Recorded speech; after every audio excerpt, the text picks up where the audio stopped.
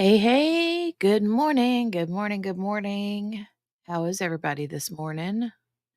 It is Tuesday morning. Who do we have with us in the cafe? This morning. Hey, QB. QB, the little cutie. What are you doing? Are you ready for this? Dun dun dun dun dun dun dun dun dun. Yes, put your DNA all over the thumbs up button.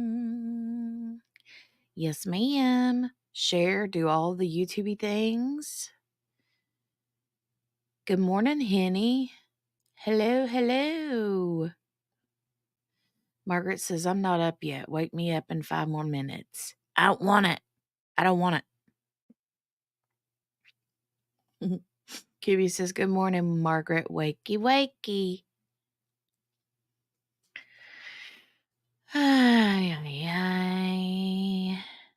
QB. Margaret QB says she's in the future. So there you go. Ooh, Henny says it's 2:50 p.m. where she's at. Yay.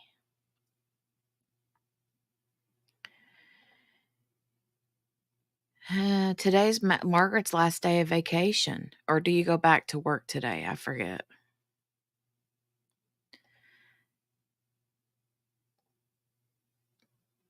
Right, QB. Henny is more in the future than you are.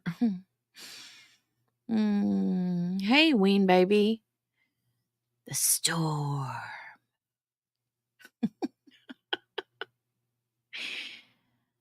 Oh, I got you beat, Ween baby. I've been up since 4:30.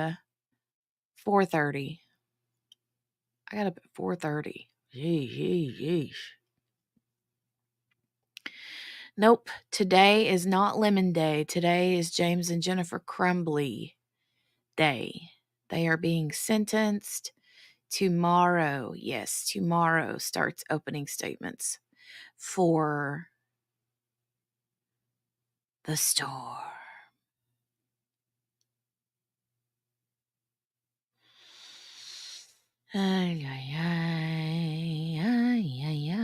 Yep. 10:30 Eastern Standard, so that would be 7:30 your time, Margaret. I'm feeling better today, QB. I don't know what so far so good. Oh no, FMLA, that kind of stuff does suck. QB says we're not starting the storm business today.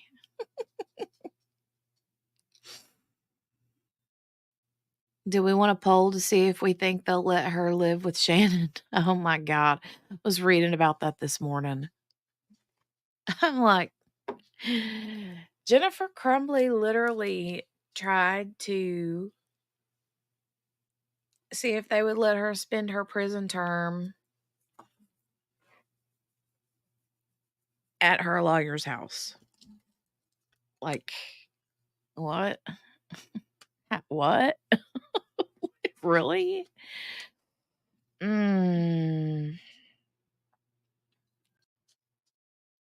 Margaret said, did I hear poll? QB says, no poll, Margaret. Come back in a year. No poll for you. Come back 1 year.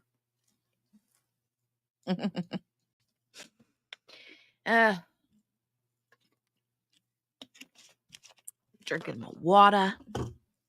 I had a cup of coffee. But I'm out of my K-cups. So I'm having to drink my husband's coffee, and my husband's coffee is the kind that, is so strong that your spoon will stand up in it all by itself, that kind of coffee, and it makes me a nervous wreck. Like a jittery, crazy, nervous wreck kind of person. And not the guy, like good kind of nervous where you can like clean your whole house. No. It's more like the, oh my God, I want to crawl under a blanket and cover my head up kind of nervous wreck. So, anyway. Yeah, seeing sounds, absolutely, QB. It's not the good kind, though. It's not the good kind. No. No. Yeah, the shakes. It makes me just feel, ugh, not good. Not good at all. Let me go over here and make the screen large and in charge. Turn the audio up.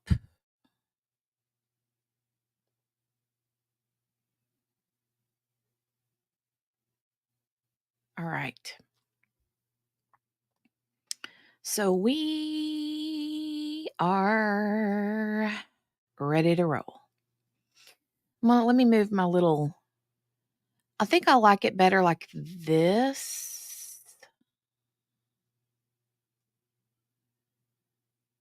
Because you guys get more of the screen. A little bit more. Yeah.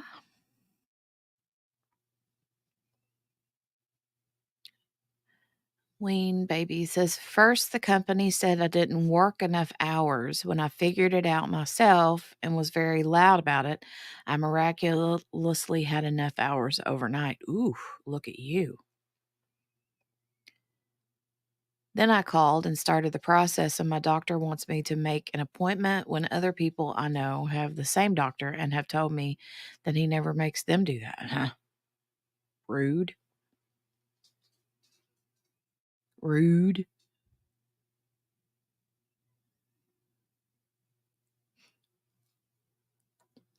They don't like to make it easy for people, do they? Let's look here on the screen. This says live today, sentencing of James and Jennifer Crumbley, Oxford school shooter's parents. Supposed to begin at 9 a.m. And then also the Wisconsin River stabbing, Apple River trial is still going on. And then the Young Thug Rico trial is still going on. Good grief. That's like a saga, man.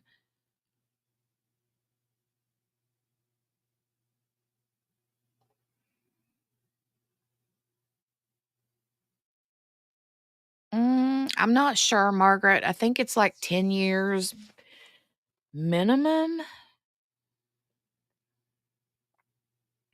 I could be wrong.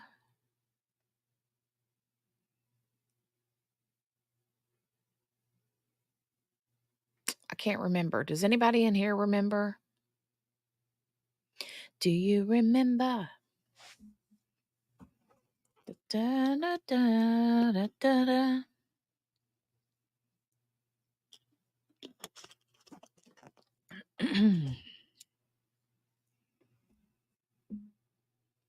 I don't remember. Hey, JB, good to see you, honey. Honey. Da, da, da, dun, dun, dun. Oh, honey. Is it 10 minimum or maximum?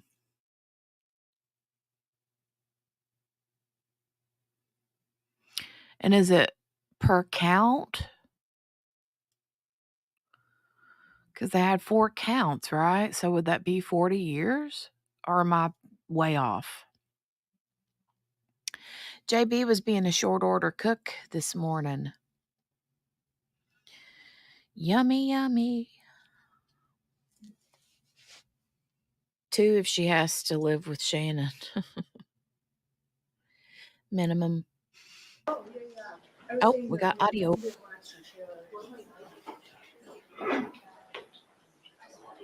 Ooh, wow, they got a full house, buddy.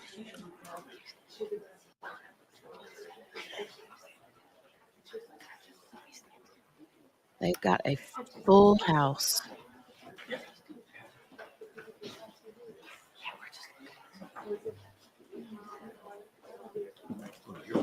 So what is it, like 2.5 years per charge?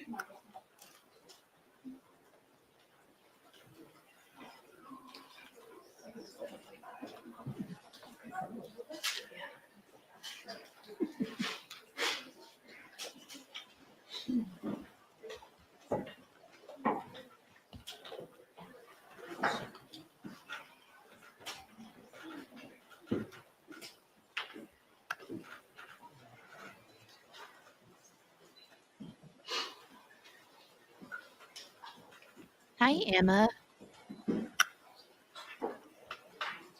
Hi, Emma. Good morning. Good morning. No, not yet, Lee. They just started. They just opened up. Hey, Amelia. Good to see you.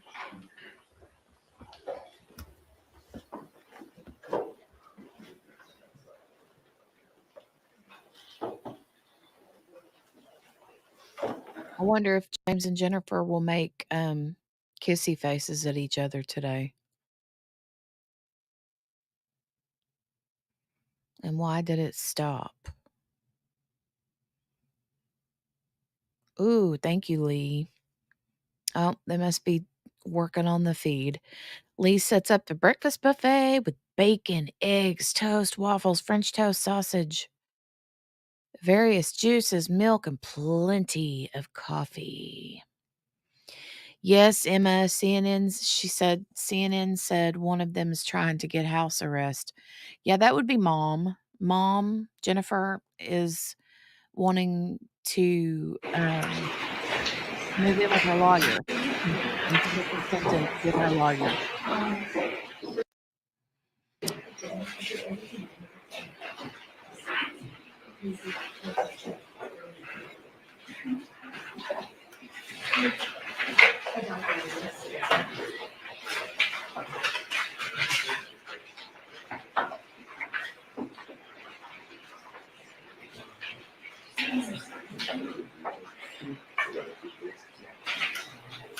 They definitely have a full house today.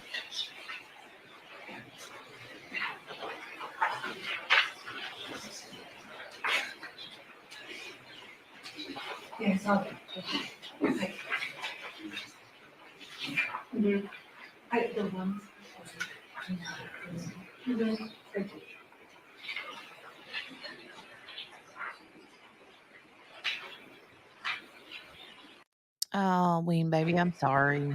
That sucks.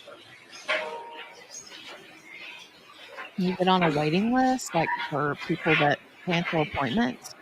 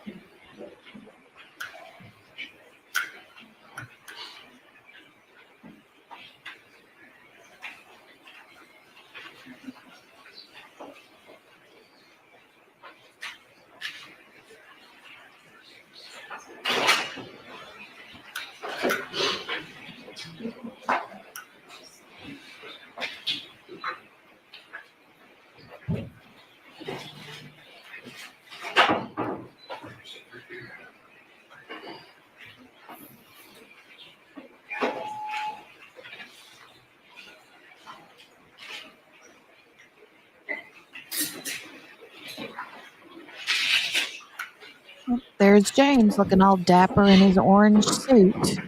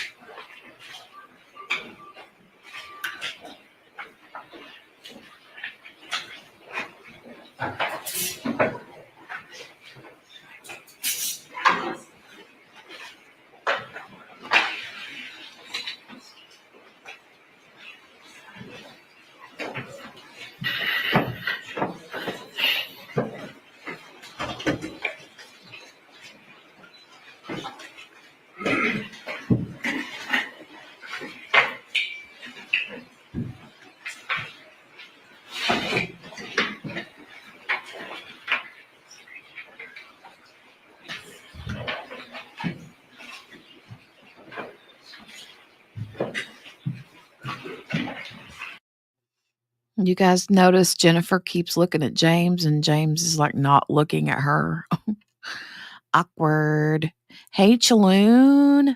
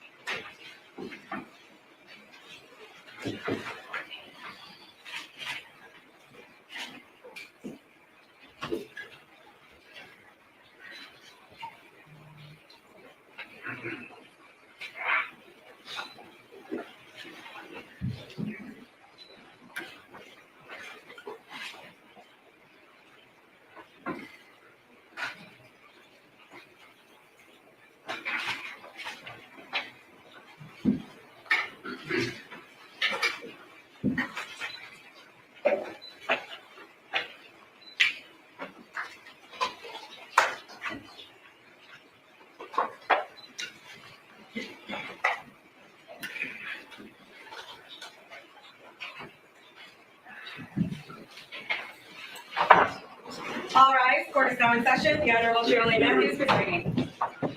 Good morning, you may be seated.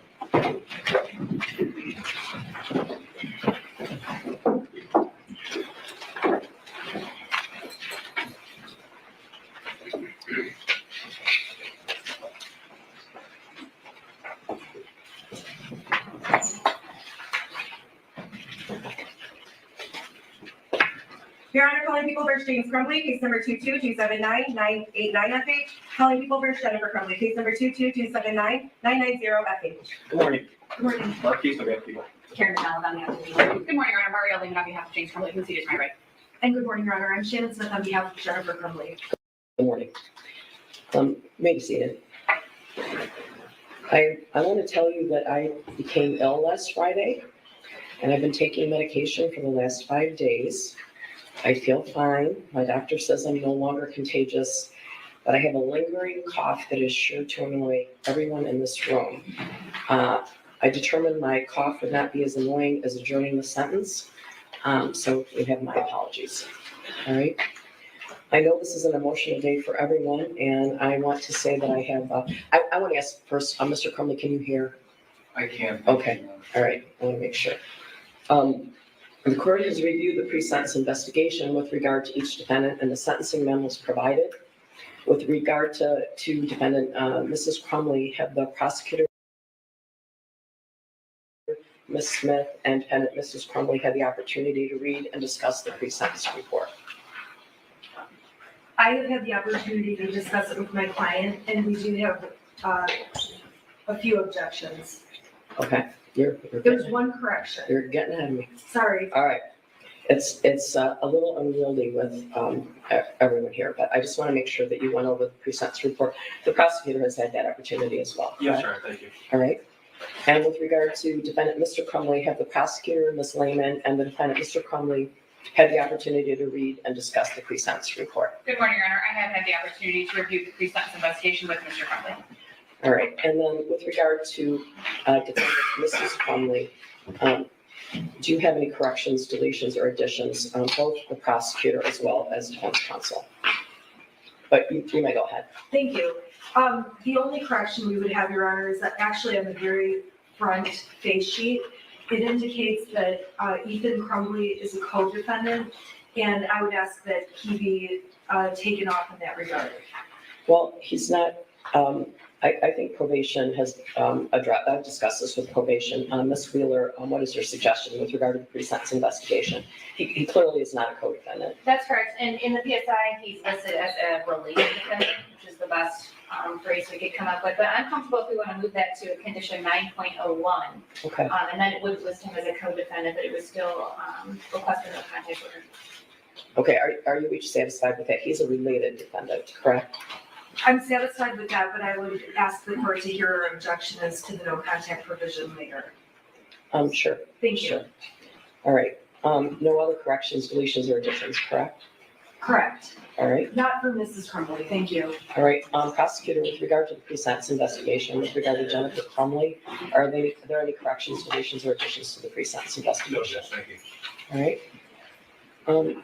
And with regard to Mr. Crumbley, are there any corrections, deletions, or additions to the pre-sentence investigation? Yes, Your Honor, there are some corrections. Again, on the cover sheet, the cover sheet of the PSI report does indicate that Mr. Crumbley's son is a co-defendant. I understand that that's going to be changed. Correct. We're satisfied with that. Also, on page 1 of the pre-sentence investigation report, there's an indication that Mr. Crumbley has a substance abuse history. He indicated during the pre-sentence investigation that he has used substances, alcohol, marijuana, but not a substance abuse history. So we would ask that the PSI report reflects that Mr. Crumbley does not have a substance abuse history. It's just simply a box checked, yes, Your Honor. Well, I guess I'm going to ask probation to indicate why they checked that box, but from what I read, he indicated that he used marijuana daily, and I didn't read that there was any medical purpose. There's also some support for large volumes of vodka and whiskey being purchased in a 1-month period, so. Your Honor, I am so sorry, if I may. I did not realize it says yes in the box for Mrs. Crumbley with regard to alcohol use. I didn't know we were going to get into the substance, but those purchases were all made in November, right before Thanksgiving, right before the Crumbleys hosted extended family and people for the holidays. So to use those receipts that the prosecution attached in their memo that were not even part of trial, it is unfair, and my client also denies having an alcohol abuse history. Well, they weren't part of the trial because I excluded them. Right, no, well, the alcohol purchases, you had excluded the photographs with the alcohol bottles. I believe 2 years ago, there was a request by the prosecution to introduce evidence that the Crumbleys had made large volumes of purchases at a liquor store close to their home. And I don't think at the time the prosecutor was able to link those party store purchases to alcohol. So at that time, 2 years ago, I believe I excluded that at that time. But I'm going to allow the prosecution as well as probation to address that. Just, the last comment from the court judge, that's correct. I think it was June of 2022. And regarding the purchases themselves, counsel put in photographs of that Thanksgiving dinner. There were 6 people there. The evidence supported by the prosecution shows 18 different bottles of whiskey and vodka over a 26-day period. It's factual by preponderance of the evidence that occurred. I believe probation can better articulate the reason why the box substance abuse was checked, but it appears just from the factual information, that's why it was checked yesterday. Ms. Wheeler, would you like to address that? Judge, I agree with Mr. Keys. The alcohol purchases were not put into the PSI because we were not aware of those at the time the PSI was prepared. I believe with Mr. Crumbley, he reported daily marijuana use without the use of a medical marijuana card. And in addition, and Mrs. Crumbley's use is outlined in the narrative, and I think that justifies substance use history. Your Honor, I would object, if substance abuse, any substance abuse was in high school, and there certainly is not drug abuse. So she's listed as yes for drug abuse, yes for alcohol abuse, and yes for substance abuse.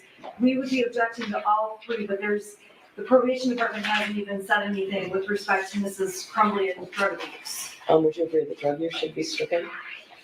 Judge, it says that she first tried marijuana at ages 16 and alcohol at 19, used marijuana occasionally until 2020. Okay, well, occasionally, doesn't sound like drug abuse. Sure, Judge. I mean, for some people, I guess. So I'm going to strike drug abuse as it relates to Mrs. Crumbley, but keep substance abuse and alcohol abuse as to both in pre-sentence investigation. All right.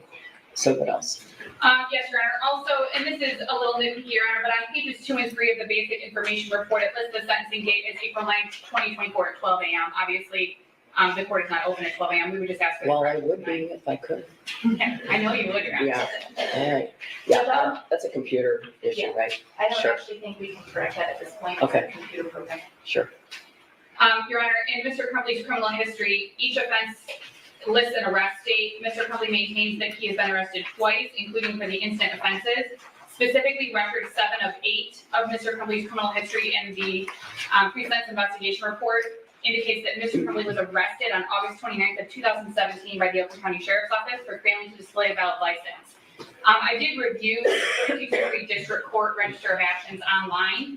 And in fact, it indicates that the citation was dismissed on August 29th of 2017, that the citation was issued on August 9th of 2017. So I would ask that the record 7 of 8 correct that Mr. Crumbley was arrested on August 29th of 2017. That's not accurate. Probation. Judge, I don't have an objection to striking that, but we do often put in district court arraignment dates under arrest date. Okay. That helps us when we score PRV 6 going forward status at 10 events, but I don't have an objection to taking that. All right. So the arrest date, Ms. Lehman, is August 9th, 2017. That's what you want. When the citation was issued, Okay. correct. All right. As it relates to substance use, Your Honor, and I should have said this a few minutes ago, in the PSI report, it indicates that Mr. Crumbley was using alcohol and marijuana from 1997 to 2021, but that's not accurate. During the pre-sentence interview, Mr. Crumbley was asked when he first used alcohol and marijuana, and he indicated it was 1997. So I would just ask for a correction, that it wasn't used that whole time, that it was a first use, and that it was, and then Mr. Crumbley first used marijuana at 21, then not again until it became legal in Michigan. I believe is what the indication was during the pre-sentence investigation. Ms. Wheeler, I believe he told you he was experiencing daily use at the time of the offense. That's correct, until the fall of 2021. It's a bit hard to explain that in the chart because it only asks for a start date and end date, but I can try to explain that a little better in the narrative. All right, I appreciate We that. would appreciate that. Thank you, Your Honor.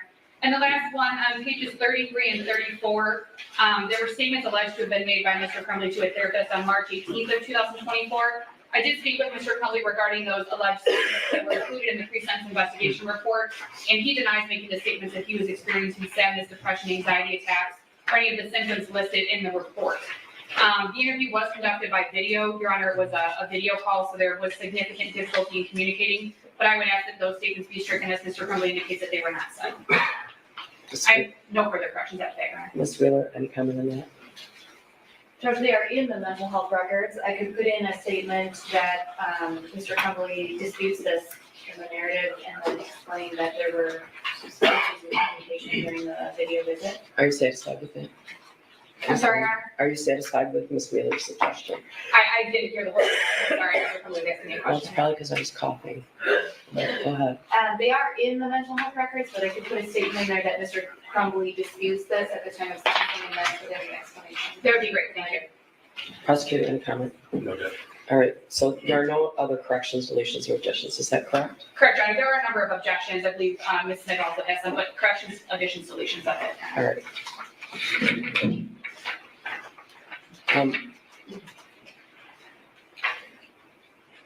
I want to point out that each defendant has a right to and will receive an individualized sentencing in this matter. I want to confirm, because the victims impacted are the same, the court felt it would be in the best interest of the victims, the defendants, and also judicially efficient to hear all of the victim impact statements at the same time. I want to be sure that neither defendant has any objection to that. No, Your Honor, that's fine, thank you. No objection, Your Honor. All right. What else about the pre-sentence investigation? Who would you like to go first, Your Honor? Would you like to go first? Sure. Your Honor, we would object to the narrative summary as written by probation and also the agent's description of offense. It's very obvious that probation did not sit through trial and hear all of the evidence that came out at trial. For sure. There is a number of mistakes and it is so biased that I would just make sure that ask the court to ask them to, there's so many mistakes. I mean, I could be on the record for 10 minutes going on with that, but the narrative is just not accurate. So I would ask the court to keep that in mind and make a note of that. Is the information gleaned from the police report? That's how a pre-sentence investigation is normally done. I don't think anyone here, to my knowledge, has a copy of the transcript of either trial. My understanding is ordering that is about $35,000, right? Yeah, I don't think anyone, the probation, of course, is not seeing a trial transcript, and in any sentencing, they haven't seen a trial transcript. I do agree with you that the agent's description of offense is from the police reports and documents along those lines. However, the narrative summary of what was proven at trial, identifying 5 things against Mrs. Crumbley, is simply inaccurate. Those 5 things are pointed out in my memo. I explain each of those. If the court does not need me to make a record, I won't, but if the court does. Well, that's up to you. It's That's in the up to you. record in terms of the sentencing memo. Okay. I'll just give like one example. They're saying that as the 5th reason, she should be considered to have committed illegal acts is because she was, let me get the right words. She was rarely home. That in itself is not a crime. That in itself is not illegal. The information put in that report is not accurate. It I wasn't. agree with you. The same could be said about me. Same me too. Okay. So I agree with you. But I guess where we're getting our wires crossed here is that Ms. Wheeler, and in every pre-sentence investigation, probation takes information from the police report. Like Ms. Wheeler didn't make it up herself, and she of course did not have the benefit of the trial transcript either. Also, the trial transcript does not include all of the information ever by necessity of the rules of evidence, right? I understand. The only reason I bring it to the court's attention and make the objection is because this is a document that will follow Mrs. Crumbley, and it's important that it's accurate. So I just want to make the objections for the record. All right, what else? What else from you, Ms. Smith? Did you want me to go into the objections on the scoring and the objection on the no contact order, or would you like to first? I believe that Sister has a similar argument regarding the narrative summary and agent's description in her PSI as well. Would you like to address that before the sentencing guidelines, or? I can, Your Honor, if you'd like. I did submit the sentencing memorandum, which does more fully outline what my objections are. However, Your Honor, in reviewing the over 14-page narrative that was provided to the court in the PSI report, it's obvious that was, it at least appears to myself, Your Honor, that narrative was mostly written after Jennifer Crumbley's trial. It was not written after James Crumbley's trial. It contains mostly information regarding our information found in the police reports, in various witness statements, and information from the prosecutor's office, it appears. And I'm objecting to it because it is not specific to Mr. Crumbley. It's not accurate. It contains information that was not admitted at trial. It contains information that was not evidence during Mr. Crumbley's trial and shouldn't be held against him for the purposes of sentencing. Well, I guess I agree with you. Ms. Wheeler is always very thorough, and I'm not surprised that there's a 14-page narrative. That information was taken from the police report, and I'm aware of that. I believe that the Department of Corrections always does it in that way. I don't think that there's anyone here, I could be wrong, who's read a trial transcript. I don't know, maybe someone has excerpts of it, but the trial transcript will take a very long time.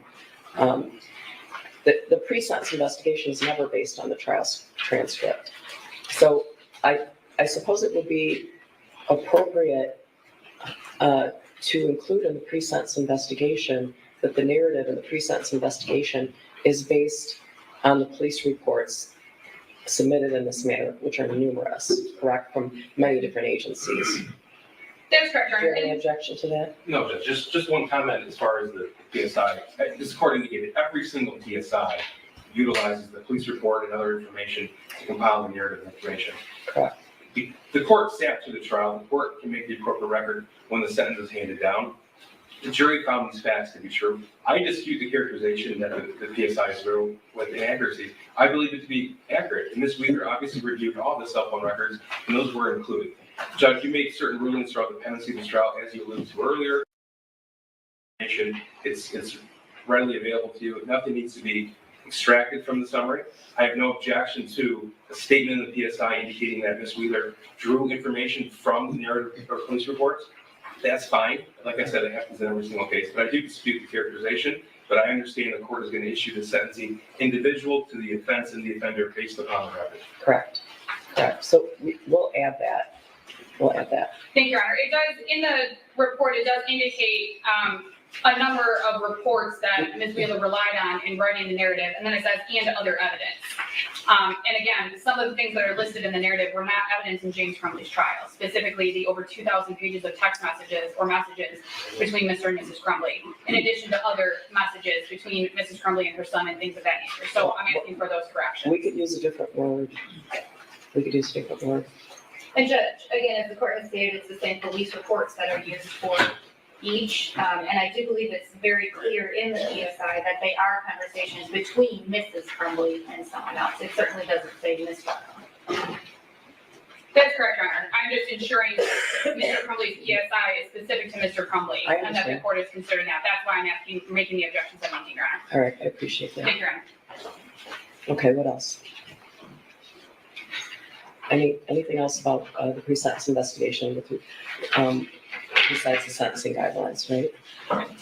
Aside from the sentencing guidelines, the other objection relates to the no contact provision proposed between Mrs. Crumbley and Mr. Crumbley. And I'm arguing on behalf of Mrs. Crumbley, obviously, and between Mrs. Crumbley and Ethan Crumbley. This is a family.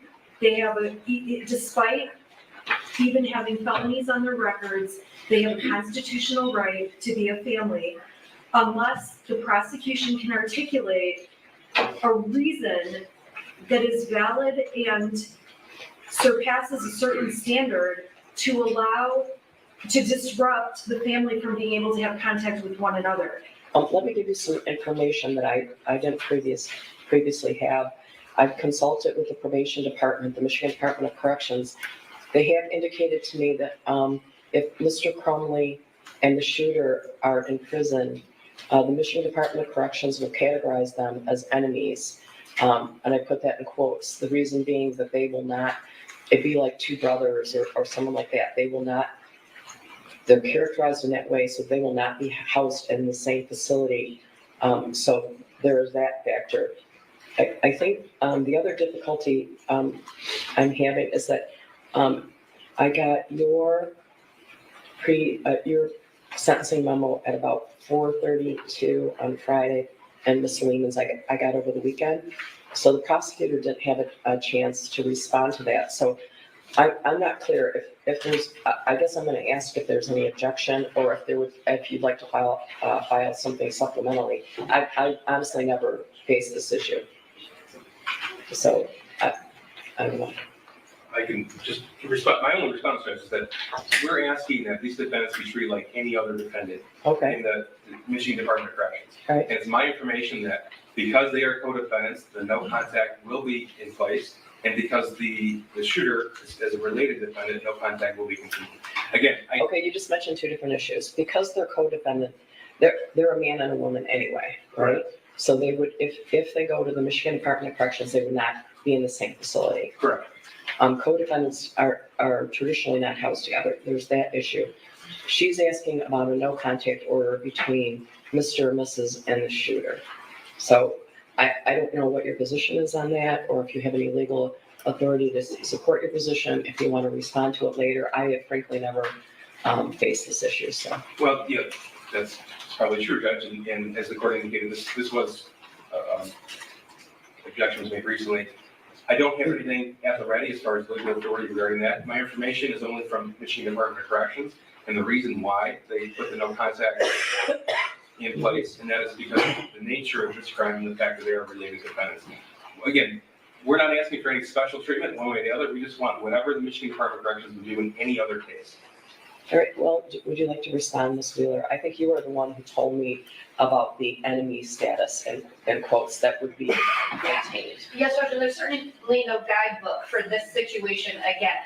Those I are my wish thoughts there on why was. I recommended the no contact order, but certainly the court can issue what they want. It was just my thoughts. Would you like to respond? If not, I don't see a reason to have a no contact order at the moment. If the Michigan Department of Corrections was able to tell me the reason to have no contact order, I would consider it. I know you haven't had a chance to respond, but at the moment, I can't think of a reason for a no contact order. If the three of them are all in the Michigan Department of Corrections, it would then be up to the Michigan Department of Corrections. But should I be ordering that right now, is what I'm asking. Is there legal authority for me to do it?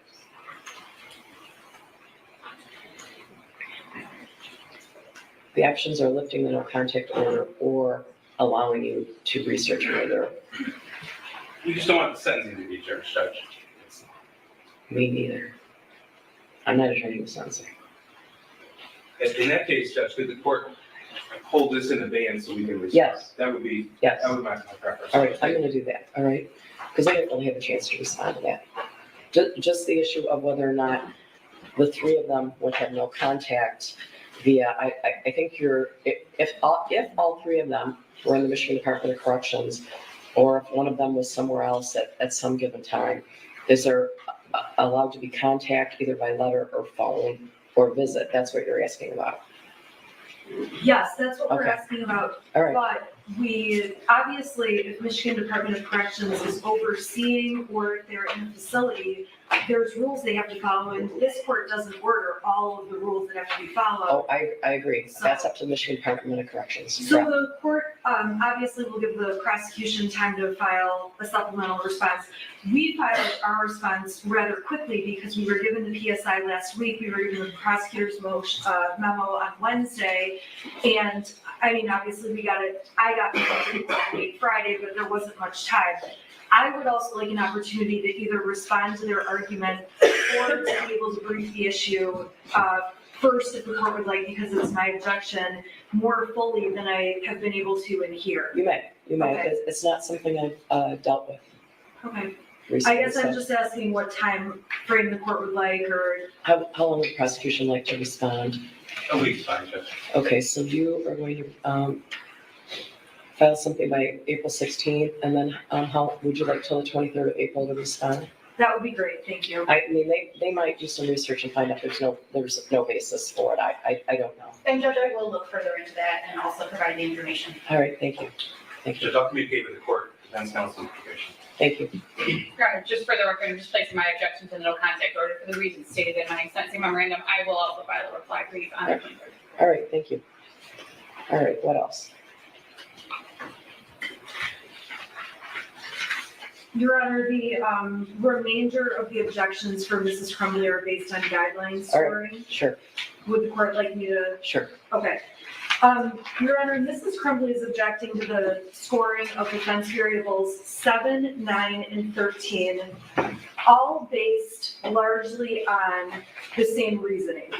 And so those offense variables are scored the way they are proposed by the Michigan Department of Corrections based on the number of deaths that resulted and based on the number of persons injured. And the problem with it is that Mrs. Crumbley was found guilty of completing an act of gross negligence or failing to adhere to a legal duty. But when the shooter got the gun and made the decision to shoot multiple people, that took any and all culpability for the number of victims and put it in his hands. So the shooter, if he had gone out and shot one person, which if it's reasonably foreseeable he would hurt anyone, okay, one person might be reasonably foreseeable, the guidelines would be scored far differently. And just as a matter of course, the guidelines don't take into account a situation like this, much of the law in this case has been novel and new. So we would ask the court to score those guidelines at 0 points because. Can you be specific about which, we need to take each guideline individually, it's important for the record. Right? Sure, okay, so prior record variable 7 gets scored when there are 2 or more offenses that the defendant is convicted on. Mm-hmm. And the objection in this case is that the conviction is based on there being 4 deaths. The conviction is not based on Mrs. Crumbley committing 4 acts of gross negligence. And this is a case where we have an intervening factor. We have an adult who was charged as an adult, sentenced as an adult to life without parole, who took everything out of Mrs. Crumbley's hands and made decisions himself. So to charge Mrs. Crumbley, hold it against her that there are 4 deaths,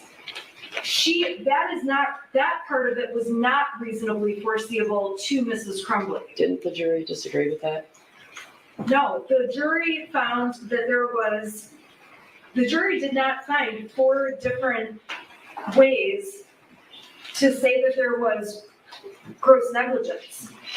The scoring is based on the number of deaths. At the end of the day, the shooter could have gone and shot 1 person or 4 people or 100 people. The problem is that even if it's foreseeable that something was going to happen, when the shooter intervened and made the decision what he was going to do as an adult that was convicted and held accountable for each of those 4 deaths and everyone injured, it came out of control from Mrs. Crumbley. So we object to the scoring that she committed 4 offenses. I agree with you, the jury entered 4 convictions, but the basis of it was 4 deaths. And it's not 4 acts by Mrs. Crumbley. This is a very unusual case. Well, if there were specifically 4 deaths intended, she would be charged with homicide, right? Isn't that true? That would be true. Mm-hmm. But as with involuntary manslaughter, so if a person drives a car and ends up killing 6 people, there could be 6 counts, okay? But this situation is distinguishable because we have a different person who comes in as an adult, makes decisions, and takes any of what could be possible out of Mrs. Crumbley's hands. Okay, he wasn't an adult, he was charged as an adult. Isn't there a difference? Well, yeah, you're right. I'm saying though, he was charged as an adult, he was held accountable for those crimes, he made the decision on how many people to shoot, he went in and made intentional choices. My point is just that Mr. Crumbley and Mrs. Crumbley, and I apologize because I'm arguing for Mrs. Crumbley, but sometimes I'll mention both. The decision on the impact of this case was absolutely not in their control. It was not foreseeable. And that's the basis of the objection. Even if we respect the jury's verdict, they found that gross negligence took place. We respect that. That's fine. We get that. But at the end of the day, Mrs. Crumbley shouldn't be sentenced as if she controlled the fact that 4 people were murdered, or if the shooter had shot 100 people. That's the objection, and this is a unique issue. It's a unique issue in that there is not case law, and it's going to be a matter of first impression. Ms. Lehman, do you want to weigh in on this PRV 7? I would, Your Honor. I also am objecting to this scoring at 20 points. I do believe that the proper score is for 0 for reasons similar to those that Ms. Smith stated. This is not a case where there were 4 separate grossly negligent acts alleged. It was one grossly negligent act. And quite frankly, we don't have the jury here to ask them what they found or if they found that there were multiple grossly negligent acts. There were 4 counts for the 4 deaths of the students. And Your Honor, I understand that having these conversations, I'm not trying to be callous to anyone, Your Honor. I know. But the 4 counts were for the 4 deaths that occurred, not for 4 separate criminal acts on behalf of James Crumbley. I understand what the jury's verdict was. I understand that, Your Honor. However, it's not as though a similar situation, Your Honor, would be speeding through 4 different stop signs and causing 4 different motor vehicle accidents resulting in death. That would be something similar to a concurrent or a subsequent felony conviction. In this case, it is arguably one grossly negligent act that resulted in 4 deaths, and obviously also multiple injuries and other issues as well, Your Honor. But my position is that this should not be scored at, PRV 7 should not be scored at 20 points because it is one act, not multiple acts. And I don't believe that the sentencing guidelines properly consider the facts of this case. Again, we've never seen a case like this before, and I don't believe that the sentencing guidelines properly consider the facts of this case, Mr. Crumbley's case, or even Mrs. Crumbley's case, to adequately score PRV 7, and I believe it should be scored at 0. I'm going to ask both the prosecutor and probation if you'd like to respond. Thank you, Judge. There is 0 support for counsel's argument that PRV 7 should be scored at 0. The case law is clear, the statute's clear. There were 4 separate homicide counts. 4 children were murdered November 30th, 2021. Because of that, each defendant was charged and then convicted of a homicide count, involuntary manslaughter, each with its own elements, Judge. We've argued back and forth about was this homicide or was it not. This is why the court issued the rulings the way the court did regarding the video and other evidence regarding photographs of what happened inside the school. The statute is extremely clear. 4 separate counts.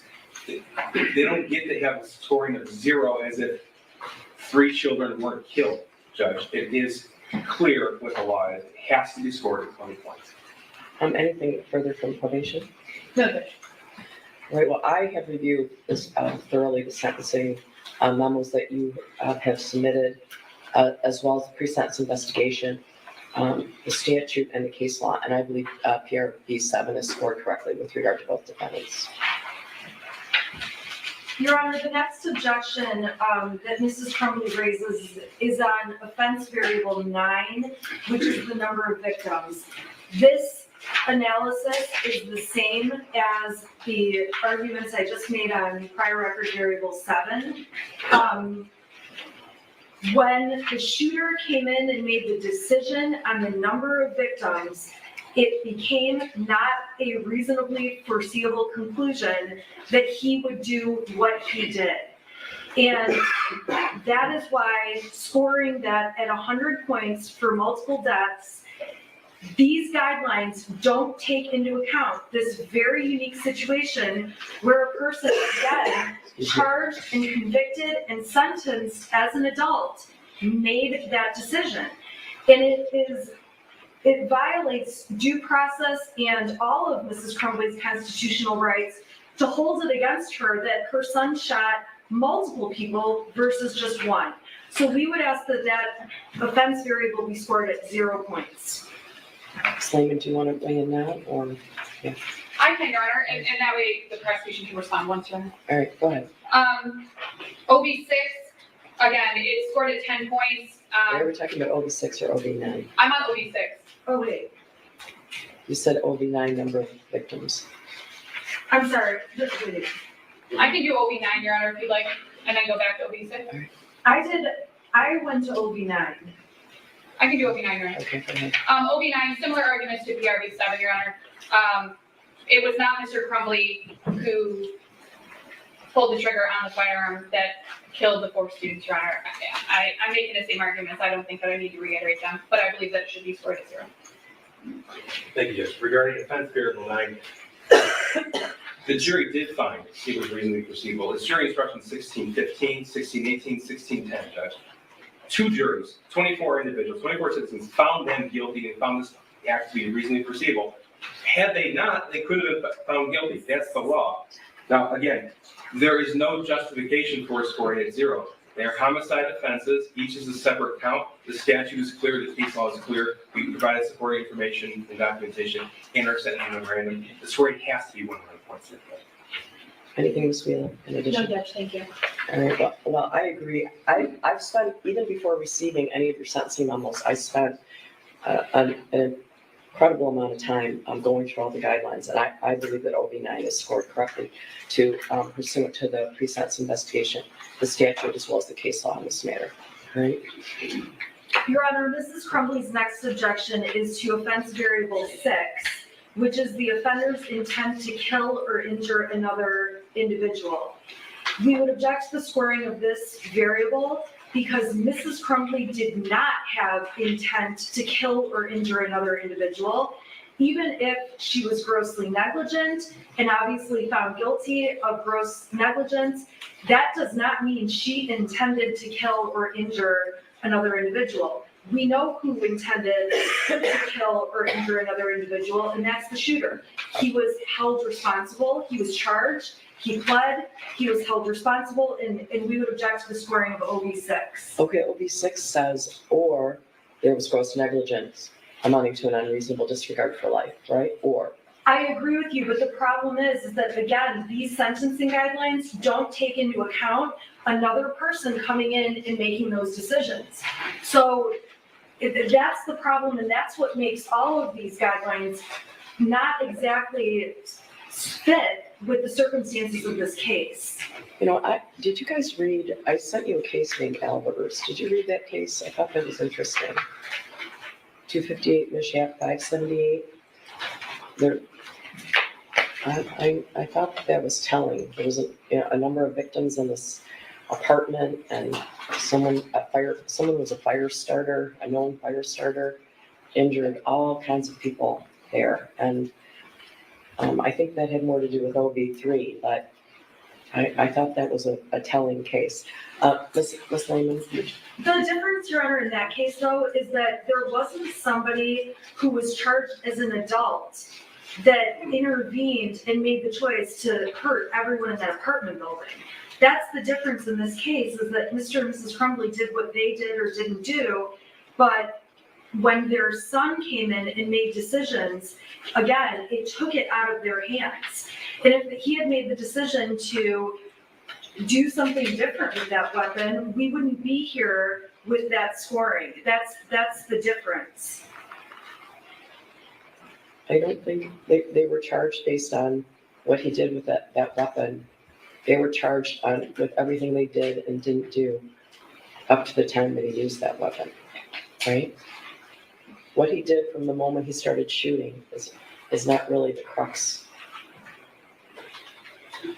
I agree with you, and that's why the problem is that because he got involved, the offenders in this case did not have any intent on their part, and so it just makes it very distinguishable from any other case of involuntary manslaughter. It complicates it enormously, and it really does become an issue of first impression in this case.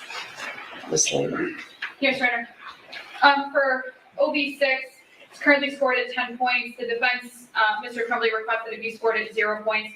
The prosecution asserted 2 separate theories during trial, which were both read to the jury. We don't know which theory the jury relied on. If they all relied on the same theory, if they all relied on different theories, if half of them relied on one and half of them relied on the other. Unfortunately, Your Honor, we don't know the answer to that. So the issue that we have is that there are two theories under which Mr. Crumbley could be convicted during trial. We know that he was convicted because we're here at sentencing, but neither of them takes into account the fact that there was no evidence presented that Mr. Crumbley was aware of what his son was planning. There's the guidelines, and specifically OB6 doesn't take into account that there was no evidence presented during the trial that Mr. Crumbley was not aware that his son had obtained access to any firearms in the home. And again, for these reasons, it's the intent. I understand that gross negligence is a part of the scoring, Your Honor. However, it's disregard for human life. There was no evidence presented that James Crumbley had disregard for human life, whether it's believed he was grossly negligent or not, Your Honor. There was no evidence presented during trial. Again, notwithstanding the jury's verdict, I understand what the verdict was, Judge, but the guidelines themselves, the scoring, which is what we're doing right now, this is not retrying the case, this is just scoring the guidelines, and the guidelines themselves, Your Honor, do not take into account the specific facts of this case and the evidence that was presented during this case. So for those reasons, Your Honor, I'm asking that OB6 be scored at 0 on behalf of James Crumbley. Prosecution. Thank you, Judge. In Jennifer Crumbley's memo, there was no objection to OB6. We did respond and articulate the reasons why. In James Crumbley's memo, I asked the court to take that argument from our memorandum into consideration regarding Jennifer Crumbley's case as well. First, I'd like to address the counsel's repeatedly calling this case of first impression. This is a rare case. It's a unique case, but it's not a case of first impression. The legal duty in Michigan has been around for years, as has involuntary manslaughter and the law surrounding involuntary manslaughter. We actually cited Albers to the Court of Appeals as well as to this court in our response to the defendant's initial motion to quash in early 2022. That case is on point, as is People v. Cole, which is cited and attached to our sentencing memorandum. The jury instruction is clear, 1618 and 1615, Judge. OB6, 10 points to start where there was gross negligence amounting to an unreasonable disregard for life. Compare that to our jury instructions and the case in People v. Cole, where the Court of Appeals specifically said, acting in a grossly negligent manner where it was apparent that serious injury could result implies that defendant Cole was acting with an unreasonable disregard for life. OB6 should be scored at 10 points. Anything additional from probation? No, thank you, Judge. I believe OB6 is correctly scored. Your Honor, Mrs. Crumbley's next objection, and again, this is along the same analysis as the prior objections, is to offense variable 13, the continuing pattern of criminal behavior.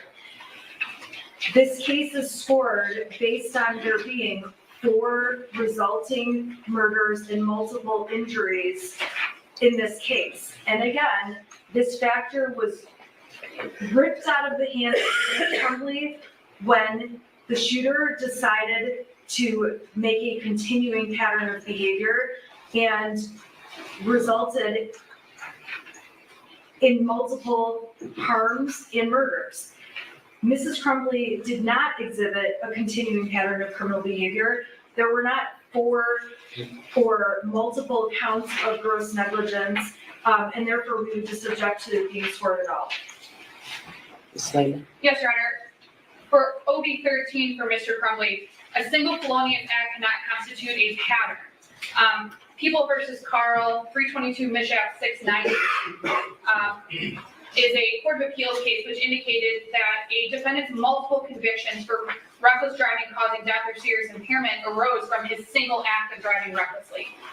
He had passengers who were injured. There was at least 1 death that occurred. The Court of Appeals found that it was error to score OB 13, even though the driver of the car, who was the defendant, struck and killed someone, and passengers in the defendant's car were seriously injured. So, Your Honor, this would be something similar. This is arguably 1 act that resulted in 4 deaths. This is not 4 separate acts. Going back to my discussion, and I believe PRB 7, Your Honor, running 4 different stop signs. Those are 4 separate and distinct acts resulting in injuries or deaths. In this case, we don't have that. It is arguably 1 grossly negligent act that resulted in 4 deaths. And Your Honor, I'm not in any way trying to minimize that those students were killed, Your Honor. But in scoring the points, it's currently scored at 25 points for the 4 deaths and not 4 separate acts. Those 4 separate acts were committed by Mr. Crumbley's son, based on according to the jury, his one act of gross negligence. And again, we don't know what act the jury relied on. We don't know if they believe that there were multiple. We don't know, quite frankly, Your Honor. But there aren't 4 distinct acts, 4 separate acts of gross negligence that resulted in each of the 4 deaths of the students. So again, Your Honor, for these reasons and the reasons that I stated in my memorandum, which I do cite additional case law for the court, I believe that OB 13 should be scored at 25 points on behalf of James Crumbley. Well, I did read the I'm sorry, 0 points, Your Honor. I did read the case law in your briefs, but I think there's some more recent case law provided by the prosecution in their brief. I don't know if it's Furman or Gibbs. Do you want to respond? Yes, that's great, thank you. First of all, OB 13 does permit the court to score 25 points when the incident occurred on one day. There was substantial evidence presented to the jury to show this was not one isolated act. Gross negligence occurred over a period of time. There was absolutely a pattern of gross negligence that culminated in the shooting on November the 30th, 2021. Just off the top of my head, buying the gun, not locking the firearm up, not taking him home when asked, not asking him about the gun on November the 30th, not reacting in a variety of different ways when shown that Matt worked on November 30th. There wasn't one single act of gross negligence. It occurred over a continuum. We presented evidence in the Jennifer Crumbley case from March 2021 till December of 2021. In the James Crumbley case, again, March of 2021 to December of 2021. Over the period of those 8 months, Judge, there were a number of acts for this court to rely upon. We do believe that OB 13 is appropriately scored of 25. Anything else from probation? Again, I have reviewed all the PRVs and OBs and the case law in the statute. I believe it's correctly scored. Your Honor, the next objection Mrs. Crumbley has is to offense variable 19. This is a different type of argument than the prior argument, so I just want to let the court know. This offense variable is to be scored when a defendant interferes with or attempts to interfere with the administration of justice. And the reason this was scored against Mrs. Crumbley is because of the claim that she tried to run and tried to avoid arrest. On the night before charges were issued, I texted Miss McDonald directly, which I attached to my memo, and said, Judge, I know it's argument, Judge, but we've been over this before a number of times. And the court, a charged felon doesn't get to text somebody We had this and the discussion. court has already indicated that, Judge. I ask you to move on. I'm going to let her make her argument, but we've had this discussion before. Law enforcement does not have to ask for permission to arrest someone. If I have an outstanding warrant, one of these deputies could come up to this bench right now and cuff me. I understand that, but what the prosecution has done is put together a false narrative that's been repeated by the media over and over and over. And it's been repeated in court. Miss McDonald is the one who said they were in an industrial building. She's the one who used the word abandoned. It was a warehouse, a non-retail place that was closed at night. It was not a warehouse. It was a building that had businesses in it. It was a non-retail building. No, there are retail businesses in there, and there are businesses in there that are not retail businesses. Either way, it was not an abandoned warehouse. Okay. Okay, and then the prosecution argued and put on a record. I guess it's hard for me to understand why it matters whether it was abandoned or not. Okay, because the narrative the media has played over and over and over repeats inaccurate information. I can't control the media, trust me. I understand. However, the prosecution also stated falsely and knowingly falsely, based on the fact they had a video of when Mrs. Crumbley and Mr. Crumbley were a mattress, which is just not true. They were laying on a mattress. Right. At the time, though, They made it sound like they're crouching and hiding, and the media reported that over and over and over, and that has been a major problem throughout this case, and why I asked this court for a gag order. And we were thankful for the gag order. It did eliminate some more of the narrative coming out, but the prosecution very successfully painted this picture of people on the run. Meanwhile, Ms. Lehman and I can't do anything more to get our clients turned in. We're desperately calling the prosecutor's office, filing appearances with the court, making arrangements. Our clients are being threatened so badly, they are terrified to just go walk into a jail where everyone is looking for them in Michigan. We plan to be with them as their attorneys, and it's complete garbage that the prosecution has been able to carry this narrative out through trial. And that's why I did attach my text messages to Ms. McDonald letting her know. All she had to do was say, I am charging. She did not let me know. She does not have to do that. It's a professional courtesy that most prosecutors do. It just is. Not a case like this. I would Ms. not Lehman? Because, well, there's different arguments for each defendant. That's correct, Your Honor. They are different arguments. Okay. So I just want to address this briefly, Judge. First of all, this court may recall the text messages that the court allowed to be admitted in the Jennifer Crumbley case. At 11:16 p.m. That's correct, Judge. Text message between Shannon Smith and the defendant. Mhm. We're hiding out. We may have been found. And then the response was, oh shit. Object, Judge, I object. That's not what that's it was. admissible That came, evidence. right, but that was not texted by Mrs. Crumbley. Okay, well, She was already asleep. okay, here's the problem with that. Because the evidence has shown, both of the defendant's sentencing memos address the arrest in Detroit. You've suggested on numerous occasions that the prosecutor was required to make arrangements with one or both of the defendants to turn themselves in. I know that in circumstances where someone is charged with a retail fraud, something like that, you might get a common letter. They're not required to do it. Do we all want things to happen the nice way? Sure, but it's not true. Law enforcement is not required to ask permission to arrest people. The fact of the matter is the charges were announced at noon. They knew about the charges. You knew about the charges, right? Not until after the press conference. At noon. And then we Okay. were trying to It's make my dime. arrangements. It's my dime. Sorry. They do not have to make arrangements with you. I know that's the nice way. That's the safe way. The fugitive apprehension team was in contact with you. The defendants were aware and did not turn themselves in. They went to a non-retail establishment in Detroit and hunkered down. It's unclear to this court, to this day, whether they intended to flee the state. But the fact remains that they brought the circus to the city of Detroit. They did. There's also been testimony by Mrs. Crumbley and an allegation by Mr. Crumbley in the sentencing memo that the defendants were not avoiding detection in that building. That allegation flies in the face of the testimony at each of the trials. We had testimony from Luke Kirkley. He testified that he made eye contact with Mr. Crumbley in the parking lot. He went back into the building. We see that on the video at the art studio building, industrial building, whatever you want to say, that the defendant, Mr. Crumbley, followed Luke back into the building just after that. Luke immediately called 911 at 10:43. I reviewed all the testimony in this area. The Detroit police arrived 20 minutes after that 911 call. Their text from Mrs. Crumbley's phone at 11:16 p.m., despite the fact that she testified she took 4 Xanax, drank vodka, and was asleep by 11 p.m. That is simply not true.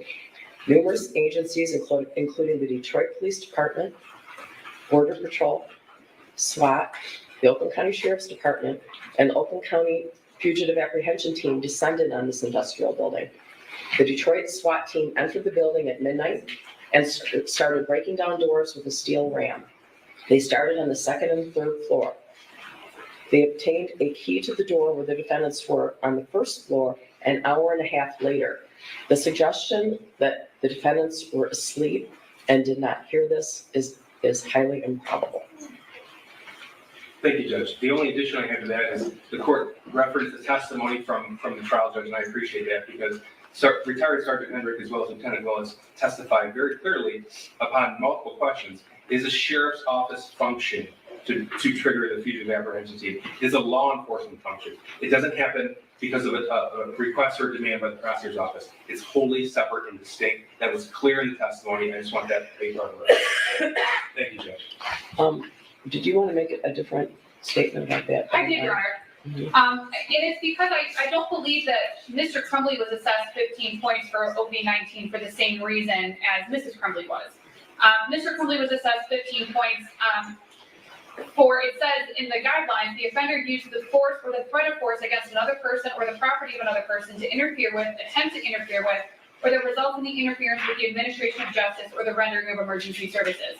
Your Honor, I read that scoring to be scored because of the claims made by Ms. McDonald's office that Mr. Crumbley has made threats and threats of physical harm to Ms. McDonald over the phone Yes. at the jail. Your Honor, I'm disputing, and I have disputed, I did it during the trial when this was originally raised, and I've done it since then, that Mr. Crumbley has ever made a physical threat against Prosecutor McDonald. He has vented, he has been angry for the reasons that I cited in my sentencing memorandum, but he has never threatened to physically harm Ms. McDonald. He has never said that if you continue with this prosecution, I'm going to hurt you. He has never said, if you don't stop this right now, I'm coming after you. Instead, as I indicated in my sentencing memorandum, the statements made by Mr. Crumbley, although there has been some language that may not be very respectful, that may be angry out of frustration for being incarcerated and on lockdown for 23 hours a day for the last 2.5 years, for something that Mr. Crumbley and I maintained that he did not do illegally or wrong. But he vented his frustrations, Your Honor, and he never threatened harm. He never said if Ms. McDonald continues that he's going to do something, or Mr. Keese, or Mr. Williams, or anyone else at the prosecutor's office or law enforcement. So he scored 15 points, presumably based on these claims of threatened physical harm against Ms. McDonald, which we dispute ever happened. Mr. Crumbley and I maintained that OB-19 should be scored at 0. Again, we also dispute that he was ever fleeing, so even if the prosecution wanted to change their theory to the flight, we would dispute that he was even fleeing, although I understand what the court just indicated and what Mr. Keese has indicated previously. So for the purposes of scoring, OB-19 should be scored at 0. There have been no threats of physical harm. There have been no interference with the administration of justice. There is a thumb drive of the threats. We could play them, or Mr. Keese could read them into the record. I don't know to what extent the prosecution would like to address.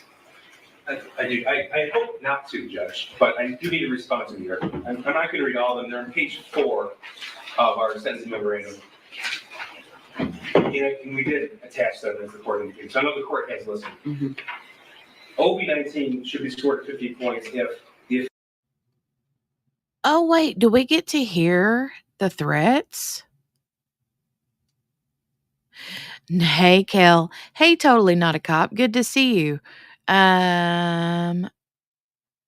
Totally not a cop. She keeps looking at him. He's not really making eyes at her. Yeah, but she keeps looking at him. Do we get to hear these threats? Is that basically the judge is like, we can hear them if you want to. I mean, and I don't have it at 1.5 speed because this is live. But yeah, don't you remember, Kel, how quick his lawyer speaks? She's like at 2.0 all the time anyway. the offender used force or the threat of force against a person to interfere with or attempt to interfere with the administration of justice. I don't know any other purpose for what James Crumbley did other than to interfere with the administration of justice. He knew specifically that his jail calls were recorded. He knew, or at least he believed, that the elected official, Ms. McDonald, was listening to him because he sent message specific to her. He did it not just in an abstract sense, Judge. He did it while she was actively prosecuting the case. I have had a number of instances where defendants threatened witnesses. Rarely do we see a defendant threatening the prosecutor, let alone a member of a trial team, let alone the elected official. There will be retribution. She's going to be fucking sucking on a fucking hot rock down in hell soon. I'm on a fucking I'm fucking on a rampage, Karen. Yes, Karen McDonald, your ass is going down and you better be fucking scared. I didn't want to read that, Judge. That was just a few weeks before the trial. I don't know any other definition what that could be other than a specific threat made to a member of the trial team. We ask that this defendant be treated no differently than any other defendant who would make a similar statement to any prosecutor or defense attorney or judge in this building. OB-19 is certainly correctly scored at 15 points. I believe that it's correctly scored with regard to Mrs. Crumbley and Mr. Crumbley based on their avoiding law enforcement while at the art studio. Okay, wait. Do we want to go back and hear that again? Put a 1 in the chat if you want to go back and hear that again. Put a 1 in the chat if you want to go back and hear that again.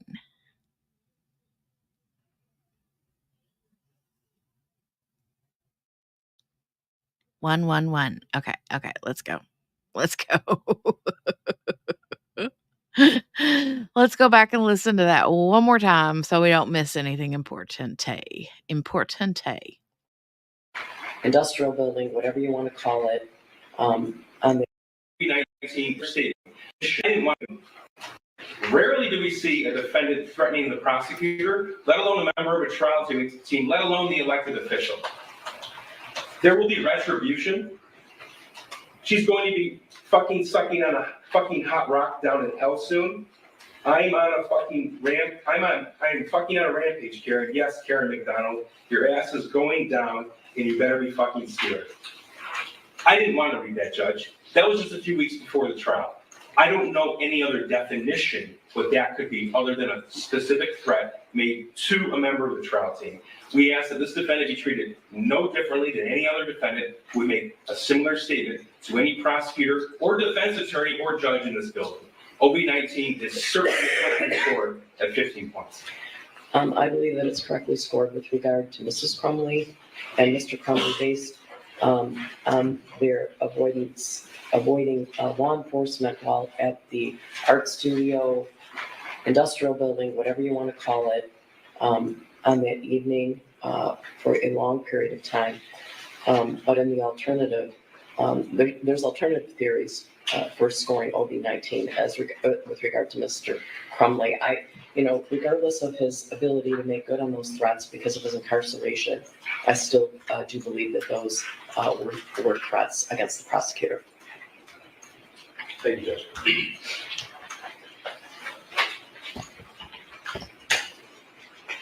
Your Honor, Mrs. Crumbley has no further objections to the scoring at this time. Slade. Mr. Crumbley has no additional objections to the scoring, Your Honor. Great.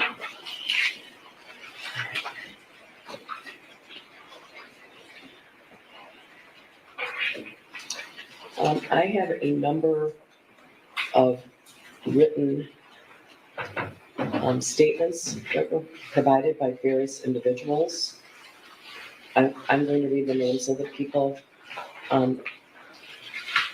Could you tell me the pronunciation of Madison Baldwin's mother's name, Nicole Beausoleil? Yes. Beausoleil. And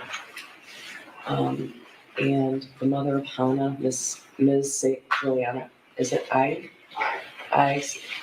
St. Juliana, Kristen Baldwin, Rana St. Juliana, Steve St. Juliana, Jill Scave, Molly Darnell, Danielle Kozak, Andrew Muska, Marla Lay, Olivia Upham, Renee Upham, Megan Gregory, Patricia Cunningham, Linda Russo. Those are individuals who provided written statements, and I have copies of those. I wasn't sure who had what statements, so they were scanned by my office and sent to everyone yesterday. I know that there are a number of individuals who want to address the court. I guess I should ask if at any time anybody feels like they need a break, they should tell me. All right? All right, so you have not objected, correct? Yes. All right. Do you want to do that at this time? Could we take a break now then? Yeah, Before the impact statement? Yeah, do you need a break? Oh, I guess I would ask, you've had time to review the written statements, correct? Your Honor, we did get them late last night. I'm going to read over them during this brief break again. I have read over them once, but I'm going to read again just to ensure that there are no objections. Yeah, I didn't have reason to believe that you didn't have copies of them, but they weren't necessarily funneled to the probation department. Some of them were sent directly to us. I've gotten letters from people from across the country that were very interesting, so. Your Honor, may I say one thing regarding the victim impact statements? The victims are not in courtroom required to provide their oral statement to us before they deliver it. Correct. And some chose to do that. Correct. Some chose not to, based on our prior experience with the shooter sentencing. Sometimes they chose to submit it, and it was different when they delivered it. So I just want to make it clear that we, under the Crime Victim Rights Act, nor do I think it's appropriate, have any control or edit or of what they're going to say, because it's their impact statement. So. Yeah, I understand, and I have gotten some written statements from individuals who I believe intend to make an oral statement as well. So, yeah, that's up to the individual. All right. Your Honor, with respect to the statements, initially, the defense for Mrs. Crumbley was concerned about the number of statements. We believe that the court can sort through what to take into consideration for this sentencing, and plus the court has lots of experience doing so. And so we do, if at some point there was an objection in terms of discussion, we don't have an objection at this time. Yeah, you know what, you guys were on this email yesterday that discussed all of the individuals who would be giving oral statements. Correct, Your Honor. Yes. And I know we all went back, I think we've all discovered a little glitch in the Crime Victims' Rights Act that it's not specifically clear who's considered a victim under the Crime Victims' Rights Act. There's some difference of opinion maybe, but I'm again relying on Albers that discusses OB3 and gives a broad definition of who a victim is. In any event, I am inclined to hear oral statements from all the individuals that were listed in the email that went to all of you last night. All right? I have no objection to the individuals on that list, Your Honor. All right. Yeah, same here. And I certainly would appreciate you making any objections to their statements at the end of their statement, right? Your Honor, I don't know if we need to approach on that, because there was some discussion by email about the objections. Okay, well, Or maybe we can handle it during the break, Judge. all right. When you say making an objection while the individual, I'm going to insist that everyone keep their statements directed at sentencing, for sure. Okay? Your Honor, I don't anticipate, and I don't believe Ms. Smith would anticipate making objections to a victim impact statement. Obviously, things could have happened, Your Honor. Excuse me. And obviously, we have duties to our clients as well. We wouldn't be doing it in a disrespectful way to anyone, Your Honor. But we would just ask, again, you've already reminded the court, I'm certain that the prosecutor's office has reminded anyone making a statement what the guidelines are in relation to those statements. So I don't anticipate having to make an objection, Your Honor, but obviously, if one arises, an objection would have to be made. All right. Do your clients need to go downstairs? Yes. Yes, Your Honor. Just two things briefly. There are no guidelines in the victim impact statement. It's how the victim's impacted. It's personal and unique, Judge. Sure. You know, obviously the court knows that. I just wanted to make sure we were clear on that. They have to be directed at sentencing, the statements. And one housekeeping matter, we just need to add in, we can stipulate, with the defense will stipulate, add in the additional victim impact statements received last night, as well as James Crumbley's GED verification, just for the PSI. Oh, I didn't ask you if you had any additions to the PSI. That's all. Today. I'm sorry. Okay. His GED, and what else did you say? His GED verification and the additional victim impact statements that weren't received by the department. Yeah, I think we got some at about 6 o'clock last night, right? Right. So, yeah. If you're not in receipt of something, you should let me know. It was hard to determine at one time who was receiving what, so. If maybe we can discuss with the prosecution who we should have impact statements from and determine whether or not we are missing any impact statements, the written impact statements, because we did receive some later last night. I don't know if Yeah, we sent those last night. I received what the court sent and what's in the PSIR. correct. That's what I've received. I don't think there's anything else We received one this morning. from Mr. Schilling, Yes, sir. but I believe Mr. Schilling is going to make an oral statement, Correct. is that correct? So I wasn't concerned about that. Thank I you. was referring to the written letters received by the court. Okay. That's what we got last Last week, night. correct? Our Everything in my possession was sent. Thank you very much for clarifying, Judge. All right. All right, so, both of the defendants are gonna go downstairs, so I want everyone to remain seated during that, all right? Thank you.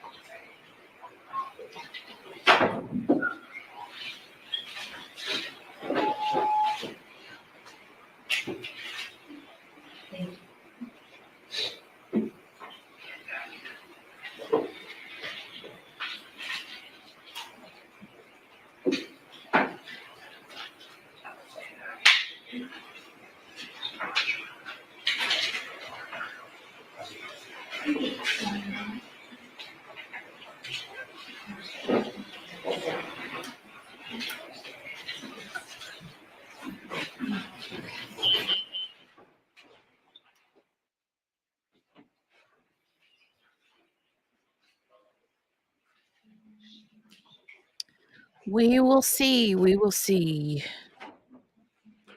what happens soon, right?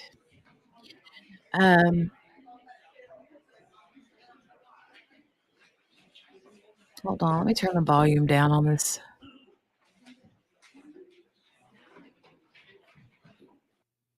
Super loud.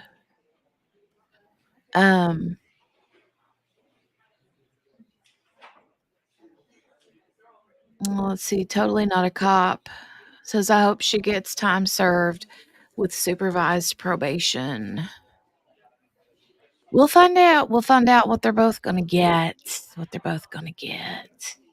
Yeah. Margaret and Amelia, you both are totally like on the mark with the cameraman. It's like, boo. He is trying to count nose hairs.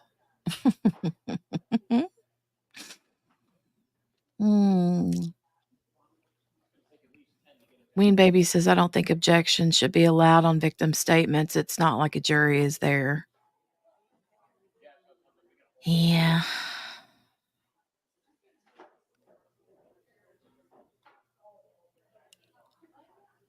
Yes, QB. Shannon's going to go do her hair and makeup. I'm behind a couple minutes, Kel. I'm going to scooch forward. I just thought I'd take a quick little break to chit chat.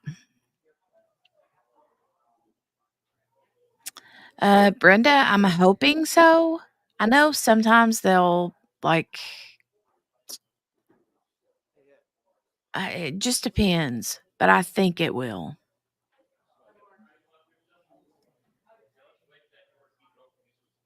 All right, let me go. All right, now we're live. Live.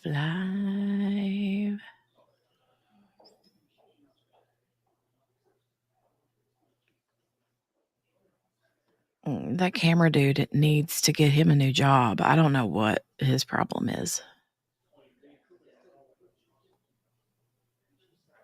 Why is it like that? Weird, man.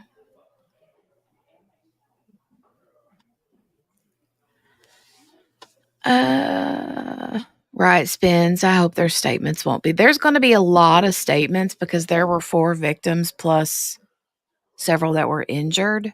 But yeah, I'd say there'll be quite a few. Yes, Brenda. Chad starts tomorrow. Opening statements start tomorrow. In Chad Dumbbell. I call him Chad Dumbbell. Or otherwise known as the Storm.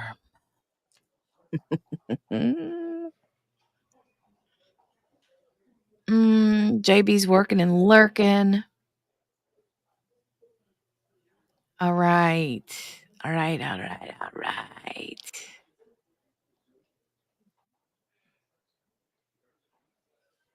All right. I'm going to have to take myself a potty break too. I'll wait till they get back started though.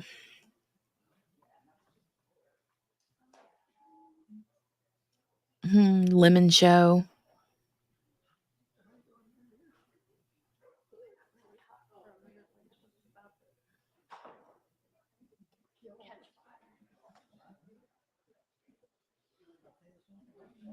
Oh, I don't know if they'll make statements, Spins. They may not.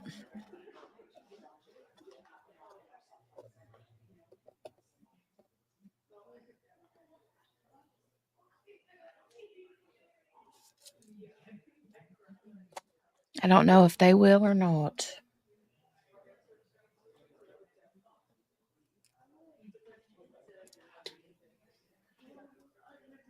I hope they do, but I'm sure that they won't be nearly as long as What's Her Face's.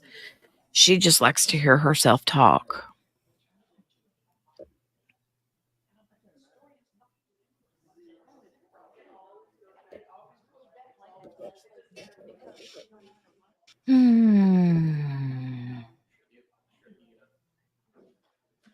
Mr. Lemon Face is much better. You guys kill me with the lemon.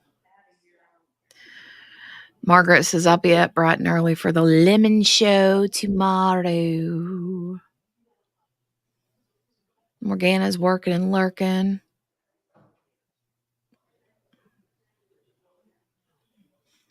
Brenda says, I'm going to try my hardest to be here for that trial. There's no one else's.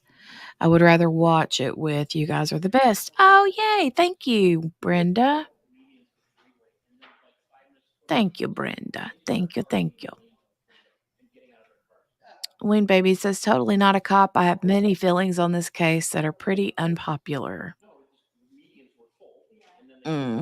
So, I mean, I have mixed feelings on this one. I really do.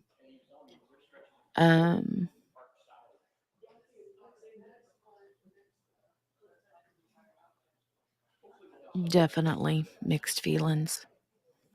Lisa's done with my research, so I'm here, and Jenny should take your potty break before they get back so you don't miss anything. I could take my phone with me and listen. I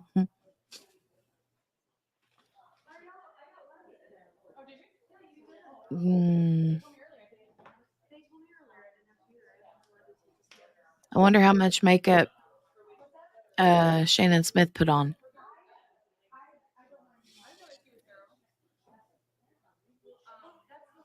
Ween Baby said she already fed up when she said she was a helicopter parent, so I don't think she should say anything. Ugh.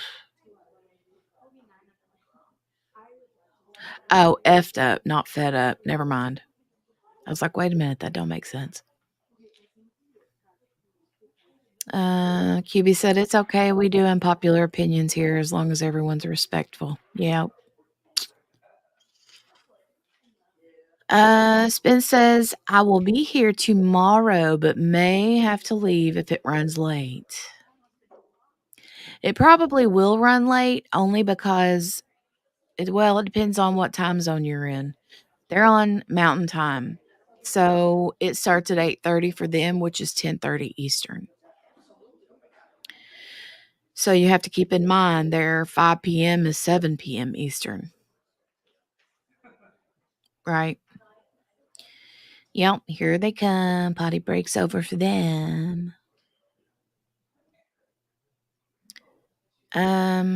Interesting that the judge persisted that they could hear the SWAT team come into the warehouse and weren't sleeping when James is hard of hearing. Yeah, they talked about that a lot during the trial, but also they said a lot of things like there would have been like lights, siren. Well, I don't know if there would have been lights and sirens because they were trying to sneak up on him, maybe afraid they would want to run. But they did say that with the whatever it was they were using to bust the doors open, they probably felt the vibrations.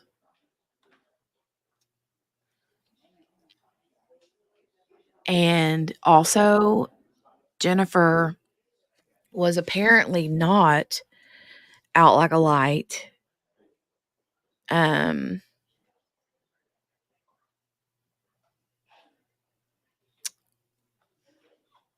they said that Jennifer, the judge said that Jennifer was not as out of it as they tried to say, because she was on her phone at whatever time before they came in there. So she would have heard it, I guess. I don't know. That's what the judge was saying, not what I'm saying. I'm just repeating what the judge said a while ago.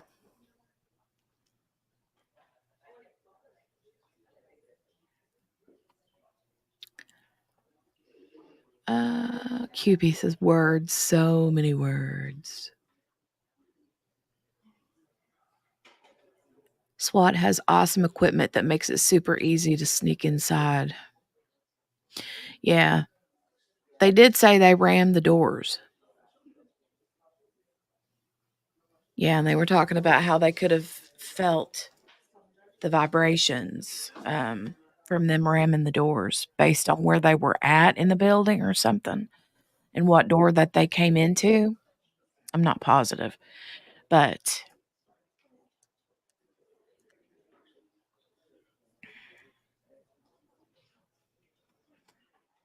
mhm, mhm, mhm.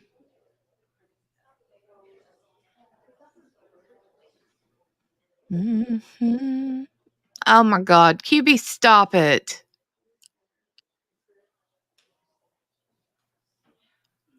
Stop it.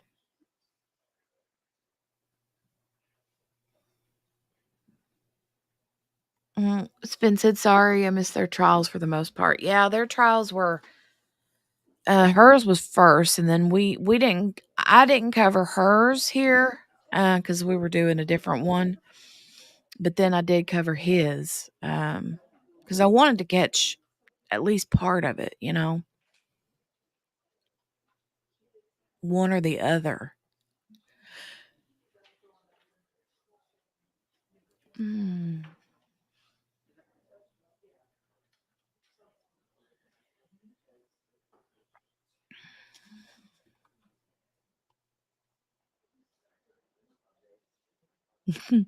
Spin says a tutu makes you keep your mouth shut. She keeps saying I'm gonna give her a pink slip. And I told her, yeah, the only pink slip she'll get from me is a pink tutu.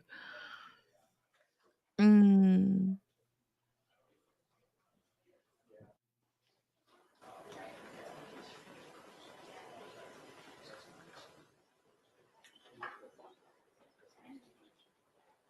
Turn it up a little bit more so we don't miss any in case somebody has a hot mic. I'll say one thing for Miss Shannon Smith. She got a nice set of legs.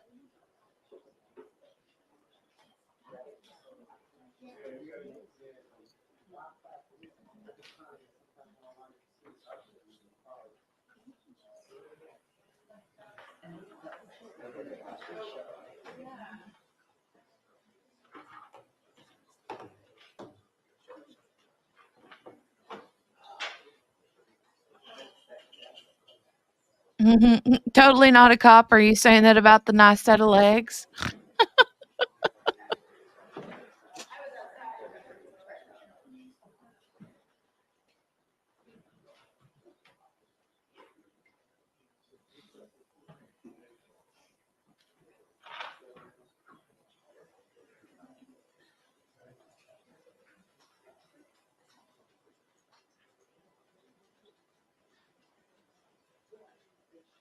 Yep.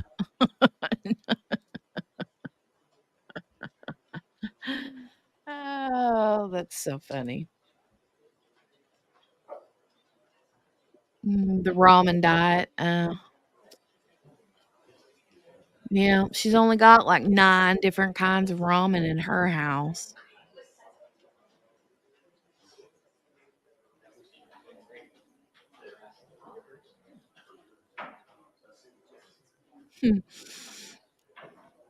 He's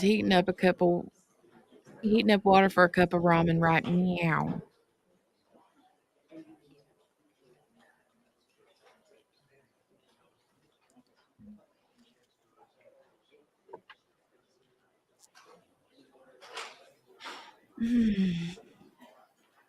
Oh, right, Lee. Yeah, Lee says pleading the fifth on the leg. The leg comment. Sure.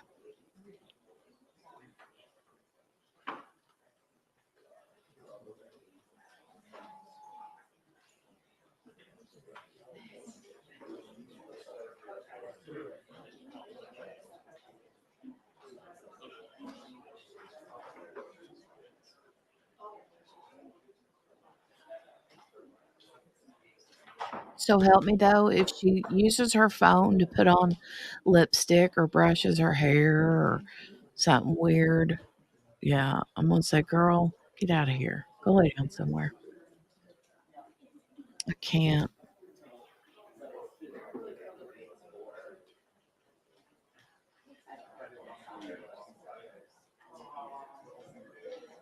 Oh no, JB. You getting the rain?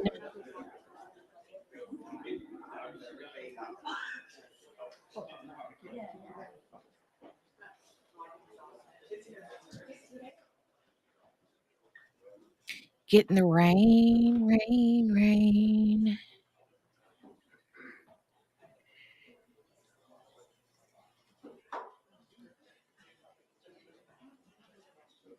I don't know if I could walk in or if I could work, not walk. Why did I say walk? I don't know if I could walk or see, I did it again. I don't know if I could work in an office with those two ladies together. Mm-mm. No. No, no, no.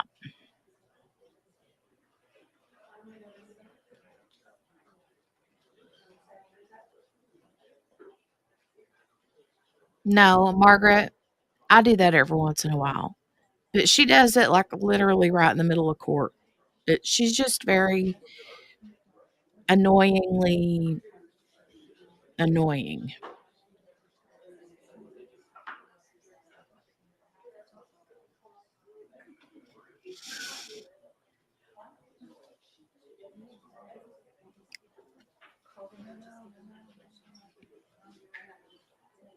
You're getting rain too? Wasn't supposed to, but now you're getting a notification.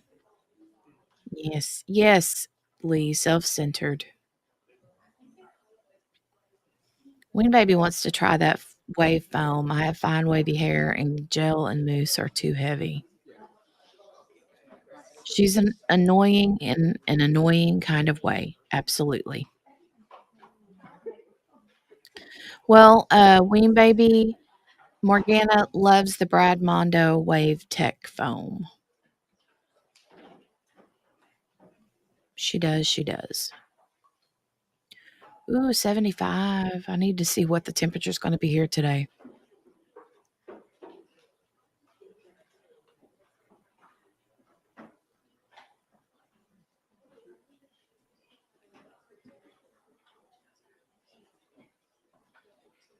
Yeah, it was, right, QB?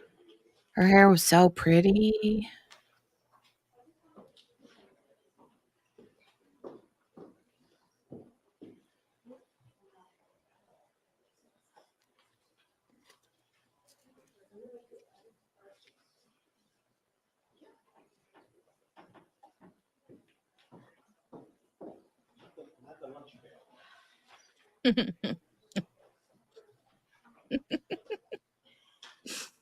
Mm,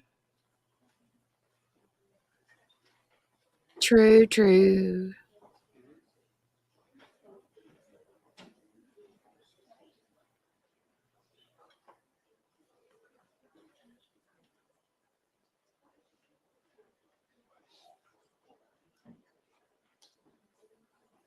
Ooh, nice, Brenda. I don't know what it's supposed to be here today. Let me look.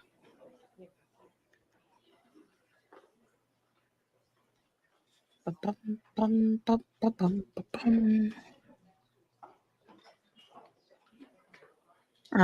supposed to have rain. Yep.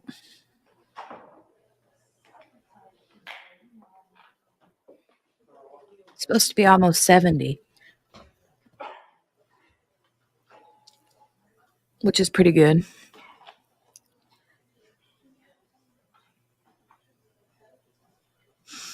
I like Not Your Mother's brand of hair products, Wing Baby. They got some good stuff. I really like their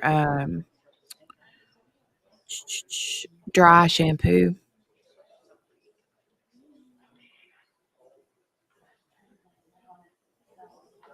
Nice stuff. Nice.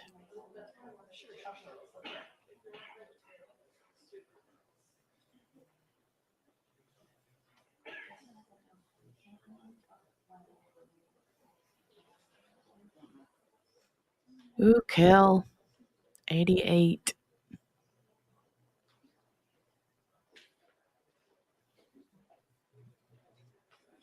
All right, you guys, I'm not going to be able to hold it anymore. My bladder is, my eyeballs are floating. So I'm going to turn the volume up and hopefully they'll start before I make it back. Let's get this show on the road.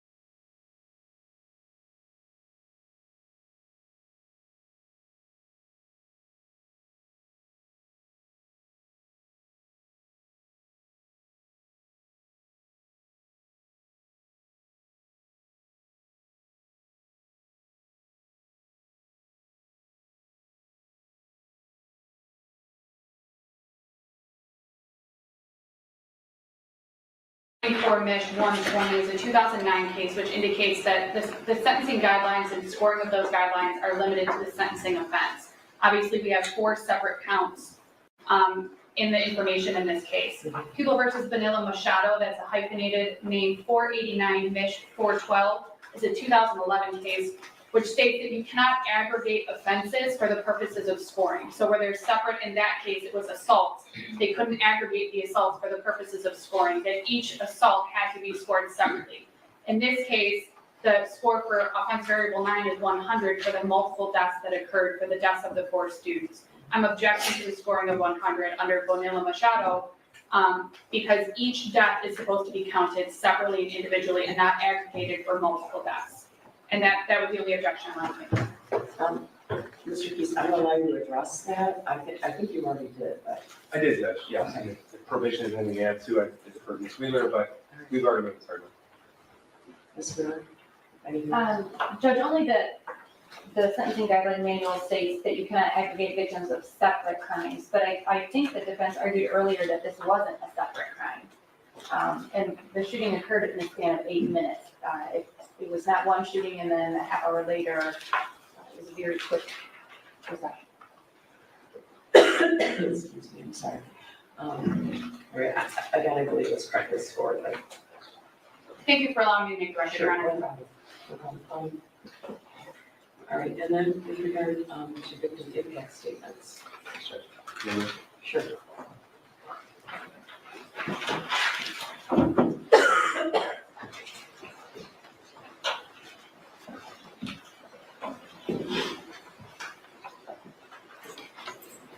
Morning. Stand right here. Good morning. I was doing a great job at the French pronunciation of your name. Sunday, correct? Correct. Was that right? Yes. All right. What do you have to say? I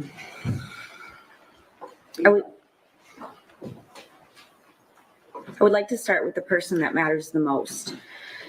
Madison, she was a kind soul. She always had a smile on her face. She lit up the room when she walked in. Her laugh I could listen to all day. It was infectious. Her big sister skills were undeniable, and she took that role very seriously. Madison was smart, funny, loving, passionate, determined, and genuine. Her expectations were high, and at times we needed to let her fall. She needed to be reminded that not everything is perfect, even if she wanted it to be. Madison had an influence that most never achieved. Sometimes I would listen to a poem she wrote or watched her create art with no tracing, just pure talent. She would talk about college and what majors she would like to do and what would be most helpful to society. The passion that she had for everything and everyone was remarkable. I would catch myself watching her and thinking to myself, how lucky am I? I'm the one that gets to be her mom. What did I do to deserve a perfect person? She will be the best thing to ever happen to me at such a young age myself. I grew up because of her. We grew together. I learned from her. I mattered because of her.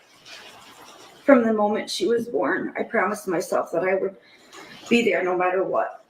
Through the falls, heartbreak, letdowns, and struggles, I would be there.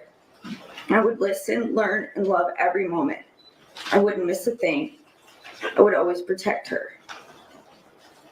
On November 30th, 2021, exactly 17 years, 6 months, and 13 days made me break my first promise, and it will hurt for eternity. As her mom, I didn't protect her. First, I'd like to say thank you to the prosecution team. I say thank you to you all. Saying thank you really doesn't seem enough anymore.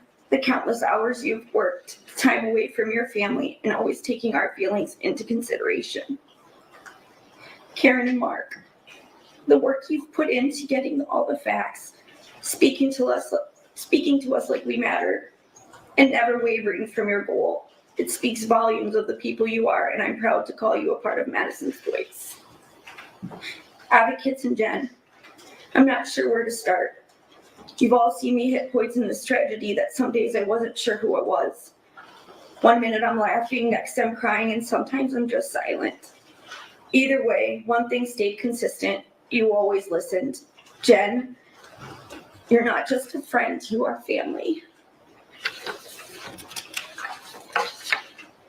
My mind keeps going back to something during the trials. Something that is almost on repeat like a broken record.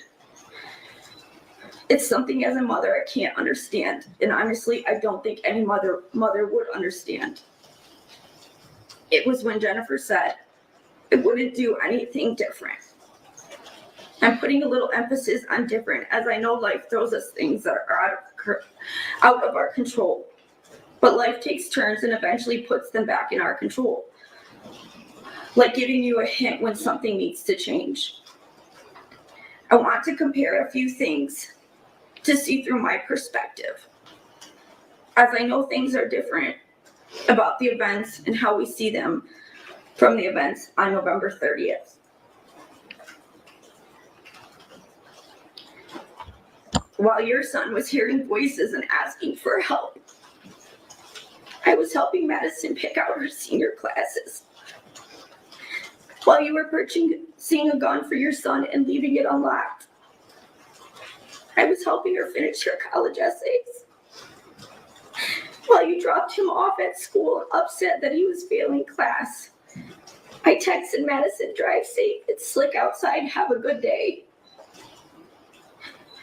When you got a call to me at the school about your son and how it interfered with your day, I was rearranging my schedule so I could take Madison to get her oil changed for the first time.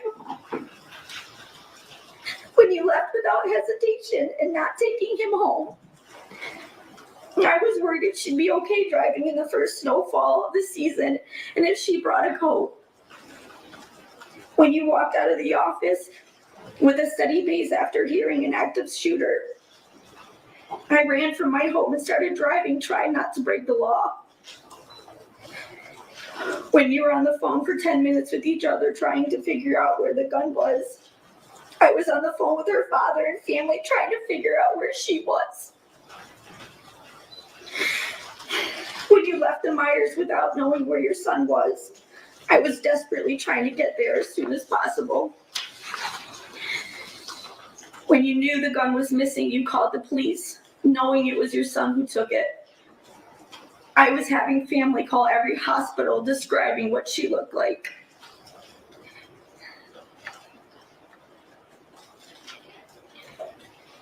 When you texted, Ethan, don't do it, I was texting Madison, I love you, please call mom.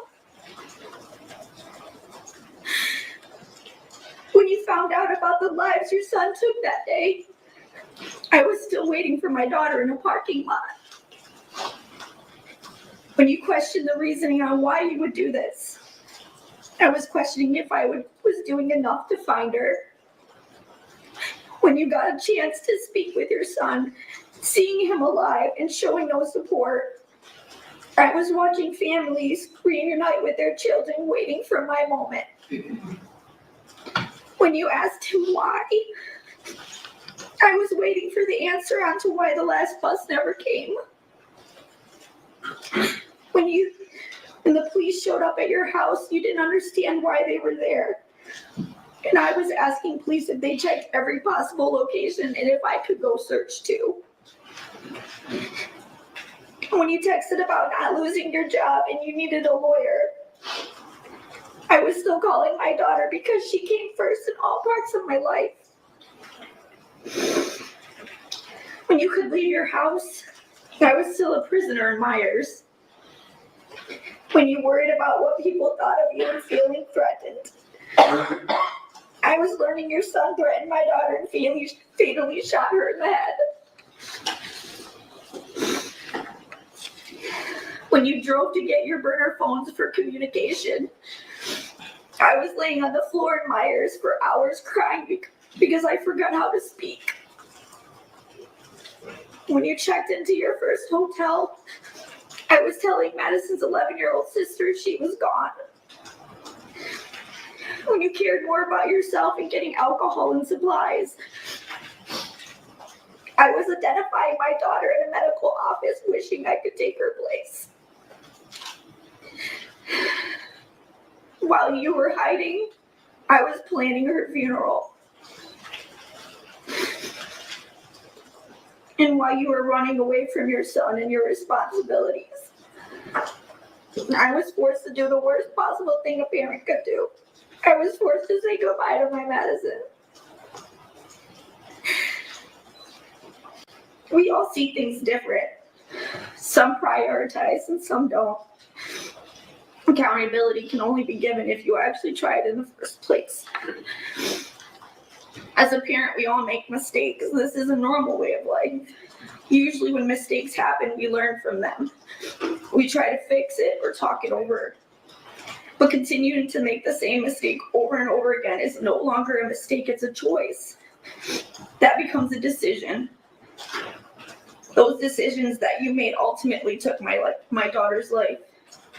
Because you decided that you didn't want to parent and listen to your son. You took the right away for me to be a mother. You do not get to decide that. You do not get those privileges. You are not above anyone. I love being a mom. It's the one thing that I'm truly great at. You cared more about your well-being than the one life that you should put above anyone, your child. And because of that, you both took 4 beautiful children away from this world. Being a parent is the part of life that you should hold to the highest level. It's an honor to be a mother or a father. Even when you think you have done your best, you continue to do more. Unfortunately, you never made it to level 1. You say you wouldn't do anything different.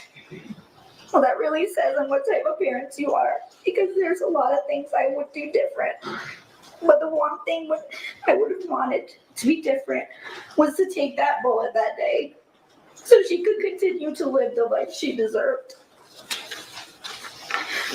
You show no remorse, no respect or compassion for our family. The same traits that you've bestowed upon your son. The traits that have torn my family into pieces. The lack of compassion that you have shown is outright disgusting. Not only did your son kill my daughter, but you both did as well.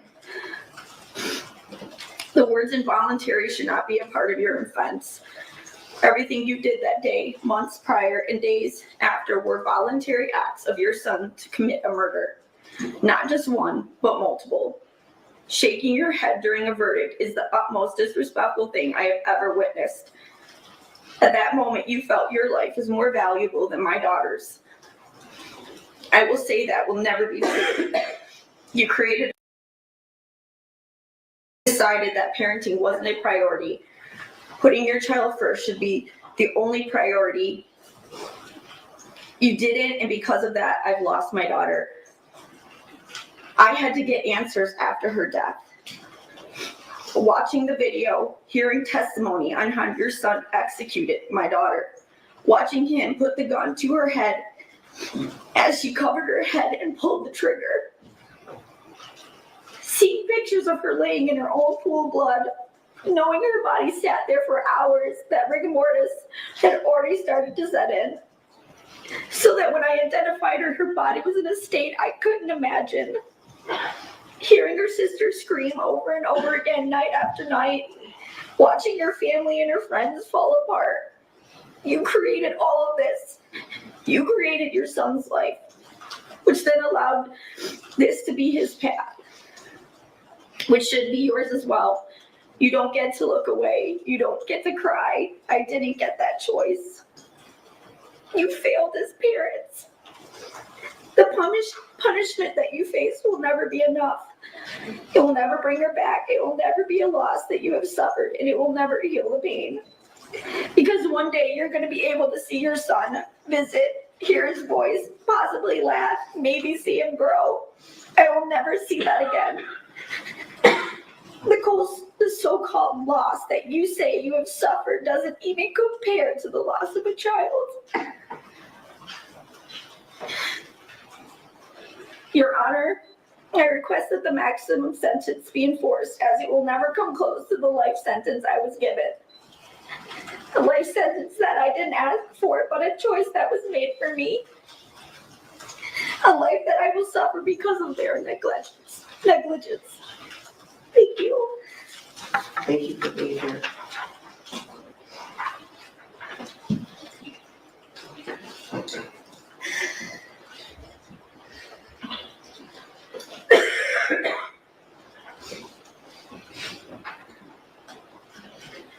Good morning. Can you tell your name? Yes, Jill Swatley. All right, go ahead. Yes.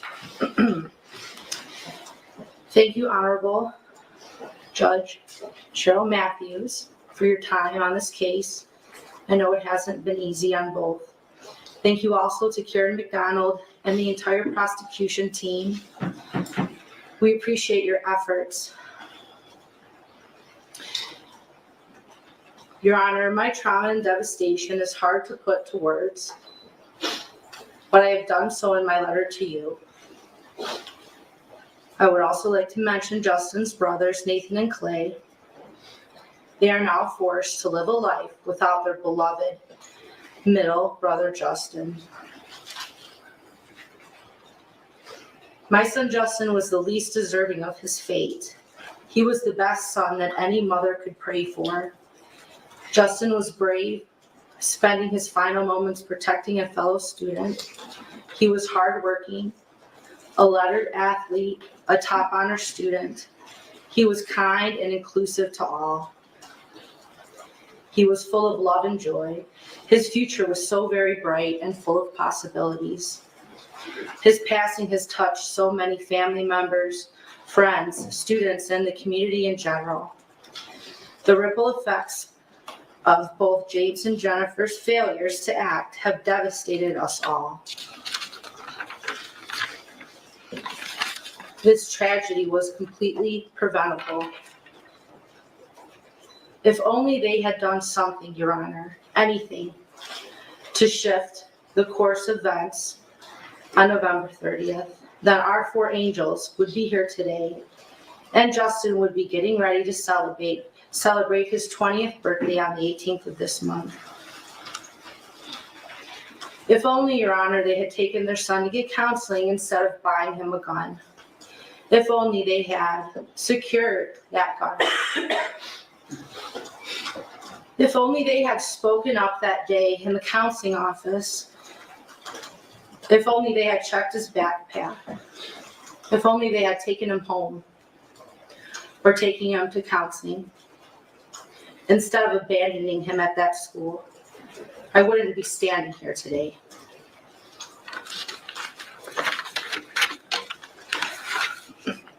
Your Honor,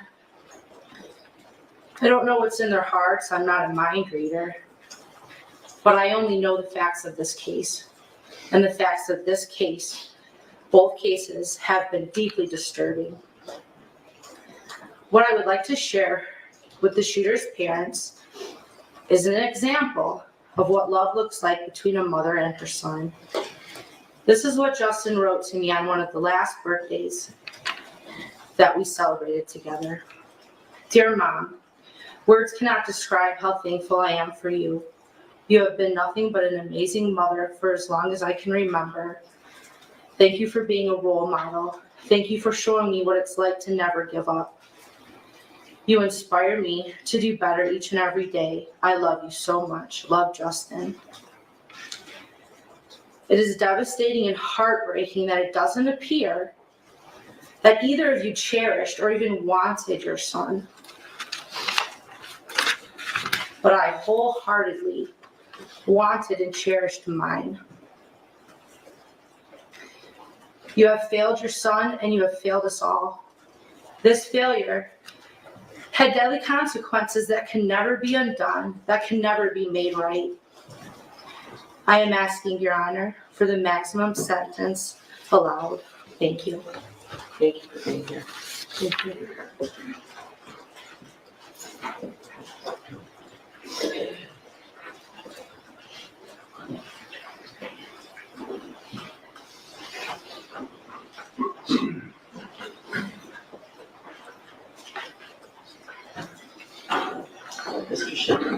morning.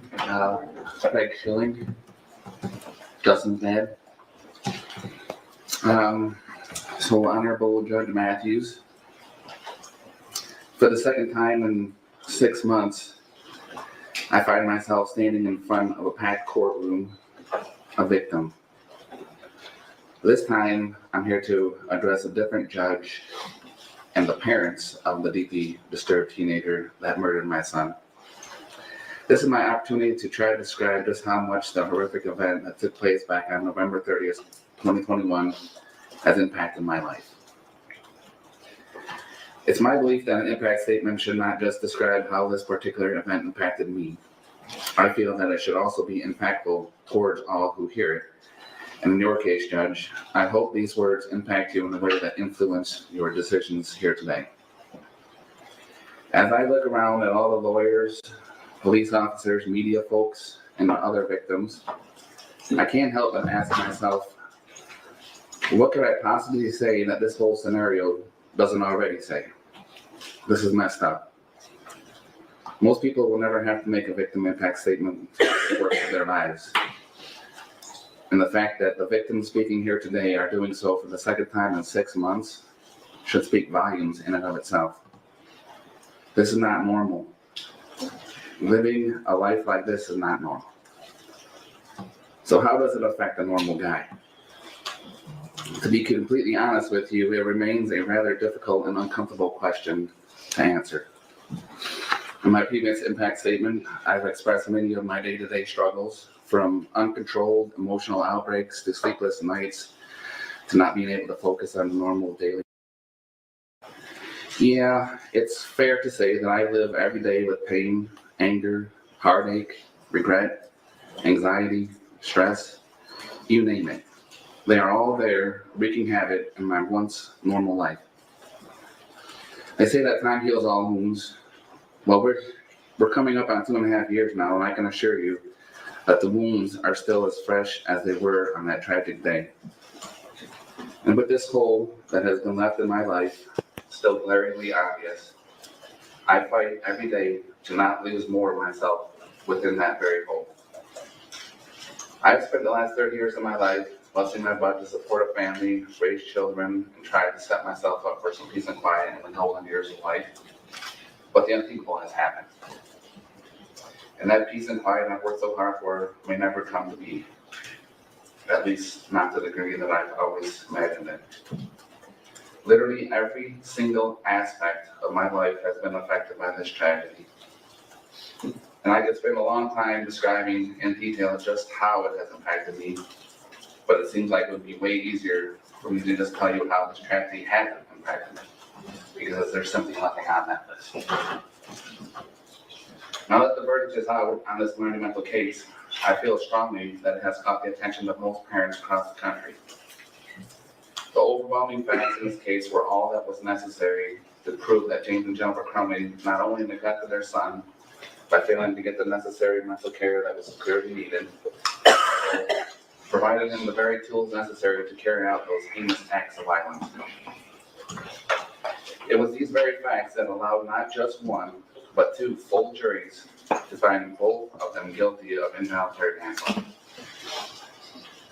I will always maintain the opinion that the facts that were presented in these cases were strong enough to convince any jury of their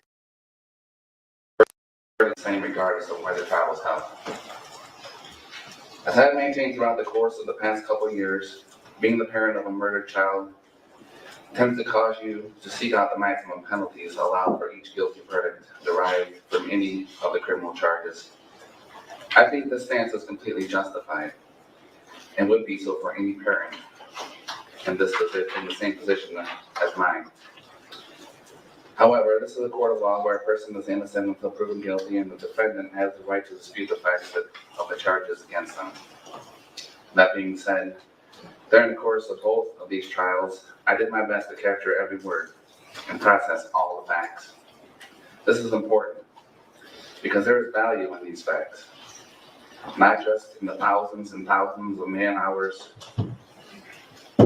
invested in gathering, processing, and organizing the evidence, but also for being able to use that evidence to establish the cold, hard truth of this tragic situation, that James and Jennifer Crumbley failed in their parental responsibilities as they pertain to the shooter, who was their son.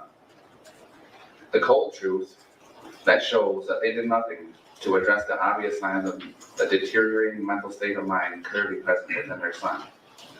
And of course, the very hard truth that shows that they provided their son with exactly what he wanted to use to do what he did, and failed miserably to secure it properly.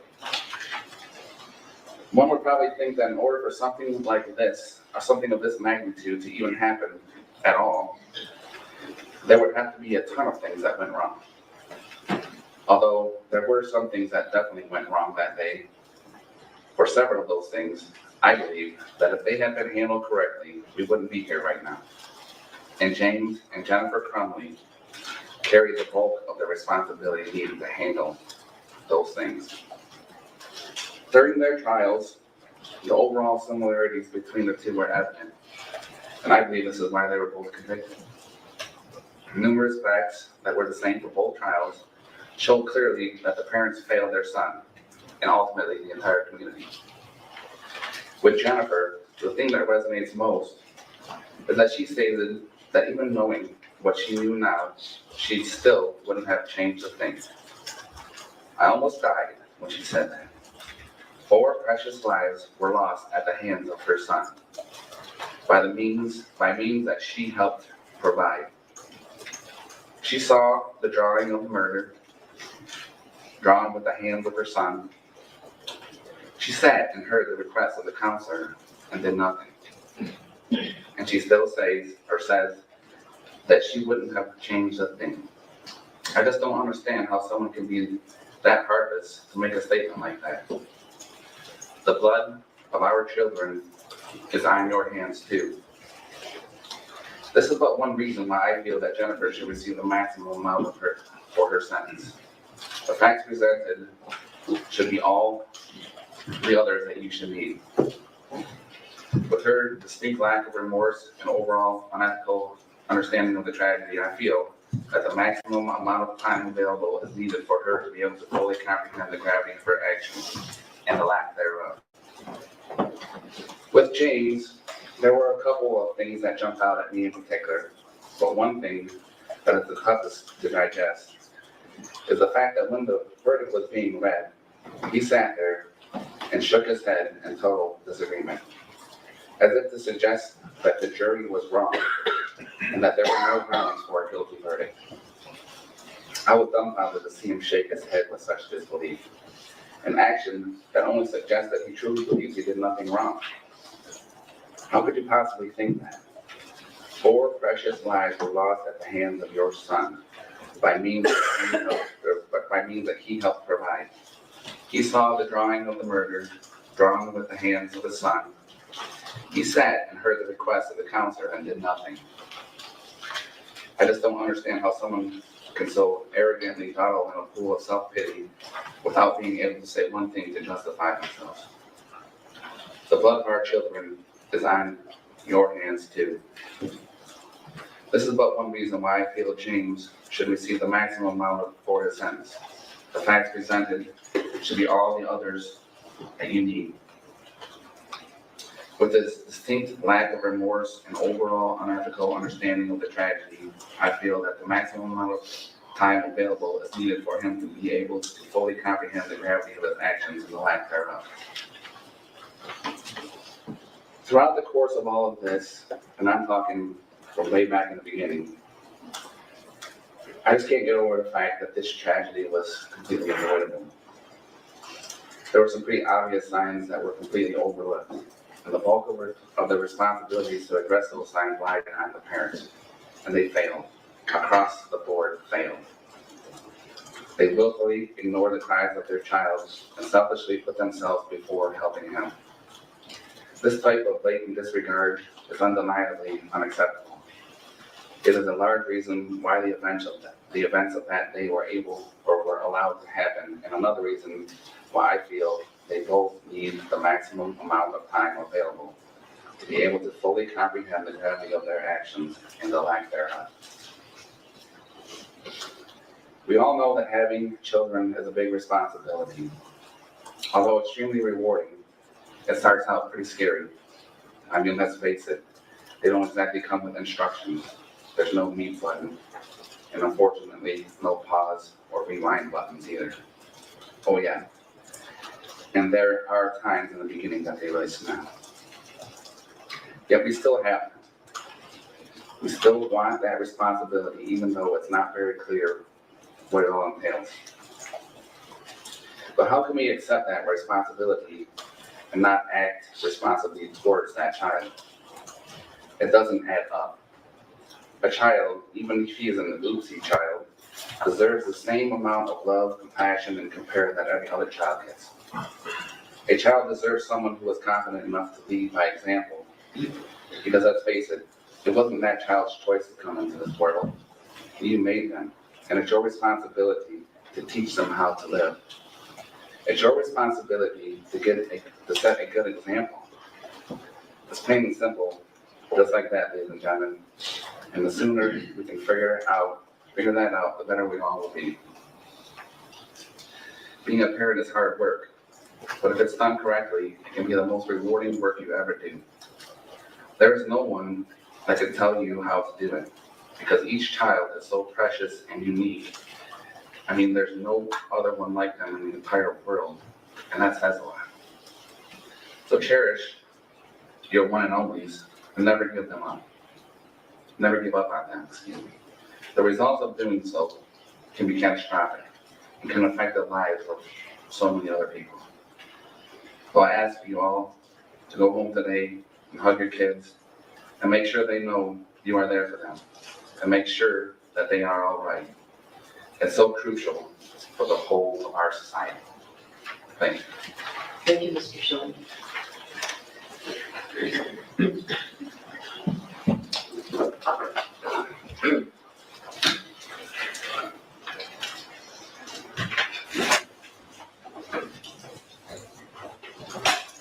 Rena, right? Yeah. Rena Safely. Our 10-year-old little brother had to learn how to write a eulogy for his sister before he even learned how to write essays.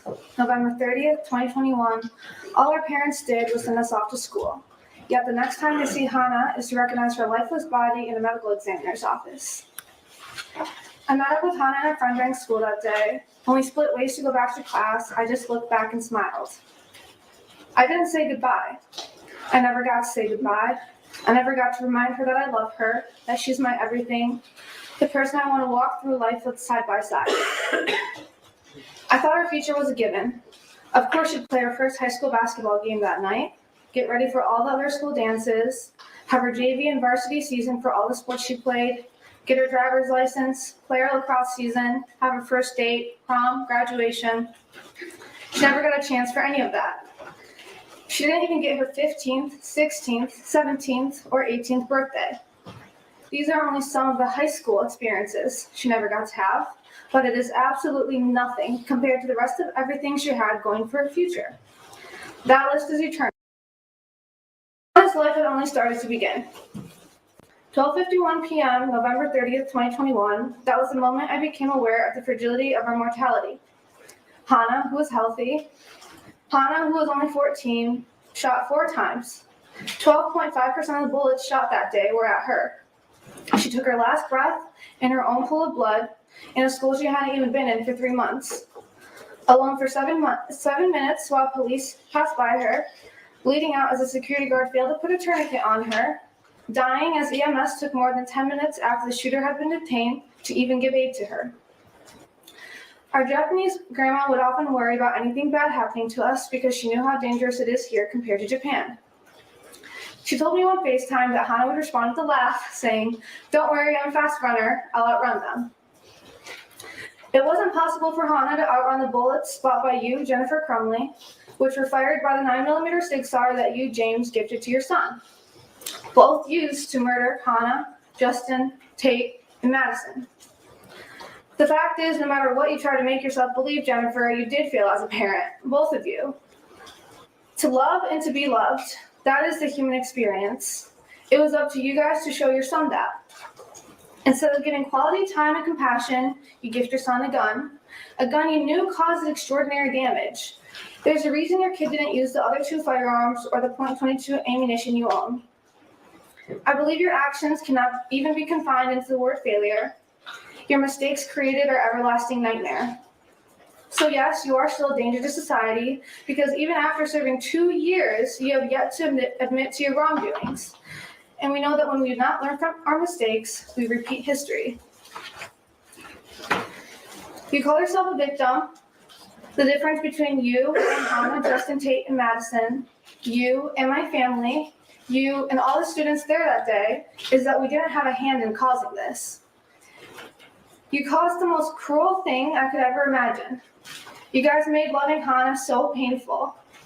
That is not a narrative, that is reality.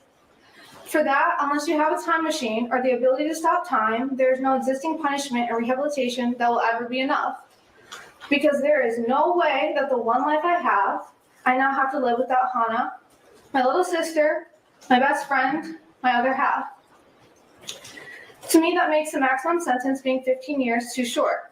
Hannah didn't even have 15 years to live. Jennifer, you stated that even after knowing everything you know now, you wouldn't do anything different. I cannot fathom that.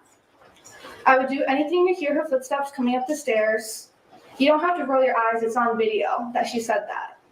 To not have an empty seat at the dining table, to have her come into my room and ask which clothes to order, to see her napping on the couch, to laugh and share a look when we accidentally say the same thing at the same time. There's not a day that goes by that I wish I hadn't run out of that building. If I knew what I know now, I would do everything differently in a heartbeat. I hope time makes you think differently. One day, I hope you would have chosen to care for your son, teach him how to love and to be loved, that you would not choose to buy the bullets that enter children's bodies, that you would not choose to omit relevant important information to the counselor Sean Hopkins and Dean of Students Nicholas Ejak that could have helped their incompetent brains in one shared brain cell to decide to act and search the backpack, that you wouldn't still choose to hide from accountability when you're the reason we had to hide for our lives, that you would choose to save Hannah, Justin, Tate, and Madison. Like my mother said, both of you should implore that even on your worst days, it's the tomorrow Hannah doesn't get. The tomorrow she wanted to live so badly, the tomorrow that she should have. I can never do Hannah justice when talking about her. She's all I want to talk about, and yet I would need a lifetime and still wouldn't have the right words to capture incandescence, humor, thoughtfulness, kindness, or loyalty. She's always there for you, helping without a second thought. She's always sharing, whether it's her smile, her food, her clothes, her crafts, her joy. She's funny. It's a given. She brings people together. Whether it's her contagious laughter or sarcastic wit, you will be laughing right along with her. She's noticing the small things, new shoes, new haircut, cute jewelry. But even more importantly, she makes you feel seen. She's extremely spirited. Her energy is unmatched on or off the court. She dresses up every holiday, every spirit day, the first one to put up Christmas lights, or any lights for that matter, not even realizing she was a light for so many others. She's the one who would not only playfully roll her eyes and smile when I would say I'm taller than her as I look up to her. Not only did I look up to her physically, because yes, she was taller, but as a whole, as a human being. She isn't perfect, but she's Hannah, and to me, that's as close as you can get. I can't convey what losing Hannah has done to me. I miss her with every breath I take. I think going forward without her is something I'll never be able to fully navigate. I believe the word sad is inappropriate to use because it does nothing to capture the hurt or the way my soul shattered. I didn't know. I've never felt every atom of my body igniting from anger until Hannah was murdered. I didn't know what it was like to want to stop waking up in the morning until she wasn't here. I have never known pain that is forever until seeing Hannah in a casket. I didn't know it was possible to feel so isolated even when you're surrounded by people. I didn't know how it feels to not know yourself at all. I have no idea who I am without Hannah. She's my happy, she's my home. I look for Hannah in everyone I meet, every place I go, and it's exhausting when I'm met with disappointment every time. But it's the world, it's all the people she would have met. I grieve for them too. To have that chance of Hannah being in your life taken away from you is a tragedy in and of itself. She's more of a person than you two combined times a trillion could ever even hope to be. But when the day comes that you re-enter society in 13 years, I hope you live more like Hannah. I hope you live every moment to the fullest like Hannah. I hope you laugh every day like Hannah. And I hope you love unconditionally like Hannah. That's it. Thank you, Rena.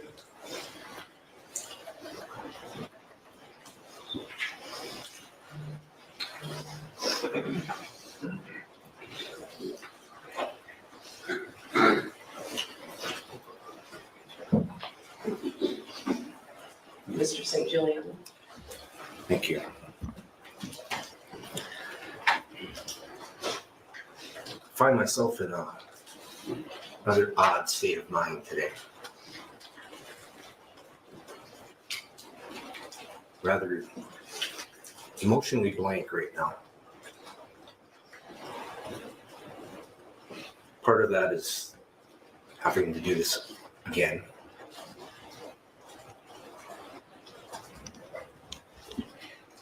Part of that is I'm mostly a private person, and the idea of having to pour my heart out again is irritating. And I can't match the eloquent words that have come before me from the previous impact statements. So I'll limit my words today. The defendants, through their choices, through their indifference and gross negligence, enabled their son to murder my daughter, Hannah, and 3 other children. They chose to stay quiet. They chose to ignore the warning signs. And now, as we've heard through all of the objections, they continue to choose to blame everyone but themselves. Every single objection, I think, that the council said this morning, put the blame somewhere else, their son, not them. I stood before the court several months ago and spoke about the impact that Hannah's murder had on myself and my family. Nothing has changed since then. It's impossible for me to truly convey the complete impact of my daughter's loss. Hannah's murder has destroyed a large portion of my very soul. I've said these words before. It's still the truth. I remain a shell of the person that I used to be. I think of her and miss her constantly. Every day is a battle to attempt to move forward, struggle to get out of bed, to go through the motions of everyday life. Simple everyday sights and actions bring pain, as I think what it should have been like with Hannah there with us. I think of all the good times that we've shared together as a family, and more on all of the memories that will never be. I will never think back fondly on her high school and college graduations. I will never walk her down the aisle as she begins the journey of starting her own family. I am forever denied the chance to hold her or her future children in my arms.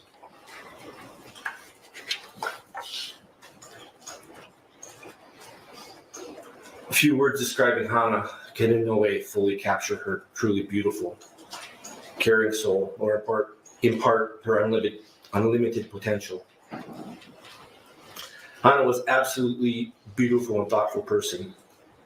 She was always the first person to notice when someone had a problem and the first to go out of her way to offer help. She was incredibly curious and talented. She continually tried new things. She crafted homemade jewelry, tried cooking her own recipes, and played several sports. She was a record holder in track and a leader of her school volleyball and basketball teams. She also hoped to join her older sister on the lacrosse team in the spring. She had aspirations of her career dedicated to helping people. All of this is lost because of the defendant's actions and choices. My position regarding the defendant's sentencing and their future has evolved through their trials. At first, I was focused on the importance of getting a guilty verdict, to have the message conveyed to the public that this type of behavior and choices are not acceptable. I didn't have strong feelings about their sentencing. It was just something that would be determined by the system. My view, however, has changed as the defendant's level of defiance has grown. Instead of acknowledging any mistakes, they continue to show no remorse. They take no accountability. They and their lawyers continue to try to change the narrative and portray the defendants as victims of the prosecution team. They blame everyone but themselves and make threats of retribution. The facts have already been presented. The jury has found them guilty.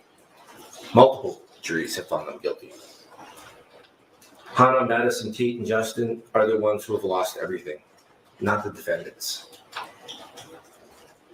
As such, I ask this court to sentence the defendants to the maximum allowable penalty of 10 to 15 years in prison. Thank you. Thank you, Mr. Centineo. Thank you for being here.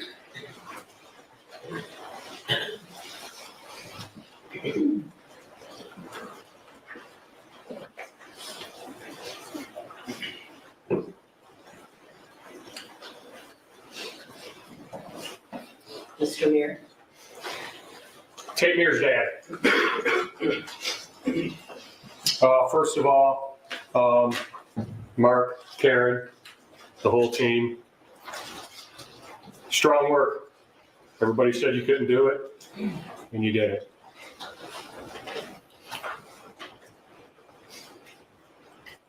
For our family, it's not time to celebrate.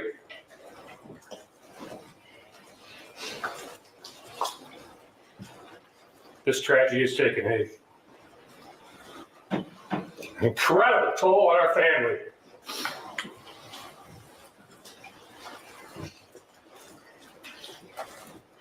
So our family's not going to give the Crumbley family a second of our time up here.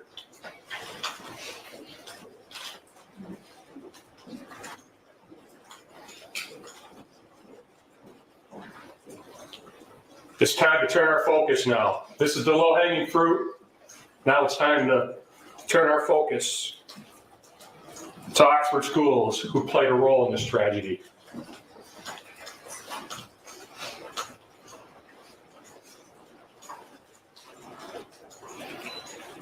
You know, I hear this morning when we're listening to all the objections and hear Sharon talking about protecting the criminals' civil rights, constitutional rights.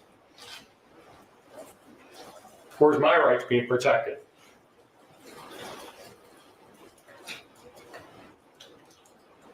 I fight for everybody in this room. My rights aren't being protected. Criminals' rights are more important than our rights, my rights.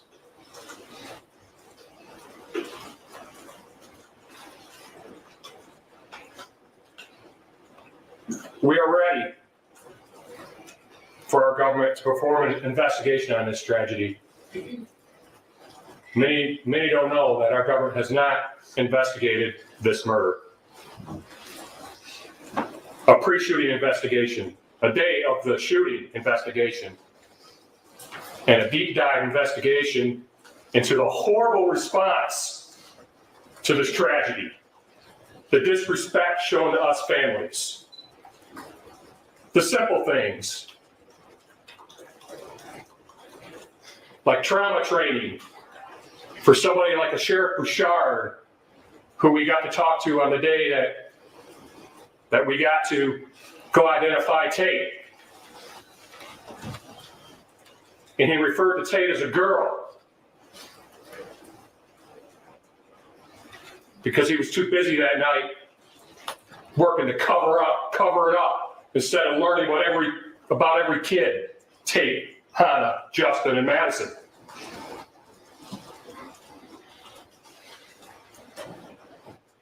It's time for the whole truth to come out. It's time to learn from this, from the purchase of the gun to the response. That's when real change happens, is when we can look at something and we can evaluate it, apply lessons learned. That's when real change happens. Time of St. Juliana's family ready for the truth? Justin Shelley's family ready to hear the truth? Nicole Baldwin's family ready to hear the truth? Tamir's family's ready to hear the truth. Quit denying us that. It's time to drive real change from this tragedy. Thank you, Mr. Mayor.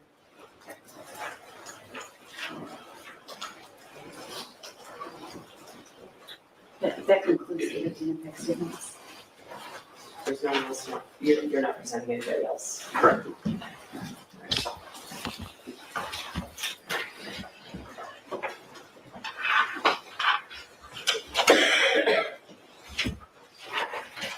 Ms. Smith, what would you have to say when we have the time? Your Honor, my client would also like to make a statement. Would you like me to? Okay. Of course, you may both allocate. Thank you. I didn't know if you were on time. Either way first, it's up to you. You were your time. Would you like to go first or would you like me to go first? I can go first. Okay. Do I stay here? You can stay there. Your Honor, is there any way she can have this handcuff off? Because she has multiple pages. I'm okay, put them right here, I don't have to shuffle. You're okay? Okay. I don't know if I'm allowed to. Okay, it's okay. She said she's okay. It's okay. Go ahead, Ms. Crumbley. I sit here today to express my deepest sorrow for the families of Hannah, Tate, Madison, Justin, and to all those affected on November 30th, 2021. The gravity and weight this has taken on my heart and soul cannot be expressed into words. Just as I know there is nothing I can say that's going to ease the pain and suffering of the victims and their families. There's a quote I heard that rang true. Grief. For those of you who understand, no explanation is needed. And for those of us who do not, no description is possible. I've taken countless nights of lament over the anguish and shame I carry, knowing what my son did, the harm he caused to innocent lives, the families, and to the entire Oxford community. I pray all the victims are the embodiment of God's mercy and peace, and that He heals your broken spirits. When I was on the stand, I was asked if I would have done anything different. I was horrified to learn my answer I would not have was completely misunderstood. That answer is true because my son did seem so normal. I didn't have a reason to do anything different. This was not something I foresaw. That was the intention of my answer and how I interpreted the question. With hindsight and the information I have now, my answer would be drastically different. If I even thought my son could be capable of crimes like these, things would have absolutely been different. Even worse, when I learned during the police investigation that he had been planning a school shooting before November 30th. He was not the son I woke up. He was not the son I knew when I woke up on November 30th. The Ethan I knew was a good, quiet kid. He loved his pets, family vacations. My husband and I used to say we had the perfect kid. I truly believed that, and that's who I saw and thought I knew. As the details started emerging during discovery, I was horrified to learn concerning behaviors my son was reported doing at school. Refusing to take a makeup test he told us he took. Sleeping in class. Drawing pictures of guns on his assignments. Writing, quote, "My family is a mistake." Watching a video in class of a mass shooting that fatal day, along with internal communications that took place between his teachers and counselor, Mr. Hopkins. That he is, quote, "on my radar," and, quote, "he seems to be having a rough time," was never disclosed to us, his parents. The school claimed this was not abnormal behavior because of the pandemic and Oxford being a quote gun community. To say I was curious to learn this information is an understatement. This is not normal behavior to us and very different than what Ethan led us to believe was happening at school. Not only were you left in the dark about previous concerning behavior, but in the counselor's office that morning, none of those previous issues were brought to our attention. I can't stop thinking, had they have been, the conversation that morning would have been much different. That we would have taken a deep dive into what's really been going on with my son. I wonder if Hopkins and EJAC have those same regrets too. Instead, we are led to believe, not only from Hopkins and EJAC, but from Ethan as well, that this was an isolated event. We felt confident in trusting the professional's advice to let him stay in school that day. Quote, he does not pose a threat to himself or others. It was suggested that him being around peers would probably be good. We agreed. We were never asked to take him home that day. If that was discussed as the best course of action, we would have obliged. The prosecution keeps saying we didn't give them the big picture that morning in the counselor's office. But what they failed to acknowledge is the bigger picture the school did not give us. I'm not the same person I was prior to November 30th, 2021. This tragedy has changed who I am and has taught me some very valuable lessons. It said in suffering, we gain wisdom. I've also gained God. In the quiet hours of myself, I prayed to him about the deep impact this tragedy has had on the families and the endless pain no one should ever have to feel. For it is God who holds a true understanding of our pain. I've also learned to depend on him for peace and strength. Alone, I'm not strong enough. I've learned that we cannot tell or predict what will happen to us in this life. One day you wake up and everything can change. We can, however, decide what happens in us, how we take it, what we do with it. And that's what really matters in the end.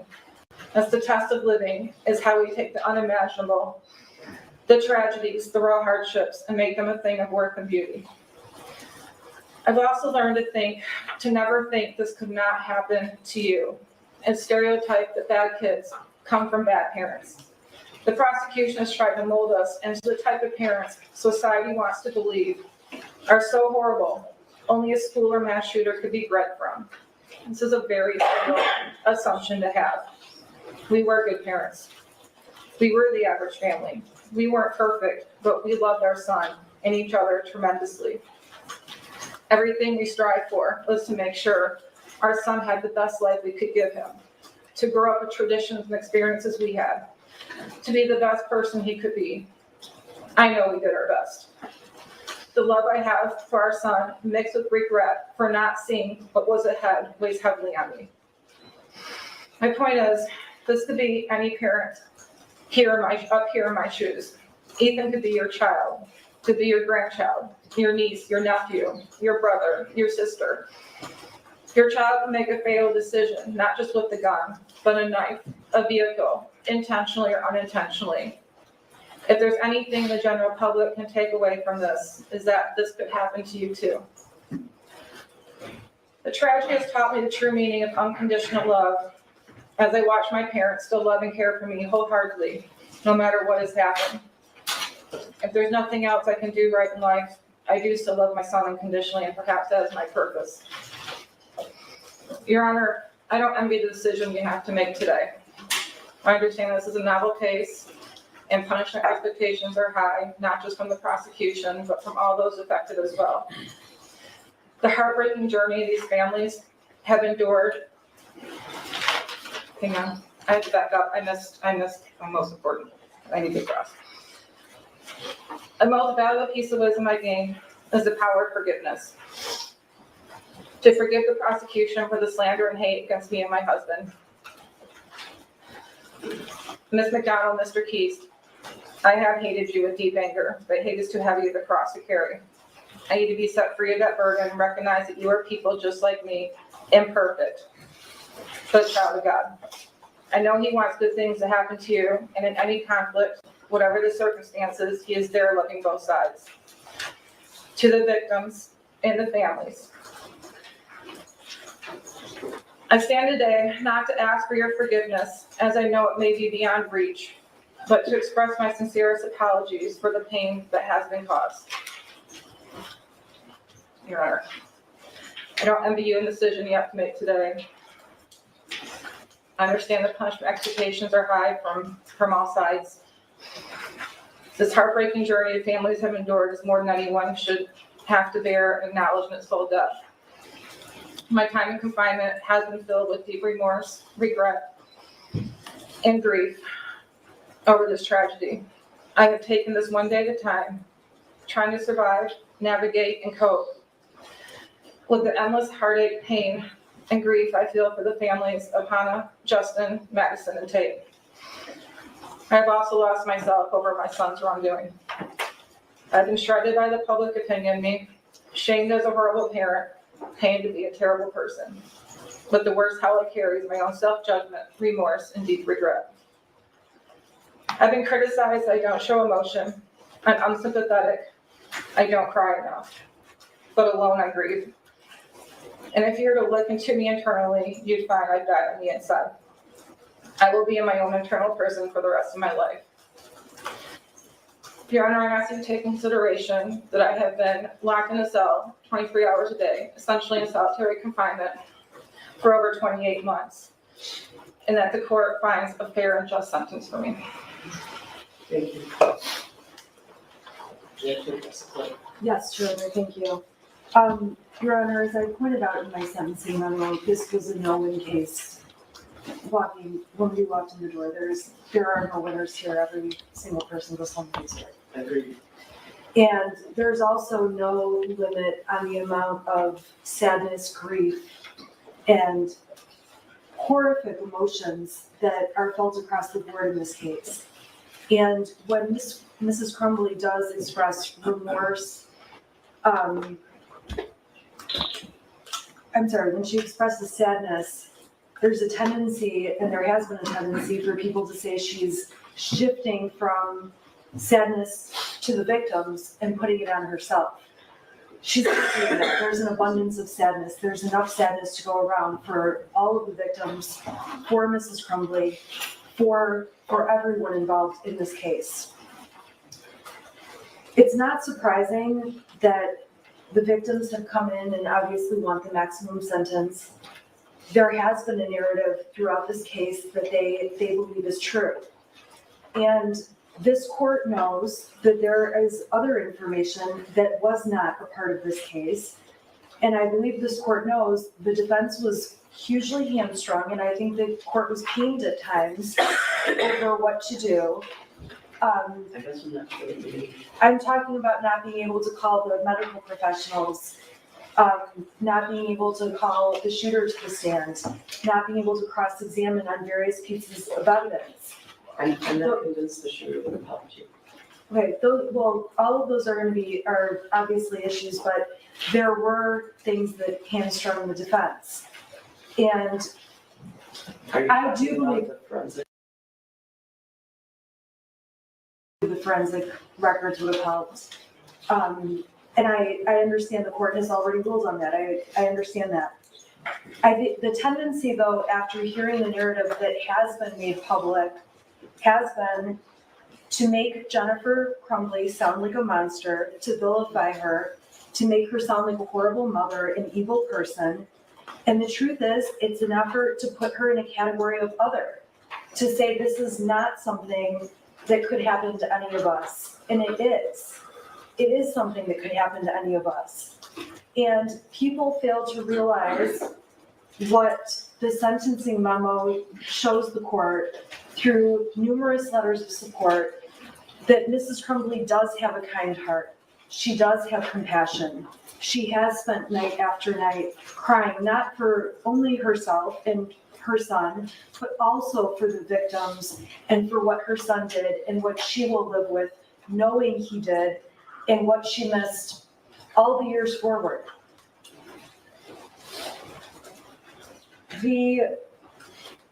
At the end of the day, we asked the court to look at Mrs. Crumbley's role in the offenses.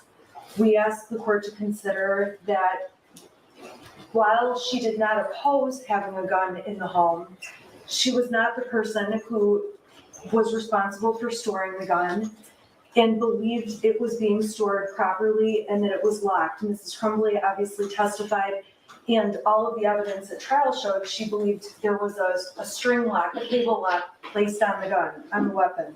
You know, I don't mean to interrupt you, but that has really troubled me.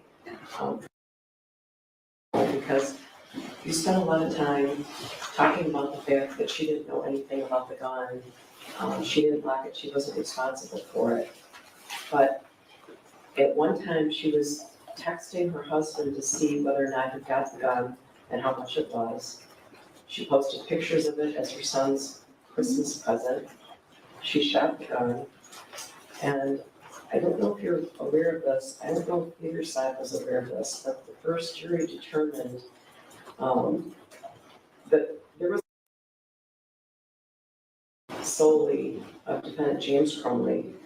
And Mrs. Crumbley testified that when she returned from the range with the shooter on November 27th, it was the defendant James Crumbley who was responsible for the 6-hour retrieve from the car and was supposed to keep it safe.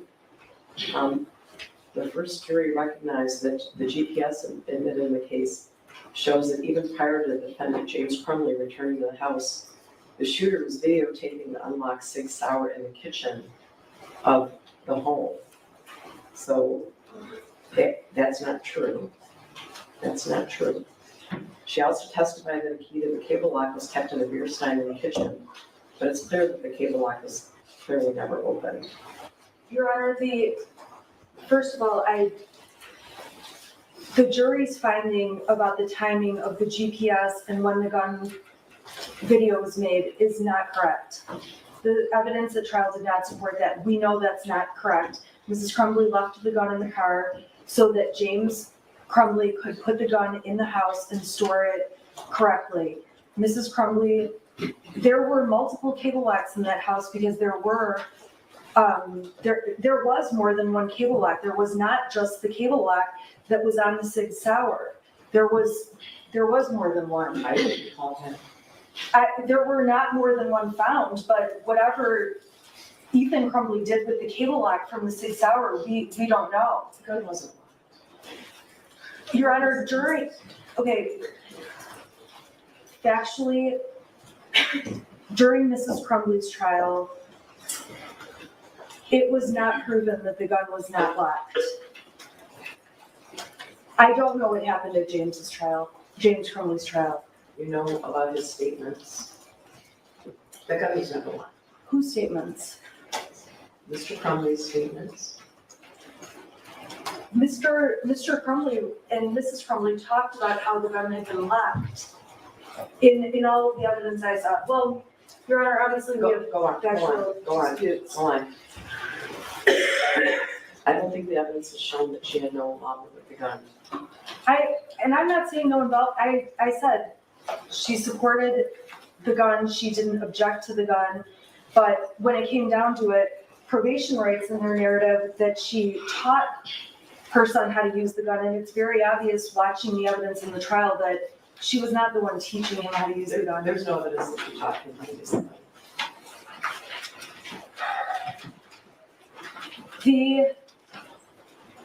When Mrs. Crumbley spoke, she acknowledged what the testimony was at trial about all of the different things that she wished had come to her attention from the school employees. And the prosecutor's office has said that the proposal the defense has made regarding Mrs. Crumbley is a slap in the face. And what's truly a slap in the face, not only to the victims in this case, but also to the Crumbleys, is how much the Oxford schools did fail the Crumbleys and all the victims. Because if Mrs. Crumbley had been presented any of those 5 things, things would be different and we would probably not be here today.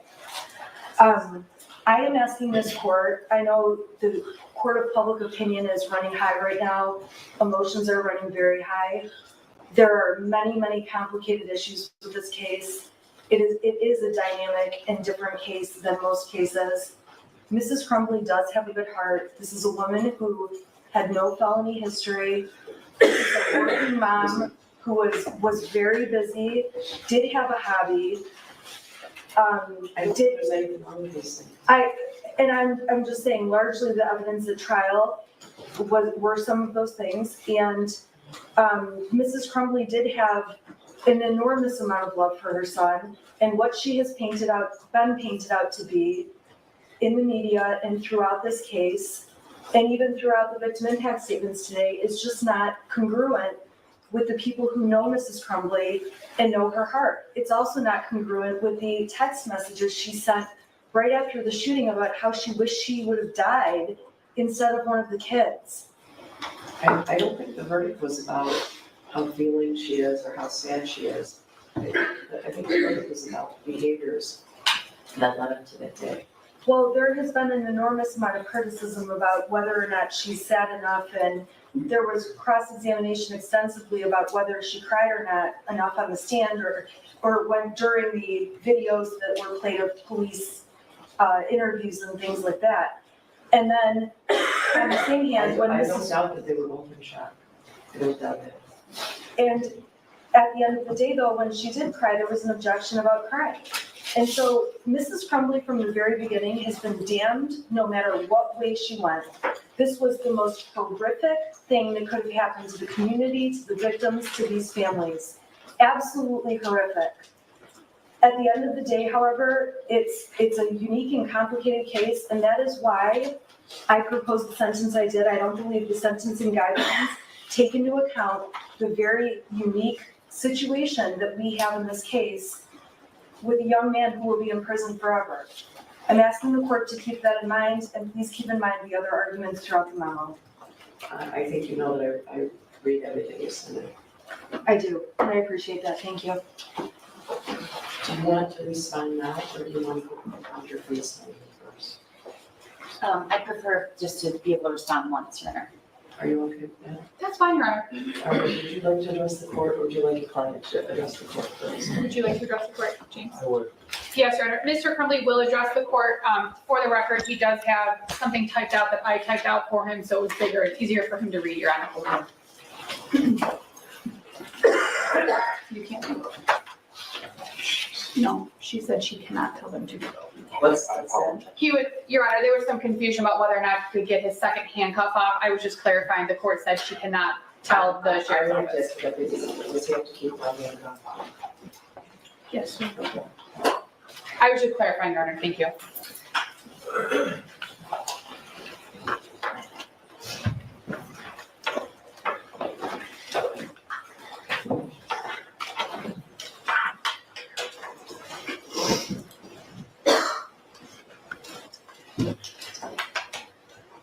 Before I address this court directly, I want to do something that I have never been able to do throughout this time until now.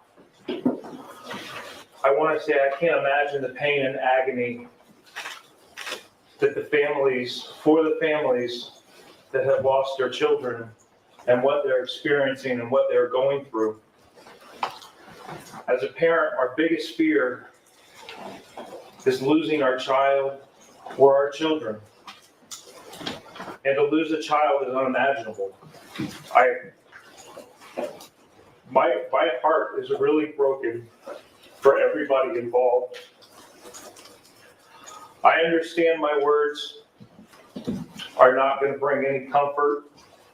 I understand that they're not going to relieve any pain. And quite frankly, they probably just don't believe me. However, I really want the families of Madison Baldwin, Hannah St. Juliana, Tate Meyer, Mir, and Justin Schilling to know how truly sorry I am and how devastated I was when I heard what happened to them. I have cried for you and the loss of your children more times than I can count. I know your pain and loss will never go away.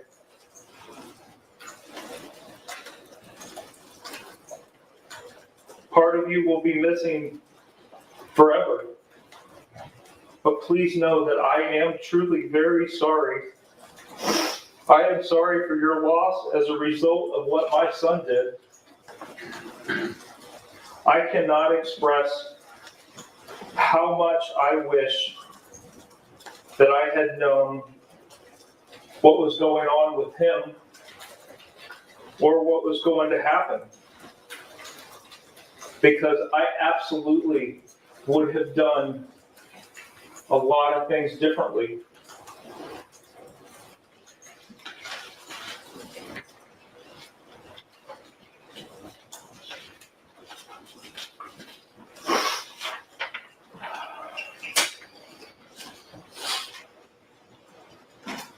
Again, my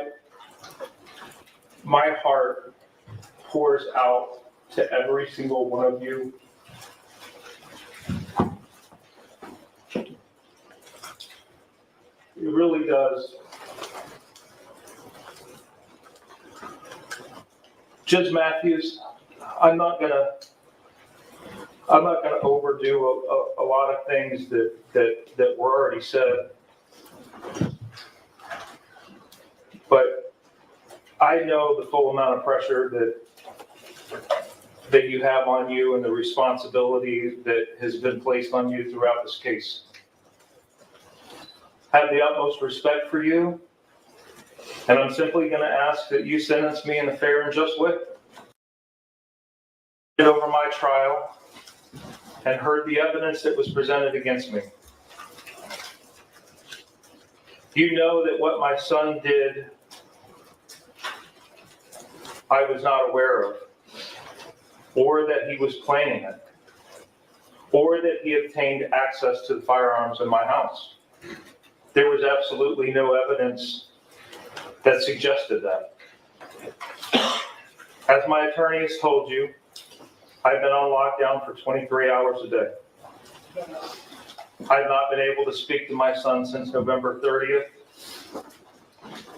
and I have not been able to speak with my wife since December 3rd. I know that I have experienced pales in compassion to what those families who've lost their children and countless other victims experience every day because of what my son did. But I want you to know I too grieve for everyone, as I have explained. For everyone that's been affected by what my son pled guilty to doing. And I'll continue to feel this pain for the rest of my life as well. If I could go back and change things, if I could go back and do things differently, and maybe none of us would be here today. So again, I ask Your Honor to impose a just and fair sentence based on the truth about what you heard during my trial. I'm asking the court to sentence me to time served and place me on probation for the maximum time allowed with the GPS tether for as long as the court deems necessary. I also want to address one last thing.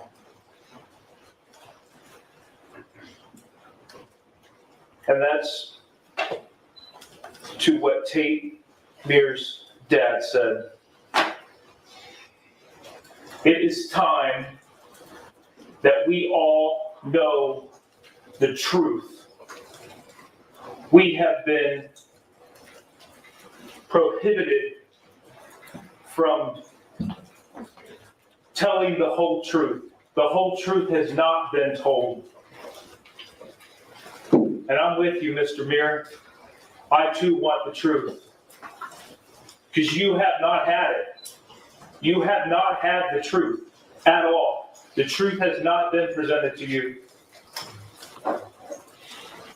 Thank you. Thank you, Mr. Crumbley. Ms. Neely, are you wanting to speak? Go ahead. Thank you, Your Honor. Same. Thank you, Your Honor. I did submit a sentencing memorandum, Your Honor. I'm not going to belabor the points that I made in my memorandum, as I do believe that it was thorough. However, I do want to note for the court that especially in statements that have been made about James, that he lacks remorse, that he doesn't feel bad, that he's trying to put off responsibility on everyone but himself, that he's allegedly made threats for the elected prosecutor. Your Honor, in some of the same calls that the prosecution has tried to use and has quoted in their own sentencing memorandum and attached as exhibits to their memorandum, as I noted in my sentencing memorandum, Your Honor, James also said in those very same calls that he wished that he had known what his son was capable of. That if he had known, if he had been made aware of these things, if he had known that his son had obtained access to a firearm, then maybe he could have saved the 4 children's lives. That maybe he could have saved a lot more than that. Your Honor, there has never been a time that James Crumbley has not acknowledged what happened in this case. He has felt horrific grief for not only the families, but for the people who have been affected. He's grieved for himself, for his own child. And while that may not be something that is a popular statement to make, he's grieved for the child that he believed he had. Not the child who pled guilty, but the child that he believed he had on the morning of November 30th when he dropped his son off at school. James could not have predicted what his son was going to do that day. He couldn't have predicted because he didn't know that it was going to happen. As James said, Your Honor, you sat through the trial, Judge. You heard the evidence that was presented.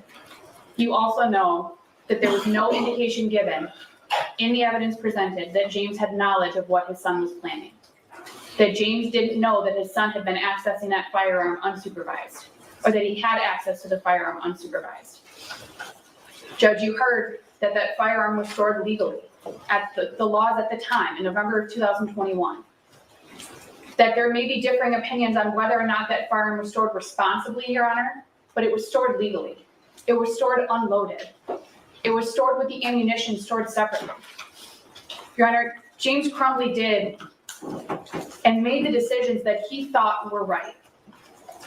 Based on the information that he had, even on the morning of November 30th at the school, you've heard multiple times that James had no knowledge of what his son was intending to do later that day. That even the school officials, the people who were trained, they talked about the special training that they had during trial. Even those individuals said that they did not believe that James's son was a threat to other people. That they had concerns about his sadness, Your Honor. They had at a minimum concerns about his danger to himself, right? Correct, Your Honor. Danger to himself due to his level of sadness, that they wanted him to go talk with somebody, but that it wasn't so emergent that he needed to be removed immediately. And isn't it the reason they didn't want him to go home? Your Honor, there's some dispute as to whether or not the testimony from the school is accurate as to what actually occurred in that office. And Judge, I don't want to try and retry the case. I don't think it serves anyone or benefits anyone. But I do want this court to be aware, and Your Honor, you observed James during the trial. You're aware that he had difficulties throughout the trial. He showed emotion. He struggled with some of the things that he heard and saw. And I don't know how anyone could have. I agree, Your Honor. I agree. And as I've acknowledged numerous times throughout this case and throughout the trial, it is an incredibly emotional trial. Today is incredibly emotional for everyone involved. I echo what Ms. Smith said. There are no winners here. Everyone has lost in this case. I think that Ms. Smith said in her sentencing memo that it's possible to stand for everyone here, not just the victims, for their families as well. It is possible to stand for everyone. And I agree with that, Your Honor. I did ask the court to sentence James to time served. I am going to echo his request for a period of supervision with a GPS tether. I understand that the court, we did object to some scoring. I understand that, again, the court has significantly strong pressure. The emotions run high in this case, Your Honor. I don't envy what you have to do. However, I am asking that you consider my request. Thank you, Your Honor.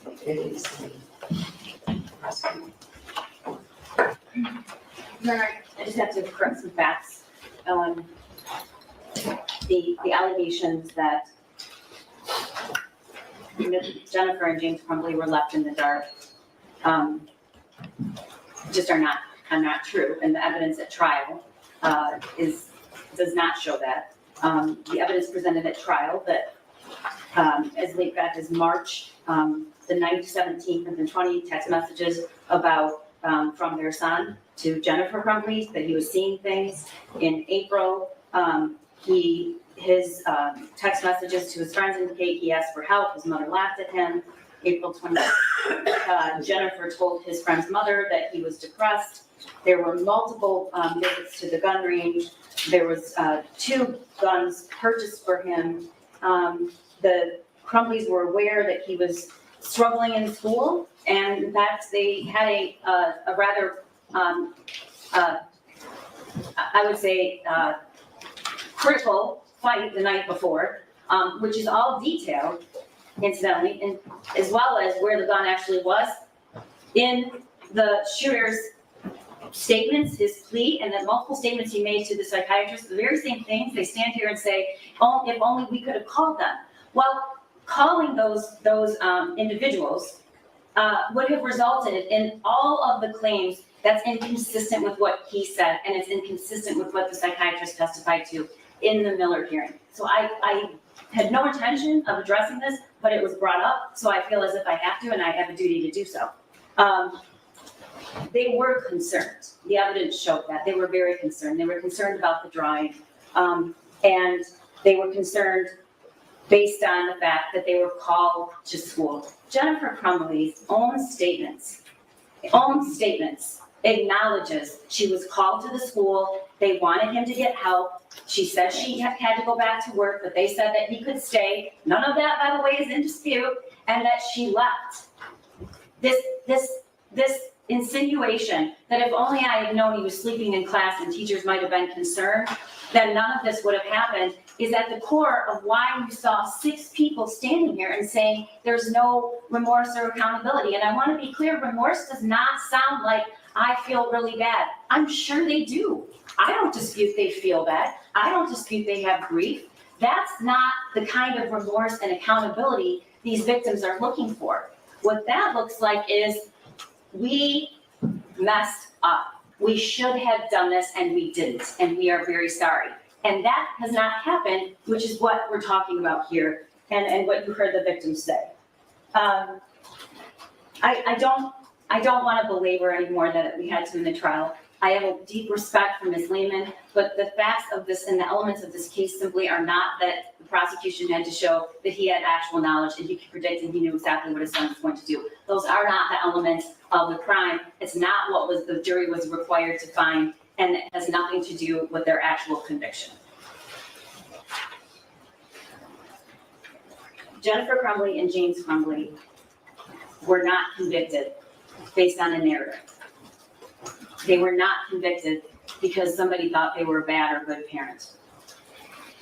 Those 2 trials involved multiple motions and objections over evidence that the court sustained. We did not allow the jury to present the information about Jennifer Crumbley that her lawyer made a strategic decision to in the middle of the trial, say, open the door, you can bring it all in, was not due to the prosecution's requests for actions.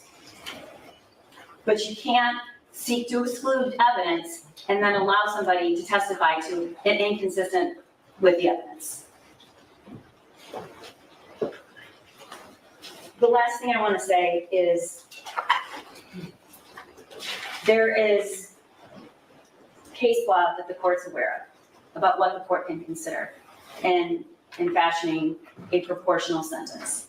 And we don't give power or authority to victims to decide or render verdicts, with good reason.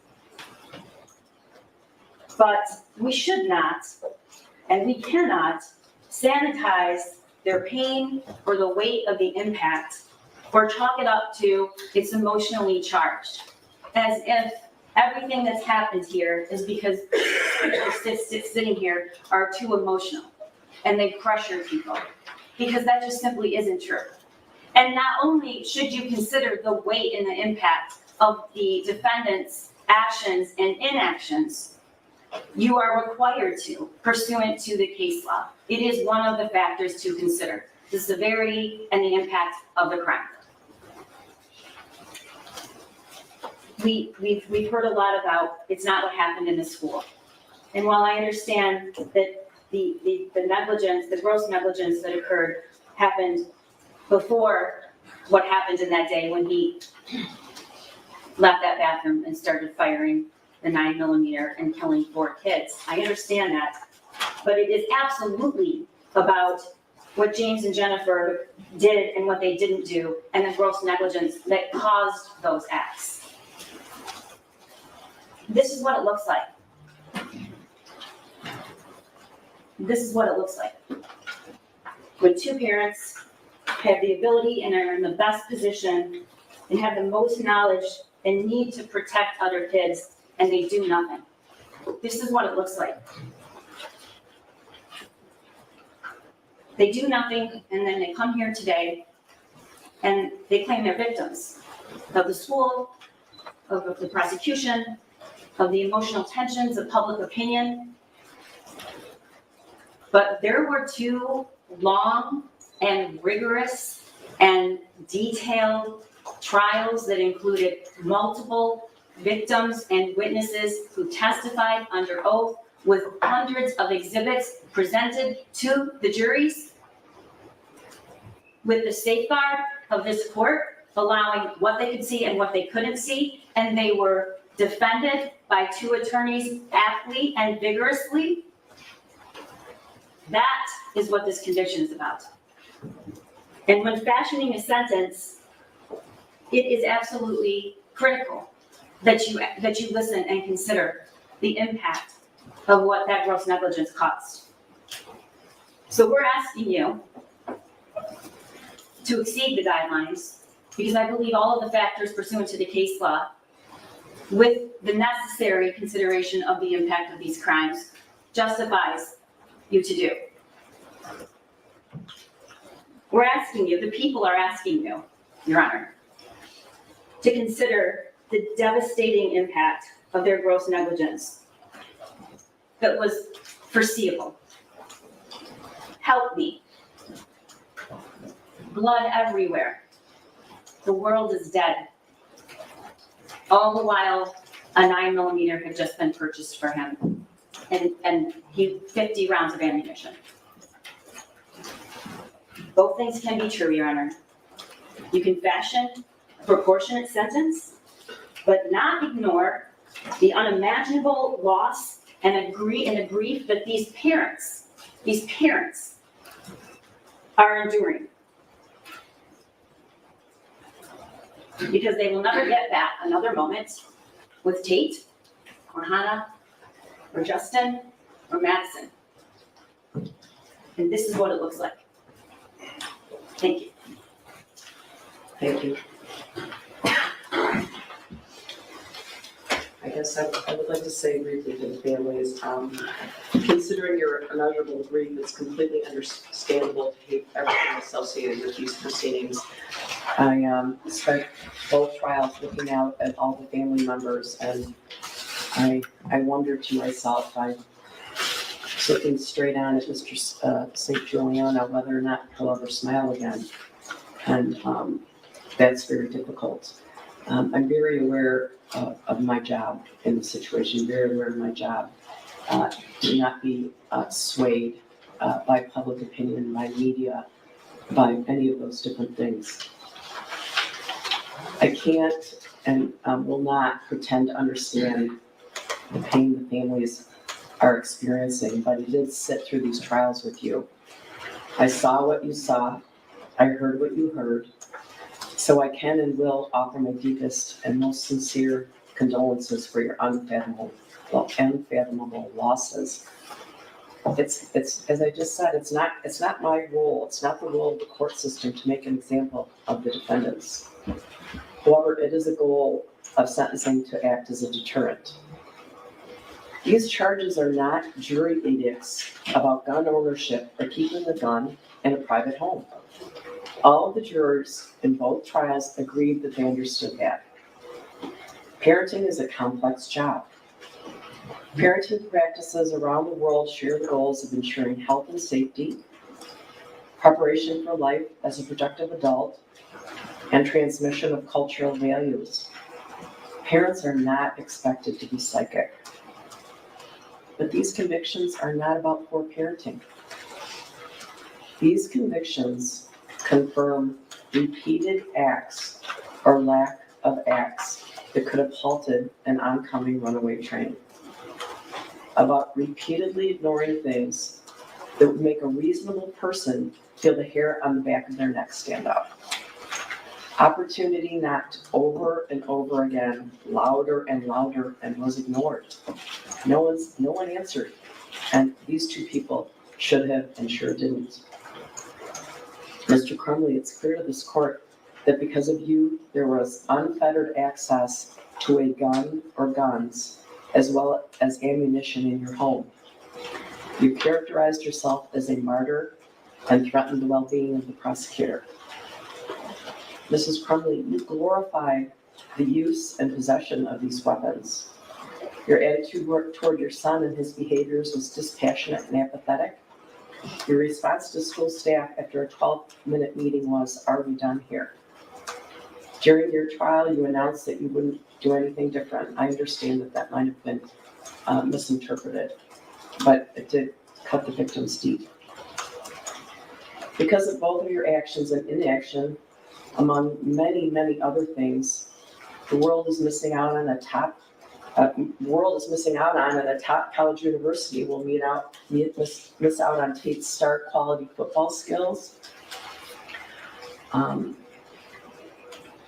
met Raina, who's wise beyond her years, and she's told us that among many, many other things, community will be denied Hannah's kindness, creativity, and sense of humor.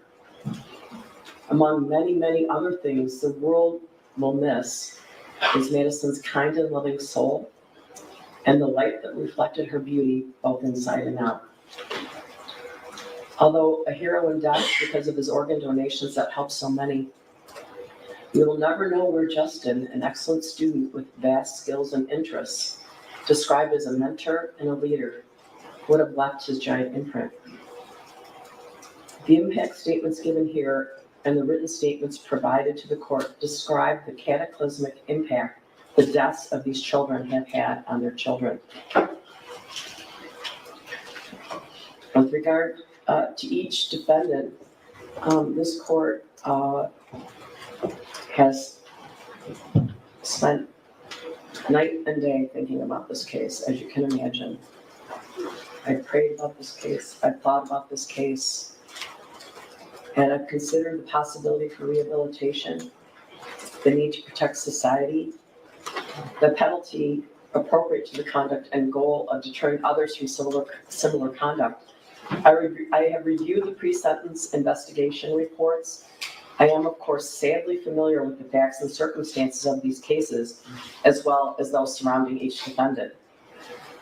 The advisory sentencing guidelines in this matter do not capture the catastrophic impact of the acts or inaction in these matters. The guidelines do not take into account the complete lack of insight both defendants have for their behavior to this very day. The guidelines do not account for the severity of the circumstances in this matter. The guidelines ignore the survivors, including shooting victims Phoebe Arthur, Elijah Mueller, Riley Franz, Kylie Osage, John Asciutto, Molly Darnell, and Aiden Watson. They were deeply wounded, both physically and emotionally. In addition to the 7 wounded, each of the defendants' gross negligence has caused unimaginable suffering to hundreds of others as a result of what happened that day. Each act or inaction created a ripple effect. Therefore, an out-of-guidelines sentence is appropriate and proportional. The court uses the useful tool of the legislative guidelines, which embody the principles of proportionality, while also taking into account the nature of the offense and the background of each defendant. I believe that the following sentences would be in the best interest of justice and are reasonable and proportionate to the seriousness of the matter and the circumstances surrounding each defendant.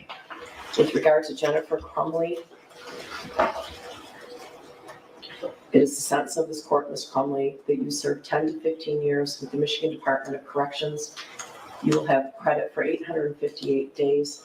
State costs are $272. There's a crime victims' rights fee of $130. You and your agents may not have any contact with the families of Madison Baldwin, Tate Meir, Hannah St. Juliana, and Justin Schilling. I will issue another ruling with regard to contact with your son, the shooter. Excuse me. As to defendant James Crumbley, it is the sentence of this court that you serve 10 to 15 years with the Michigan Department of Corrections, that you receive credit for 858 days, that you pay state costs in the matter of $272, that there is a crime victims' rights fee of $130, that you or your agents have no contact with the families of Madison Baldwin, Tate Meir, Hannah St. Juliana, and Justin Schilling. Ms. Wheeler, have I left anything out with regard to sentencing? No restitution has been requested by any of the families at this time, correct? That's correct. Thank you. I would like to advise both defendants that you are entitled to appellate review of your conviction and sentence, including with the sentence exceeds the guideline range. This is done by filing a claim of appeal by right, or when you are not entitled to file a claim of appeal by right, an application for leave to appeal. If you cannot afford to hire an attorney to represent you on appeal, and you request an attorney may be appointed for you. You may request an attorney by completing the request for appointment of attorney section of the form that will be provided for you, and by returning the form to this court or to the Michigan Assigned Counsel System at the address on the form. If you wish to preserve your automatic right to appeal, the form must be received within 42 days after sentencing. If you do not submit the form within 42 days from today, you may still file an application for leave to appeal if the form is received within 6 months after sentencing. Do each of the defendants acknowledge receipt of their appellate rights? James acknowledges receipt, Your Honor. He's completing the form as we speak. Your Honor, my plan is as well. Would the court like the forms here, or would you prefer us to? It doesn't matter either way. Okay. Either way. Thank you. Thank you. I'm going to ask that everyone remain seated while the defendants are taken out of the courtroom. I think they're going to finish their form. They are going to, Mr. Crumbley is going to finish his form, Your Honor. We'll wait for that. Thank you, Your Honor. I would just ask that no one stand up. It makes the deputies nervous.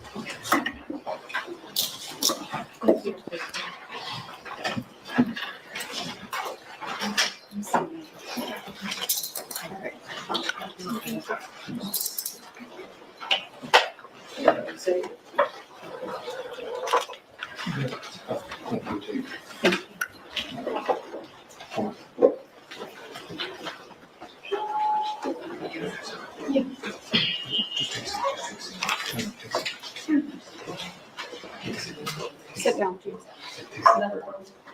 Sit down, please.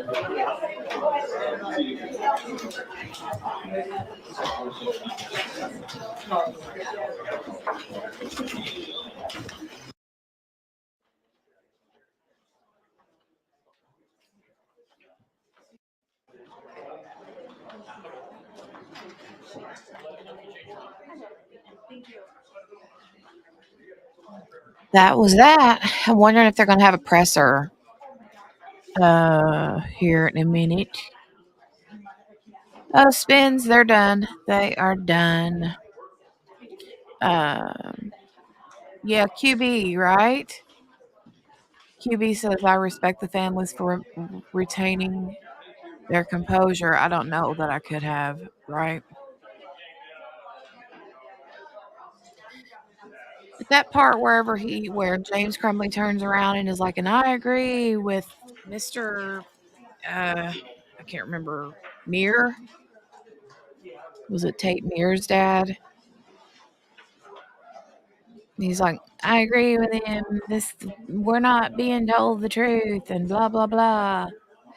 I would have been like, I would have jumped over the bench or jumped over the gallery gate. I'm sure I would have. Okay, I'm probably sure I would not have, but I would have really wanted to. I'll say that.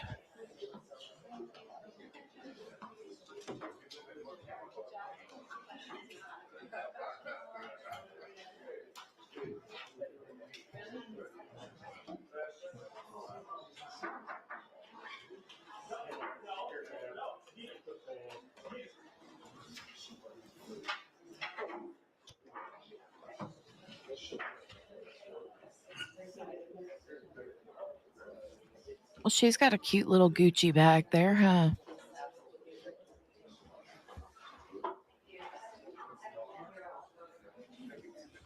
Cute little Gucci tote.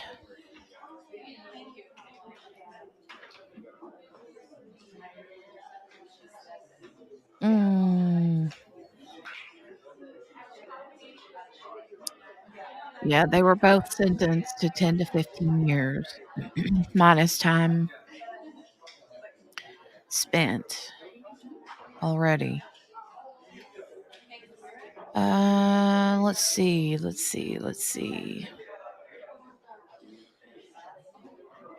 Yeah, Amelia says the truth about what? And it was about the way the school handled things. Yes. Margaret said I would have won the Olympic gold for that long meter jump to get to that table, right? God.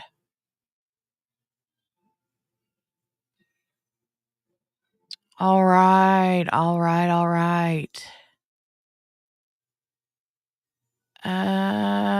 QB, I sent the. Oof. Wow. I sent the link in the back chat if you guys want to come up and have a few words before we call it for the day.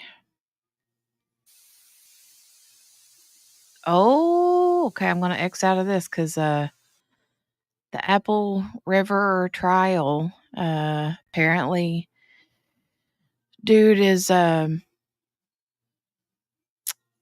testifying in his own trial. He is testifying that he was on the stand just then when it skipped on over. So, yeah. Come on, QB. Give us your words. Come on up, lady. Morgana, JB, Steph.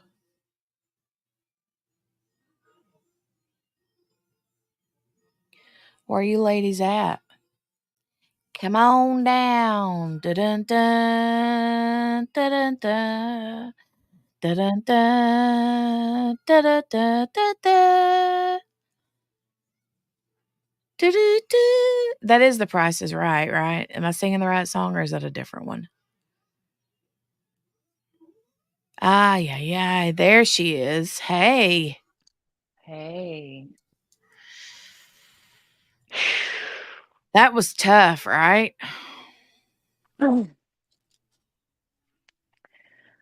I'm trying to keep my words,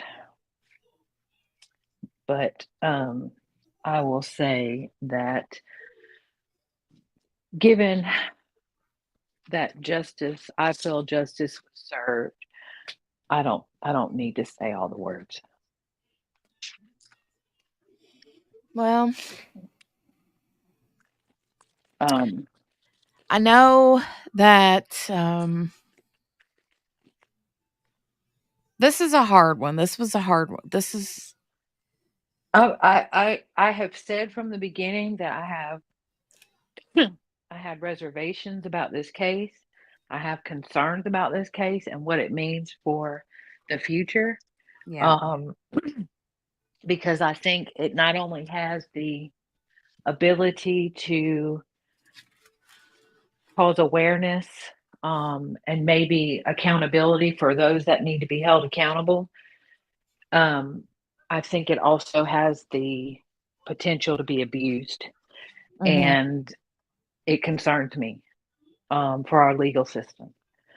But in this case, this particular case, I think firmly, I'll stand on it all day, every day, that justice was served, that they got exactly what they should have gotten, and that I hope and pray that one day they will realize what they did, and the part they played in this, and the things they could have done. I'm not saying I'm trying to hold myself. I am not discounting the role that the school played at all. Right. This was not about the school. This was not about their part. They will be held, I hope, will be held accountable. But this was about Jennifer and James's role in this and what they could have done to avoid it. Right. And You're they exactly did right. nothing. They did nothing. And they sat here today and they talked about how badly they were portrayed and oh, poor me and blah, blah, blah. And I was misunderstood and yada, yada, yada. And they still continue to blame everybody but themselves. They took no accountability. They took no responsibility. And that prosecutor is absolutely correct. There was no remorse. Feeling bad, okay? Feeling bad that you're getting sentenced because you didn't. QB's like, today is not the day, Wi-Fi. Oh, for the love. It's what I okay. said was feeling bad that you're being sentenced for not doing the basic things as a parent is not remorse. Right. Feeling bad because you lost your son, you didn't care enough for your son. You don't get to feel bad now. Those people didn't have a choice. Those people parented their kids. Those people took care and took the responsibility of being a parent as it should be, the most important thing that you do on this earth. Right. And they lost their children. You don't get to grieve now. Sorry. Views of QB. Sorry, I didn't do the disclaimer. Not as a crime cafe. Blah, blah, blah, blah. I wasn't going to come up. I was going to keep my words to myself. And Jenny said, do it. And so I'm doing it. No, I wanted you to come up. And I have words. Y'all know I have words. And I take my job as a parent very seriously, extremely seriously. I still take that job very seriously. And I have grown children. And there is not a day that goes by that I don't do something as a parent for my children. That's our job. That's our job. And they couldn't even do the minimum, bare freaking minimum. You couldn't even hug your kid when they called them to the school, even if they only thought he was suicidal or a danger to himself. They couldn't even hug their kid. They couldn't get out of there fast enough. Yeah, she said it was what, a 12-minute meeting? Yeah. And the And first are we things out of done? her mouth is, "Are we done yet?" Are we done? And you know what? I understand that you have to make money to take care of your family, but in this situation, nothing took precedent. Nothing took any importance over what they should have done for that child. Mm-mm. And I'm not taking the blame off of Ethan. Ethan is to blame. He was tried and he was tried in as an adult, as I feel that he should have been. But this was not about Ethan's trial. That I can't say that enough. This was not about the school's responsibility. This particular trial was about Jennifer and James Crumbley. I'm done.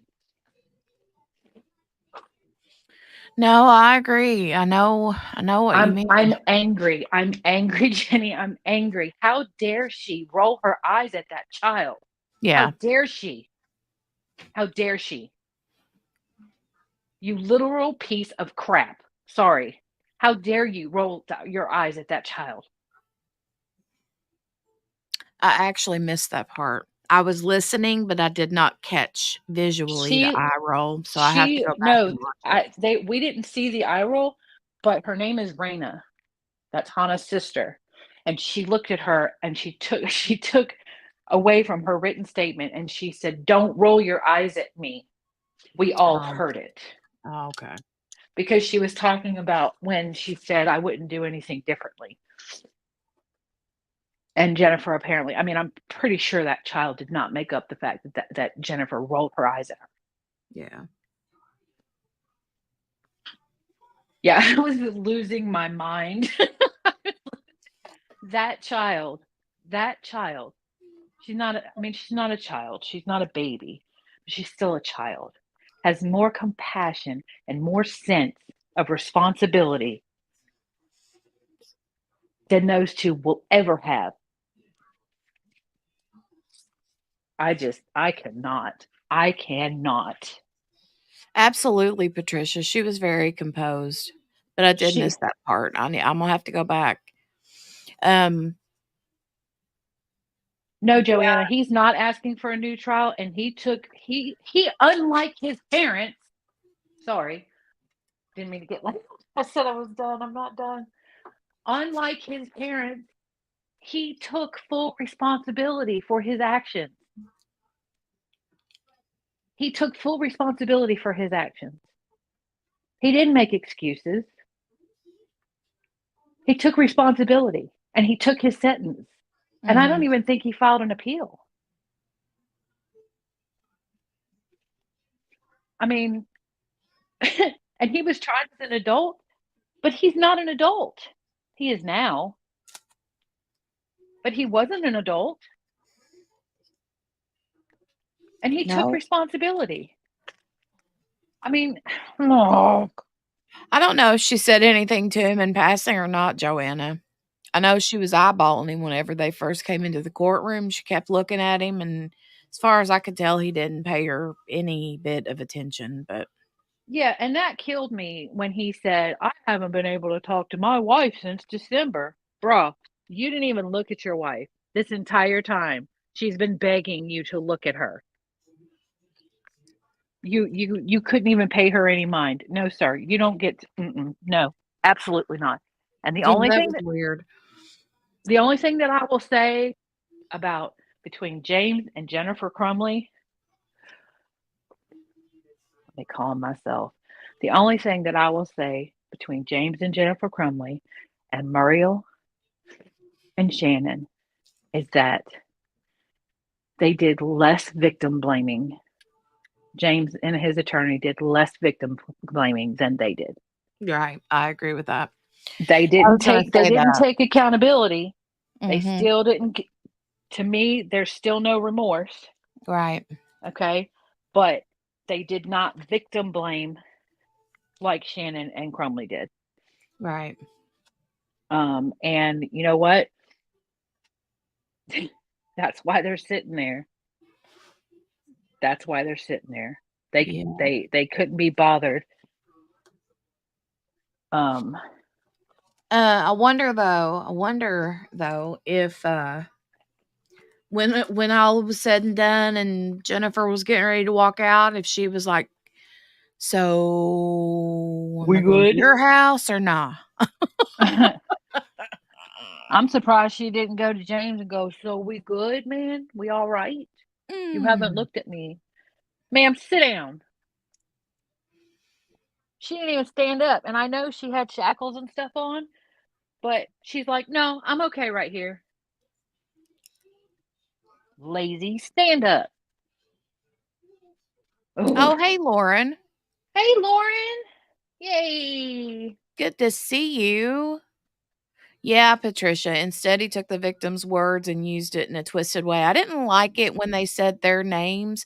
Here's the No, thing. you better If keep. so okay, I kind of feel like it's a no-win situation. If they would have said the names, or if they hadn't, if they hadn't said the names, the parents probably, I would have. It wouldn't have mattered what they did. I would have found fault with it regardless. If they hadn't have said their names, I would have said, "See, you can't even say my child's name. You can't even." But then when they said it, I would have been like, "Don't you dare say my child's." You know what I'm saying? Yeah, I understand what you're saying, and that I would have found fault in everything that they did and said. But what I will tell you is that I would have lost my daggone mind if that my child's name would have come out of their mouth. Mm. You don't get to say their names. You don't get to. No, you don't get to say their names. Sorry. Nope. And I understand what you're saying, Jenny, about, you can't even say their names. Mm-hmm. And I will say this, I have not lost a child. I have watched my parents lose two. Okay? It's different, but you don't get you don't get to say their name. Right. Right. You don't I just you you don't y'all know when QB's at a loss for words. Yeah, it's bad. It's bad.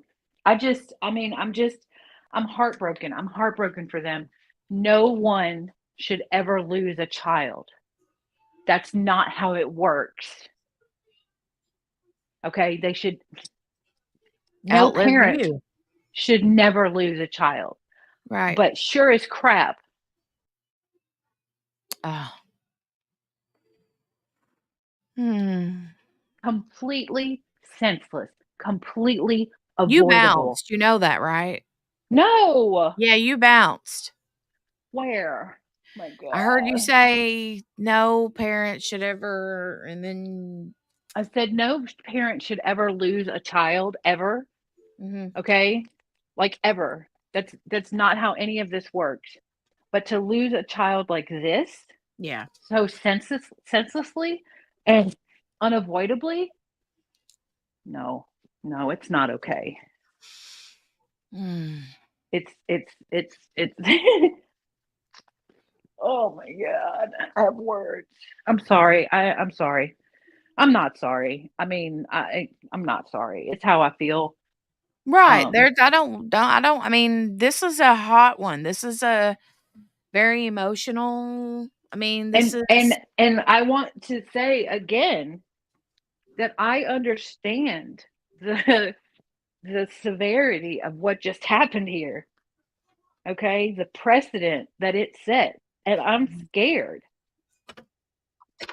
I'm scared that it could be did I bounce again? Hold on just a second. Okay. All of a sudden, I had a Lori Valade Bell trial pop up on my computer and just started playing. Oh. Y'all, that man is Sorry. that man is testifying. I got to catch up. Lord. Yeah, I still gotta go back and watch it Whew. because I've missed it. I didn't want to say nothing because I didn't want to take away from this, but I am gobsmacked. Anyways, but I want to repeat that I understand the importance of what just happened here and what it means, and it's scary. I'm not gonna lie, it scares me. It scares me. There's so many on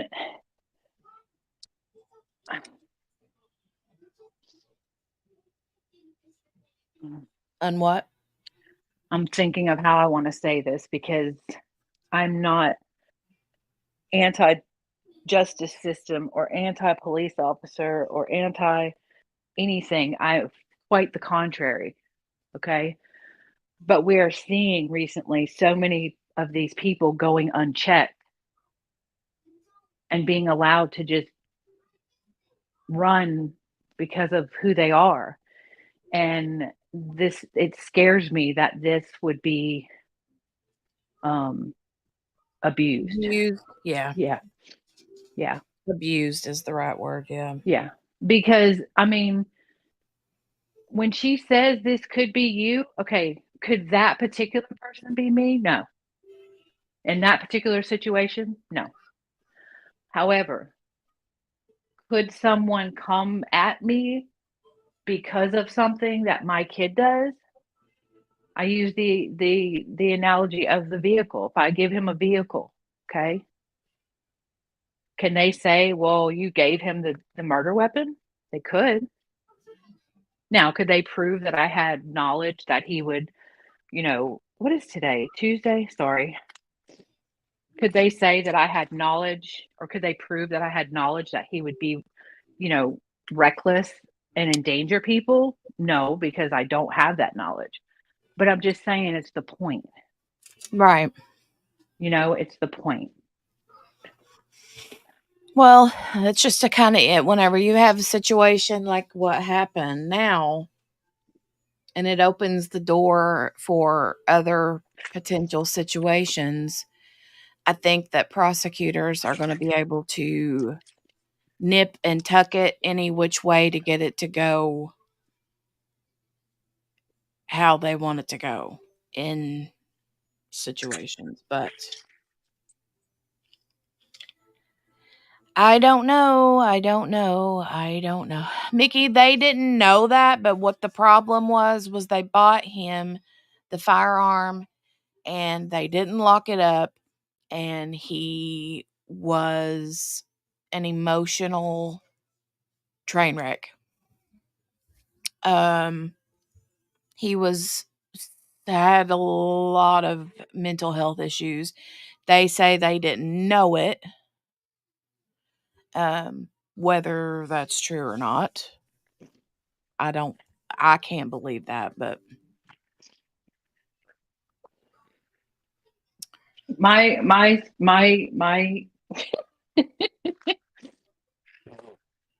feeling is that if, and it's a huge if, I like to say but, it's a huge but. Sorry.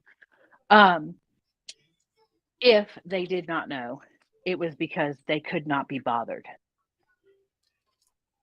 They couldn't be bothered to know. They couldn't be bothered to pay attention. They couldn't be bothered to give, like I said, the tiniest, simplest, bare minimum as a parent.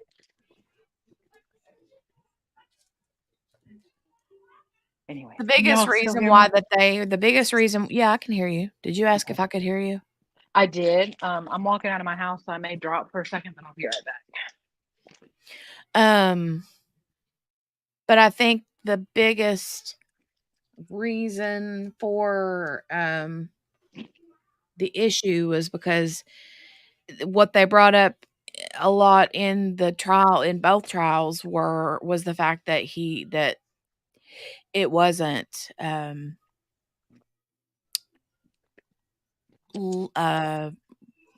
locked up and out of, it was easily accessible, pretty much. Right. And Jennifer says, can you hear me? Yeah. And Jennifer says, oh, well, it wasn't my responsibility. Ma'am, you're the other adult in the house. You bought the bullets. It is absolutely your responsibility to make sure that it's secured. She knew it wasn't secured. It was in their bedroom. Mm-hmm. It wasn't like their bedroom was like, 1,200 square feet. It was in their bedroom, sitting under some clothes. And not to mention the fact that I may drop. I'm driving. Not to mention the fact that there were other guns that were in a safe with a code that came with the safe. Mm-hmm. Yeah, and the code was 0000. He never even said a code. It was basically 0000. Which means that all they had to do was switch the lock. I mean, open the lock. If it was sitting on 0000, I'm angry, y'all. I'm trying to calm down. I'm going to PT and I'm riled up. Oh, you'll get there and they're going to be like, oh, you got so much pent up anger. Tense, girl, you tense. I mean, yeah. I have the ability to kind of try to remain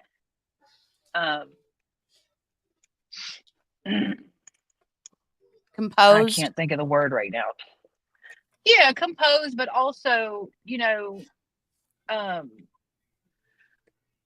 listen to all the evidence and try to weigh all the evidence. Neutral, thank you. And the medicine, y'all, I cannot. The word, it's bad. But like I think it was the judge. She sat through that. Okay. I'm not a judge. I'm not even an attorney. I don't pay the one on TV, but I sat through them and I listened to everything. And what I know is that y'all didn't do the basics for that kid. Mm-hmm. And you certainly didn't secure that weapon. Mm-mm. And the fact that it was secured legally means boo to me. It means nothing to me. Here's the one thing, okay? Let me go back real quick and just talk about the mental health issues, okay? How old was the kid? He was 15, 16? He was 15. Okay. At the time of the shooting, he was 15. All right, 15. All right. This 15-year-old, the parents know and have given him like their own. Didn't she say that she gave him like nerve pills or Xanax or something? There was question. It never came out that she definitely did. Text messages from Ethan said they gave me some pills and told me to shake it off or sleep it off. So was it melatonin? Maybe. Was it Xanax? Maybe. But she knew enough to go get herself help. Well, what I'm getting at though is if they did, and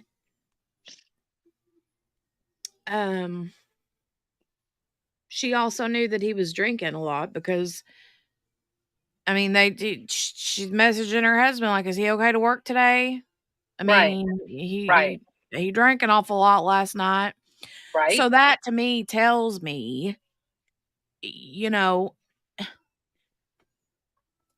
a 15-year-old that is drinking a lot, there's a reason. They know, There they was so many. knew he was mentally not well. I He cannot was not believe that they did stable. not know No. that. And if they didn't, then it was because they couldn't be bothered. He withdrew from school. He withdrew from work. He withdrew from everything. His room, 2 rooms, not 1, 2 rooms, were complete and utter pigsty. Okay? That is and Mickey Jor, understand, I make no excuses for him. I make no excuses for him. I feel bad that he had those parents. I feel bad that he didn't get the help, but that doesn't excuse his actions. He's accountable and he's responsible. I thought Absolutely, he 100%. left. No, she came back. She came in hot. But I just want you to understand, Mickey, I do not excuse his behaviors. The only thing that I will say about him is that he's the only one in this entire situation that has taken responsibility. And he's a child, even though he's an adult now. Yeah. And he was tried as an adult. He's the only one in this entire situation that has taken accountability. Anyways, but yeah, they knew he was drinking. Yeah. They knew he was drinking. You can't say, oh, did he drink too much Gatorade last night? Is he okay to work? No, he was drinking. They knew he was drinking. Right. And you know and what? that's my point. If you have a 15-year-old that is drinking like that, and you're allowing it because you know it's his coping mechanism. Yep, he's self-medicating. And you know that his only friend, the only person he talks to, was not only moved, like in the middle of the night, didn't even say goodbye kind of way. What, baby? Mom, Yeah, you got a hole in your sock. Oh no. She's mad because she's got a hole in her sock. Here, no. It's okay. We'll get you another sock. You want to go in your bedroom and get another pair of socks? Okay, there it is. I love that child. I love that child. That QB as a child. I'm just saying. I'm just warning you.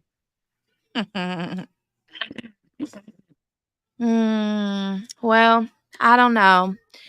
I'm anxious and eager though to keep my eye on this situation, this story in the news, because that dad is mad and he's ready to get some stuff done with this school. Oh, it's not done. Yeah, it ain't done. Yeah, it's not done.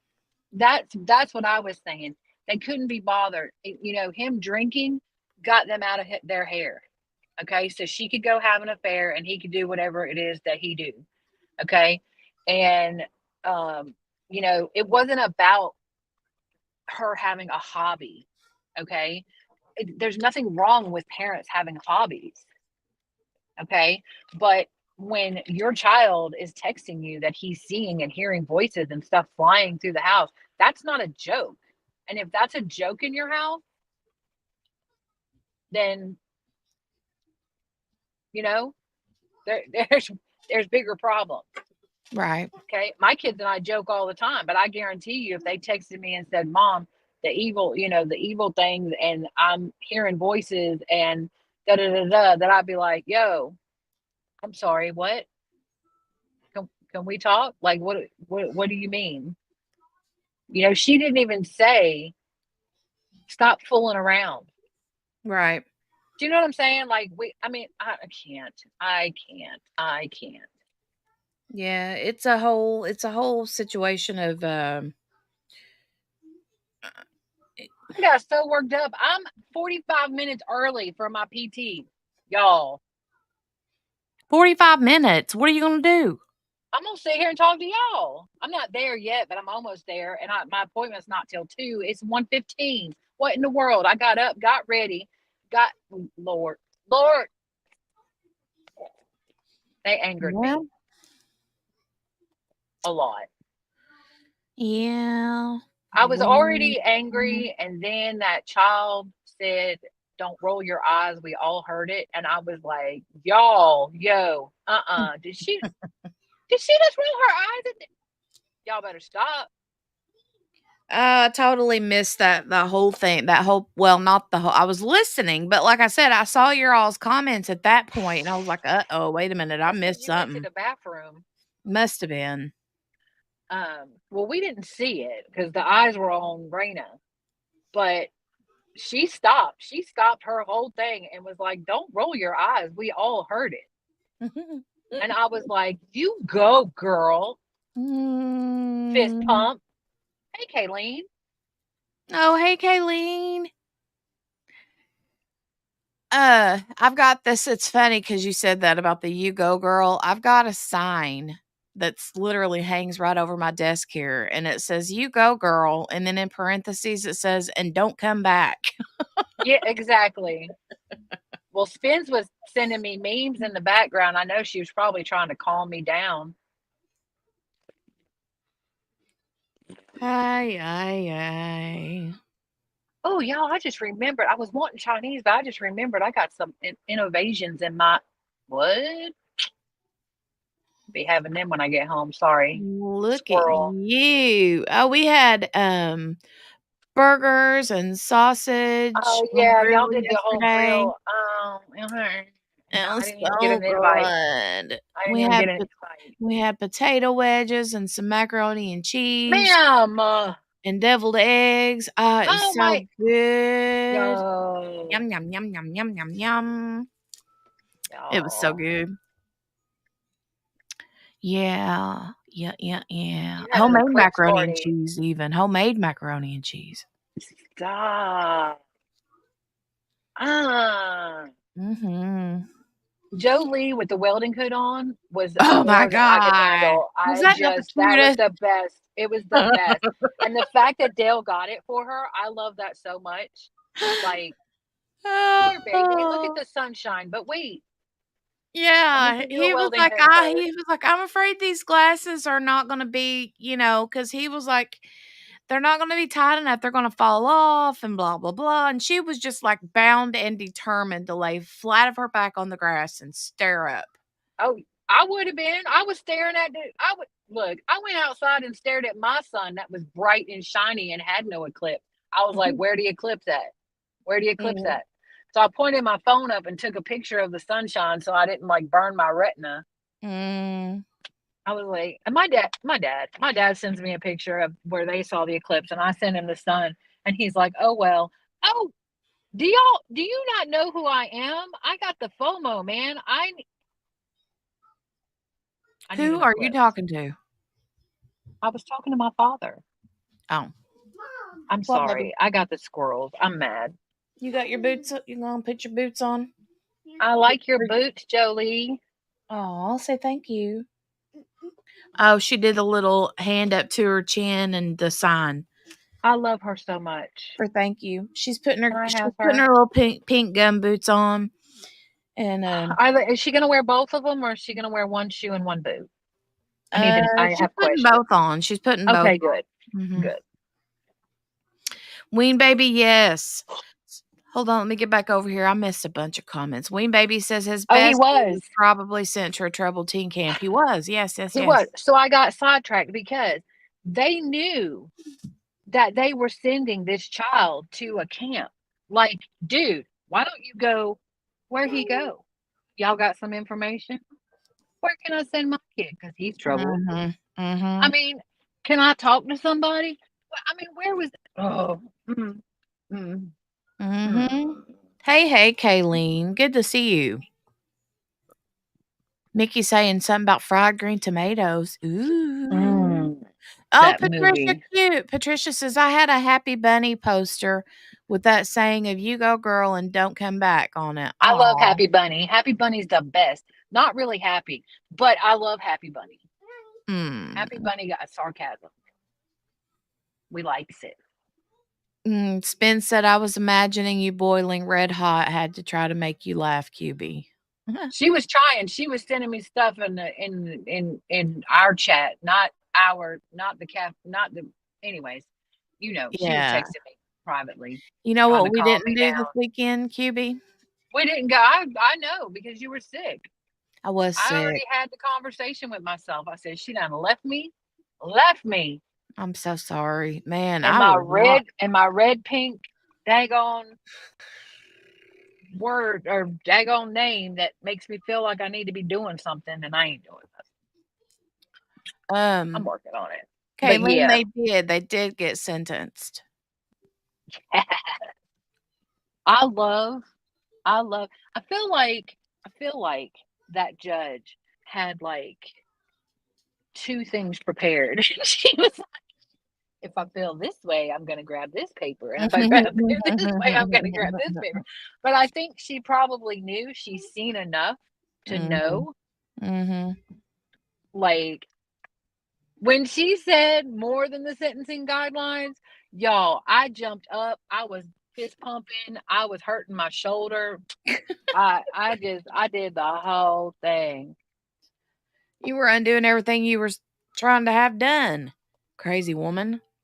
I was exercising. I was pre-exercising, getting ready for I didn't even tell y'all yesterday. Y'all, I wore that bionic woman arm out. I had to charge it. You had to charge it. Yeah, like it has a battery, but the battery lasts for like forever, and it stopped working, and I was like, what happened? What's wrong with it? And it's like, please charge. And I was like, yo, I used it too much today. Wait, who's we maybe talking about claiming self-defense? He really has no choice. Wait a minute. Where? I don't see that. It's on the screen right now. But she said that like 20 minutes ago. I'm way late in these comments. I'm in the comments in the back. Hold on, let me go over here.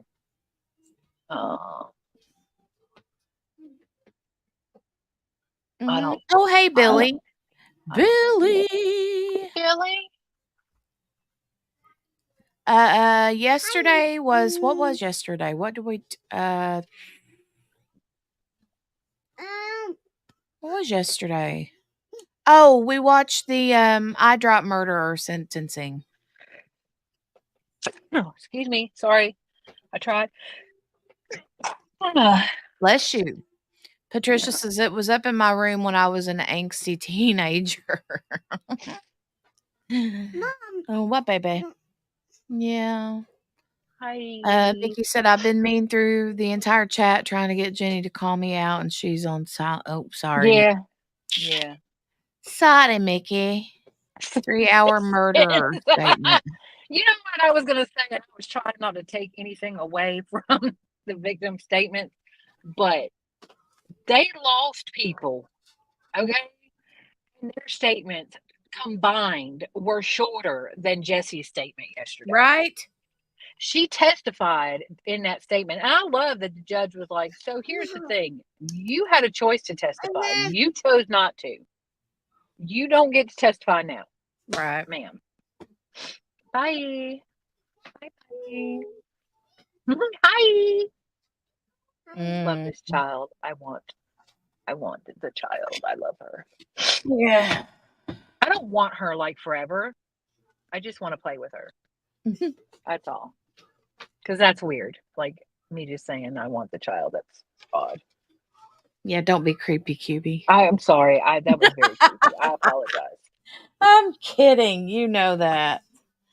I'm wearing my murder shirt. It says, I like murder shows, comfy clothes, and like 3 people.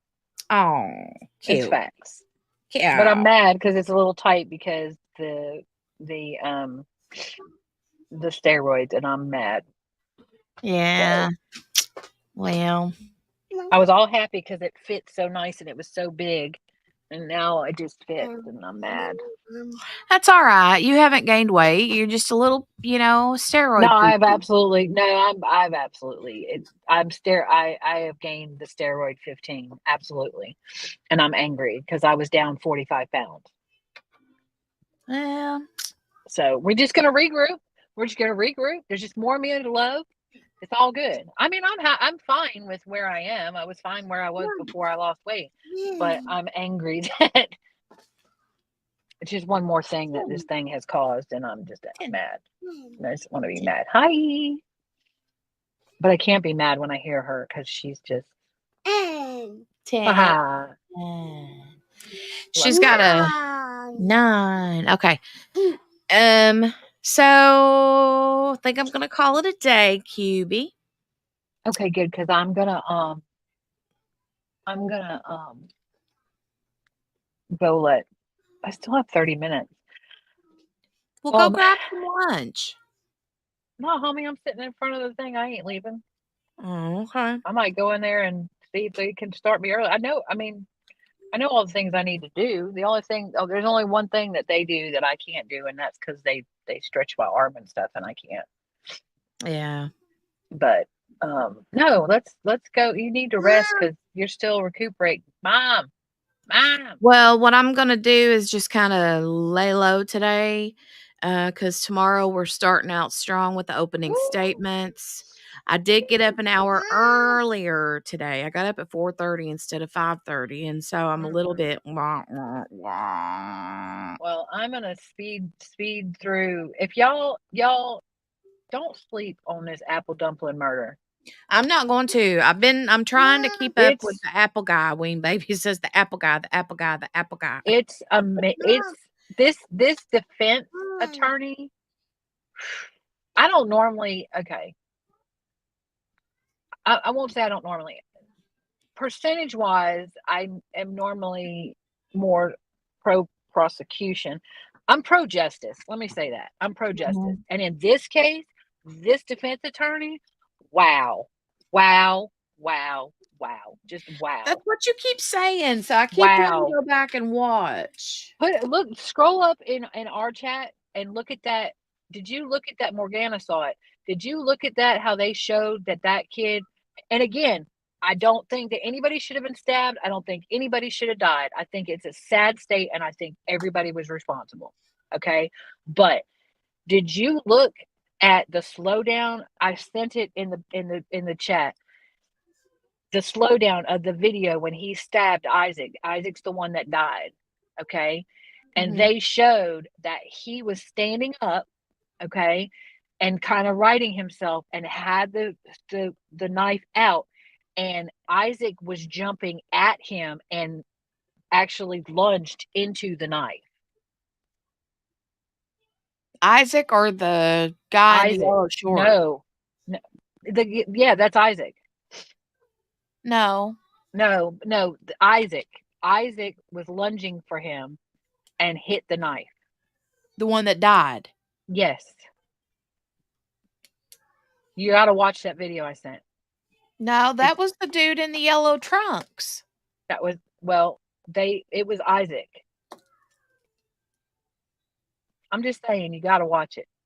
Because I didn't think that there was any footage of, you didn't actually see. Stand by. Isaac on camera. No, we saw him several times. Well, but not actually get stabbed, though, is what I meant. Stand by before I talk out of turn. I know you were going to go.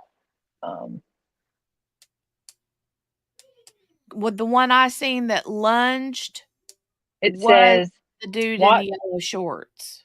It says, watch closely, Nikolai Meow. I always say meow, and that is not right. Did not go towards him and stabbed him. He was holding a knife, and Isaac Schumann basically jumped into the knife. That's the description of the video that I sent you.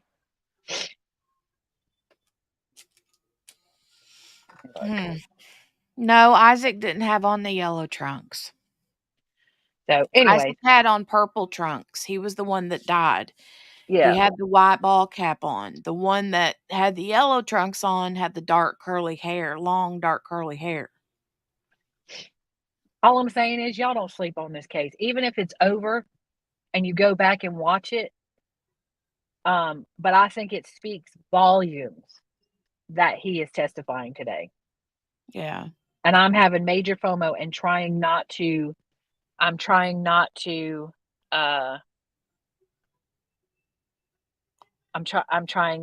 see what people are saying today on the X. because I want to be able to watch it. And I'm on day like 3 and 7/8. I don't know. I'm almost done with day 3.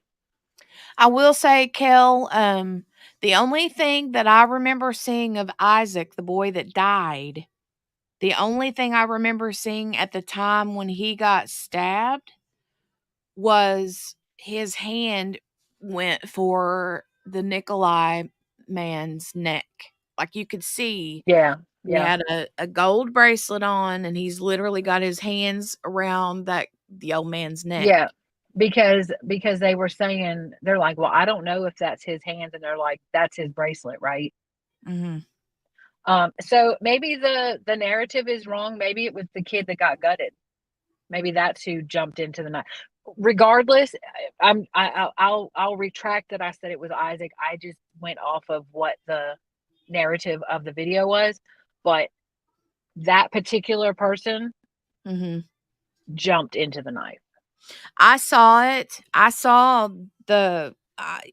what you're talking about.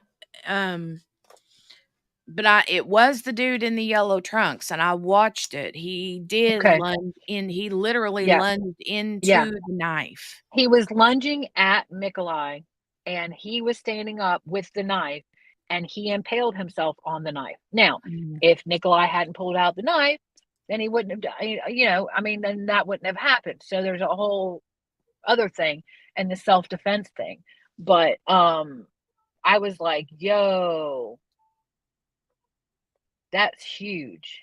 Yeah, I also saw the scar on that boy's belly. Oh my God. Well, and one thing I will say about the defense is, he asked a question at one point, and the kid answered and said, I'm not quite sure I was holding my friend's intestines.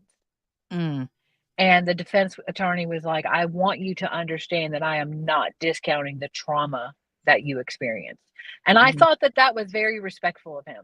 Yeah. Because he has a job to do, but also it was bad. It was terrible. It was terrible. The whole thing was terrible. The whole thing was terrible.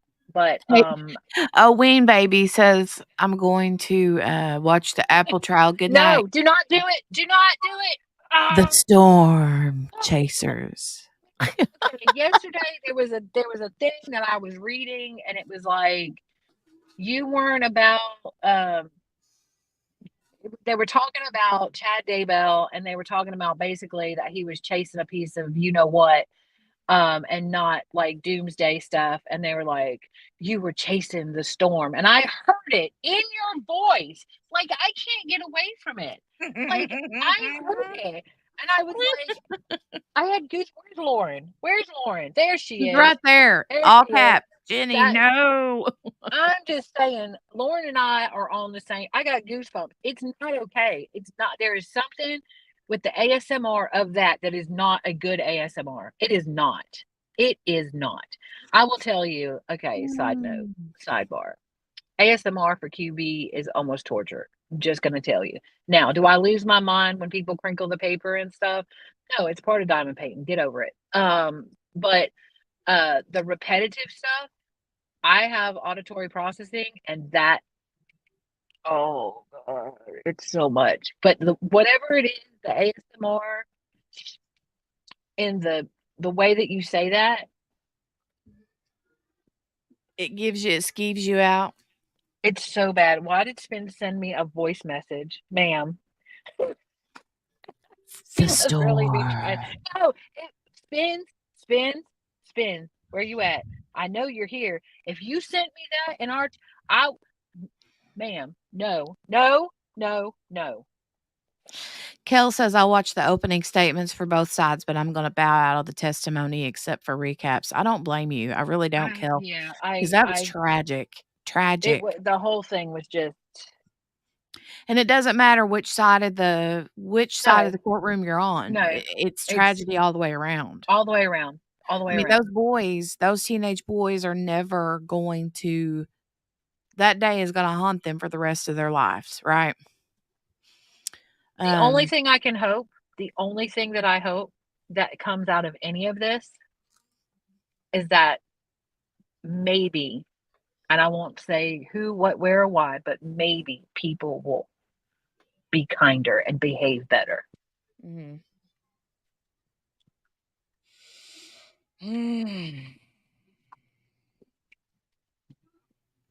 Anyways, I don't know. It's sad because I feel like it that's should have never happened. well, what I'm saying is I feel like that's kind of where everybody wants to be, but also everybody is very on high alert nowadays. And their first thought instantly goes to self-defense. Like, I have to defend myself in every situation. In that situation, Jenny, would you not have felt like you needed to defend yourself? That's what I'm saying. That's what I'm saying. I mean, yeah, I'm on high alert all the time. I live in a and I don't want to say this the wrong way. Okay, I'll just say my particular town has been known for people to overreact to things. Right. Okay. And so, yes, I'm on high alert. Yes, I put my kids on high alert, especially when they're driving, Mm-hmm. because people in the town that I live in act a fool. Mm-hmm.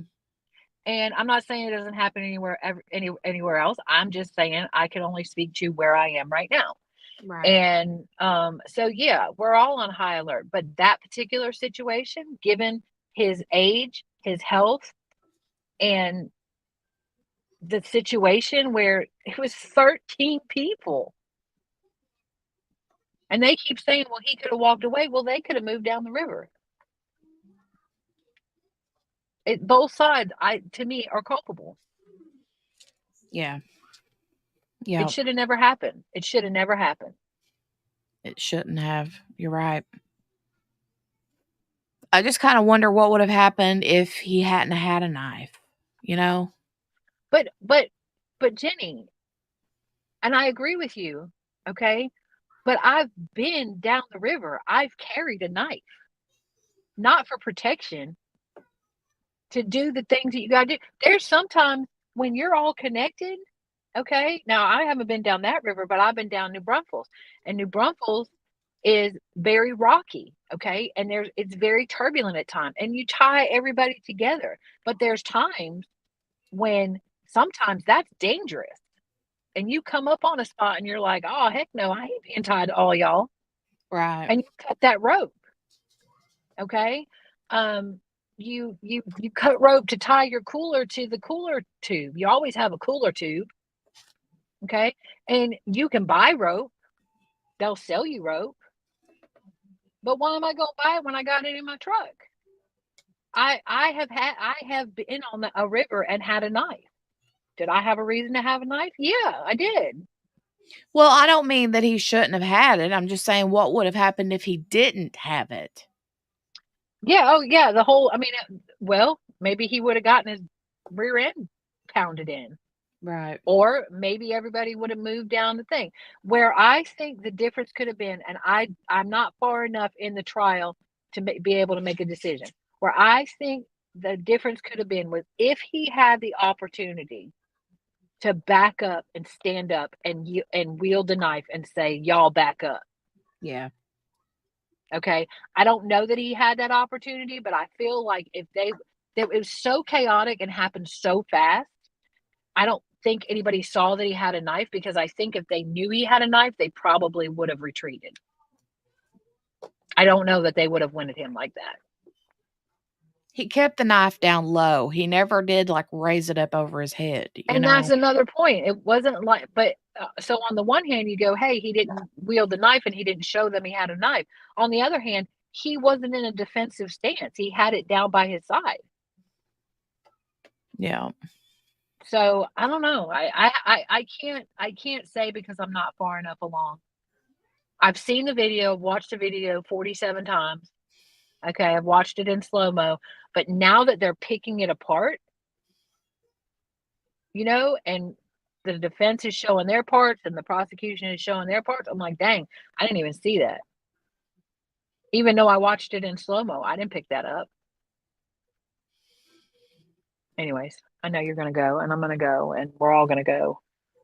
He Yeah. tried, from what I understand, again, I'm not far enough in it to say yes or no, but from what I have seen so far, there were several times he tried to walk away and they went after him. One time they even pulled him back. Yeah. And then when they thought that he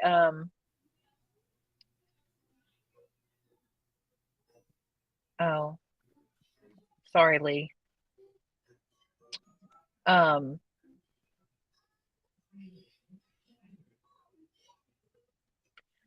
would say, Kel, I would say the same for them. They said they were scared. They said they were yelling for help, and there was an entire area of the river that they could have just gone down. He wasn't holding them there.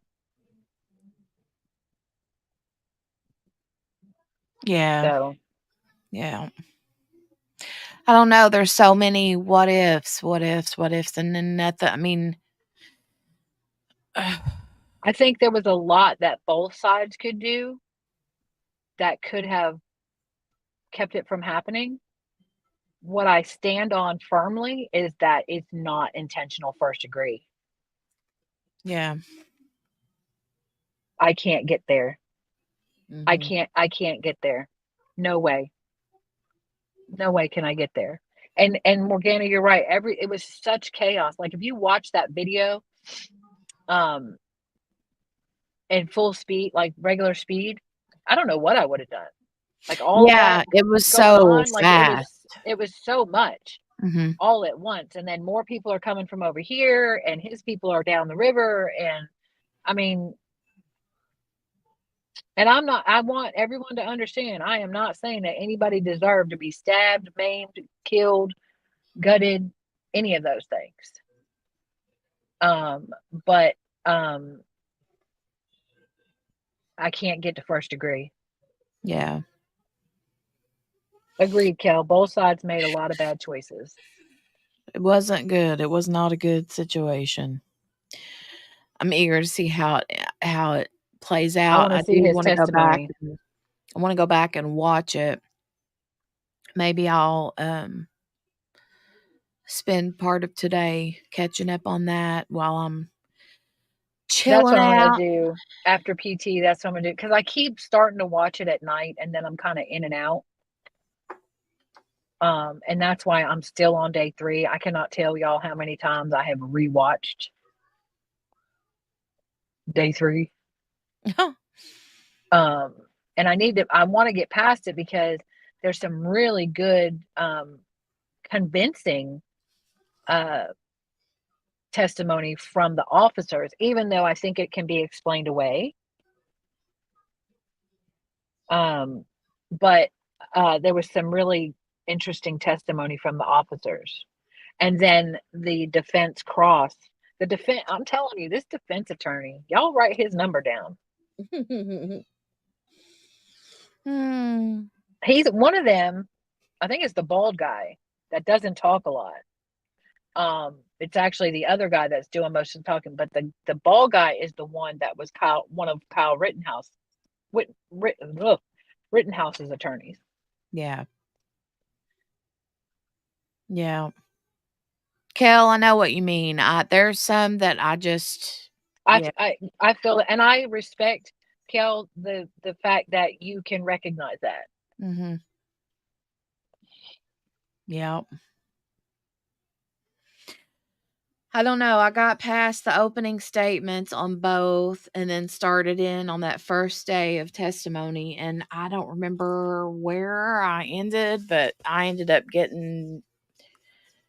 didn't finish or continue watching because I got held up with Sebastian Rogers stuff and Madeline Soto and Delphi, and there's so much. There's so much. Like, is it me?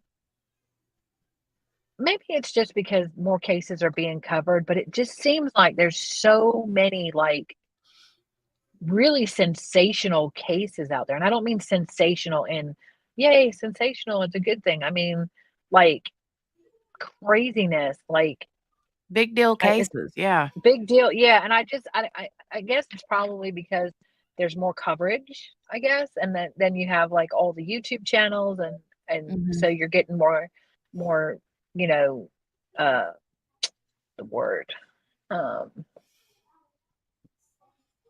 attention. Yeah. But it just seems like there's just so many like look at that docket that I sent, that calendar that I sent you. If Mm-hmm. all of those trials were to go on those days, Mm-hmm. and if Chad Daybell is still going, and if they show Delphi, Lord have mercy. You got Daybell, you got Delphi, you got Reed, and you got Suitcase Sarah. And Stephen Stearns. And Stephen Stearns, all on the same day. It's like, dang. I know, and I don't know what to do because I really want to really want to watch Sarah Boone. Facts. And I know you are really into Karen Reed. No, well, I'm not totally into her yet, but I feel like it's another Delphi thing. But Yeah. I haven't got, so on my thing, Delphi would be first, but I don't think they're gonna show it. Yeah. Okay. Suitcase Sarah, I think, is gonna end up getting continued. It's been too quiet. I don't know. There's no way that new attorney has had time to do all that he needs to do to catch up. In my personal opinion, I could be wrong, but I want to see hers. Well, they better hurry up and do the continuance because it's coming up. I mean, feel it's like a month. I feel like it's coming. And then Stephen Stearns, I don't know. I don't know.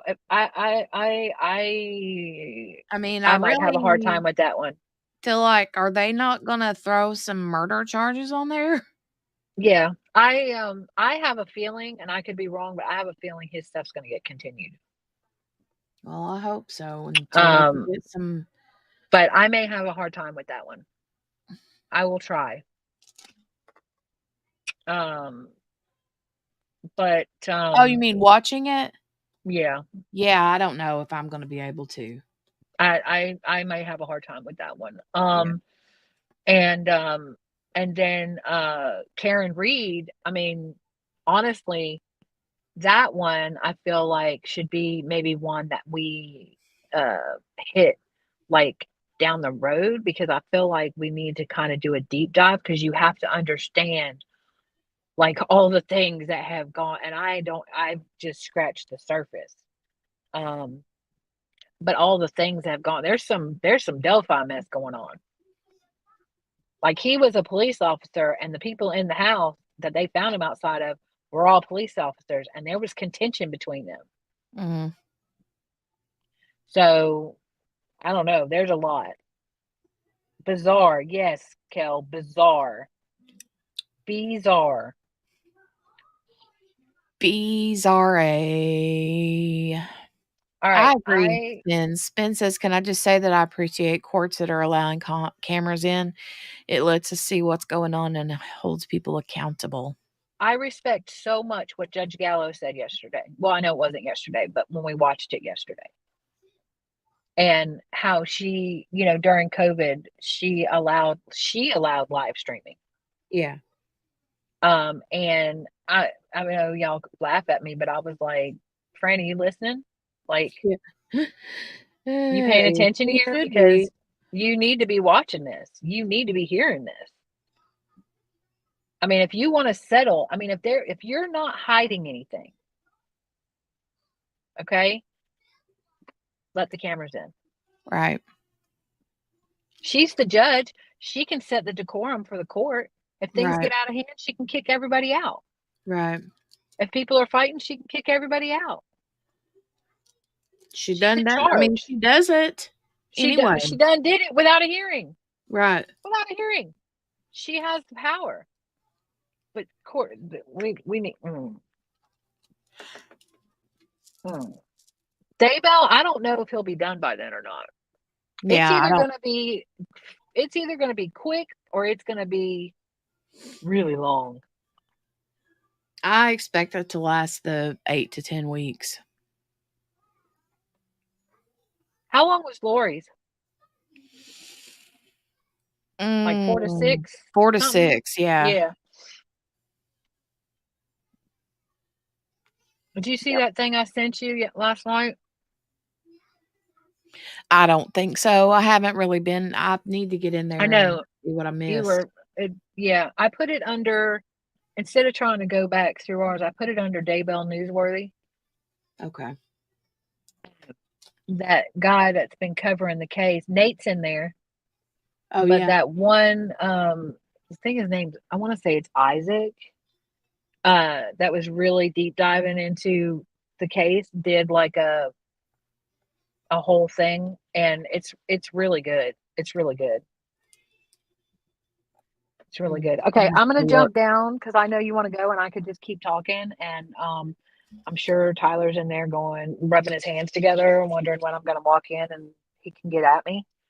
So, I say that like he's evil. He's not evil. He's a little evil. He's a tiny bit evil. He says we're gonna be friends when all this is over, and jury's still out. Jury's still out, eh? Yeah, jury's still out. So, anyways, I love y'all. I appreciate y'all letting me have my words, so I could calm myself down. Breathe in. Because breathe they out. made me angry. I was look, y'all. I already had words, and then that child said, "Don't roll your eyes at me," and I was like, me and Margaret teleporting." Oh, you and Margaret both were like, let me at her, let me at her, let me at her. So, all right, I'm gonna jump down. Bye, well, y'all. have a good rest of your day, QB. You too. I'll talk to y'all later. Bye. All right. Thank you. Love you. Bye. Margaret said, I heard that. I don't want it.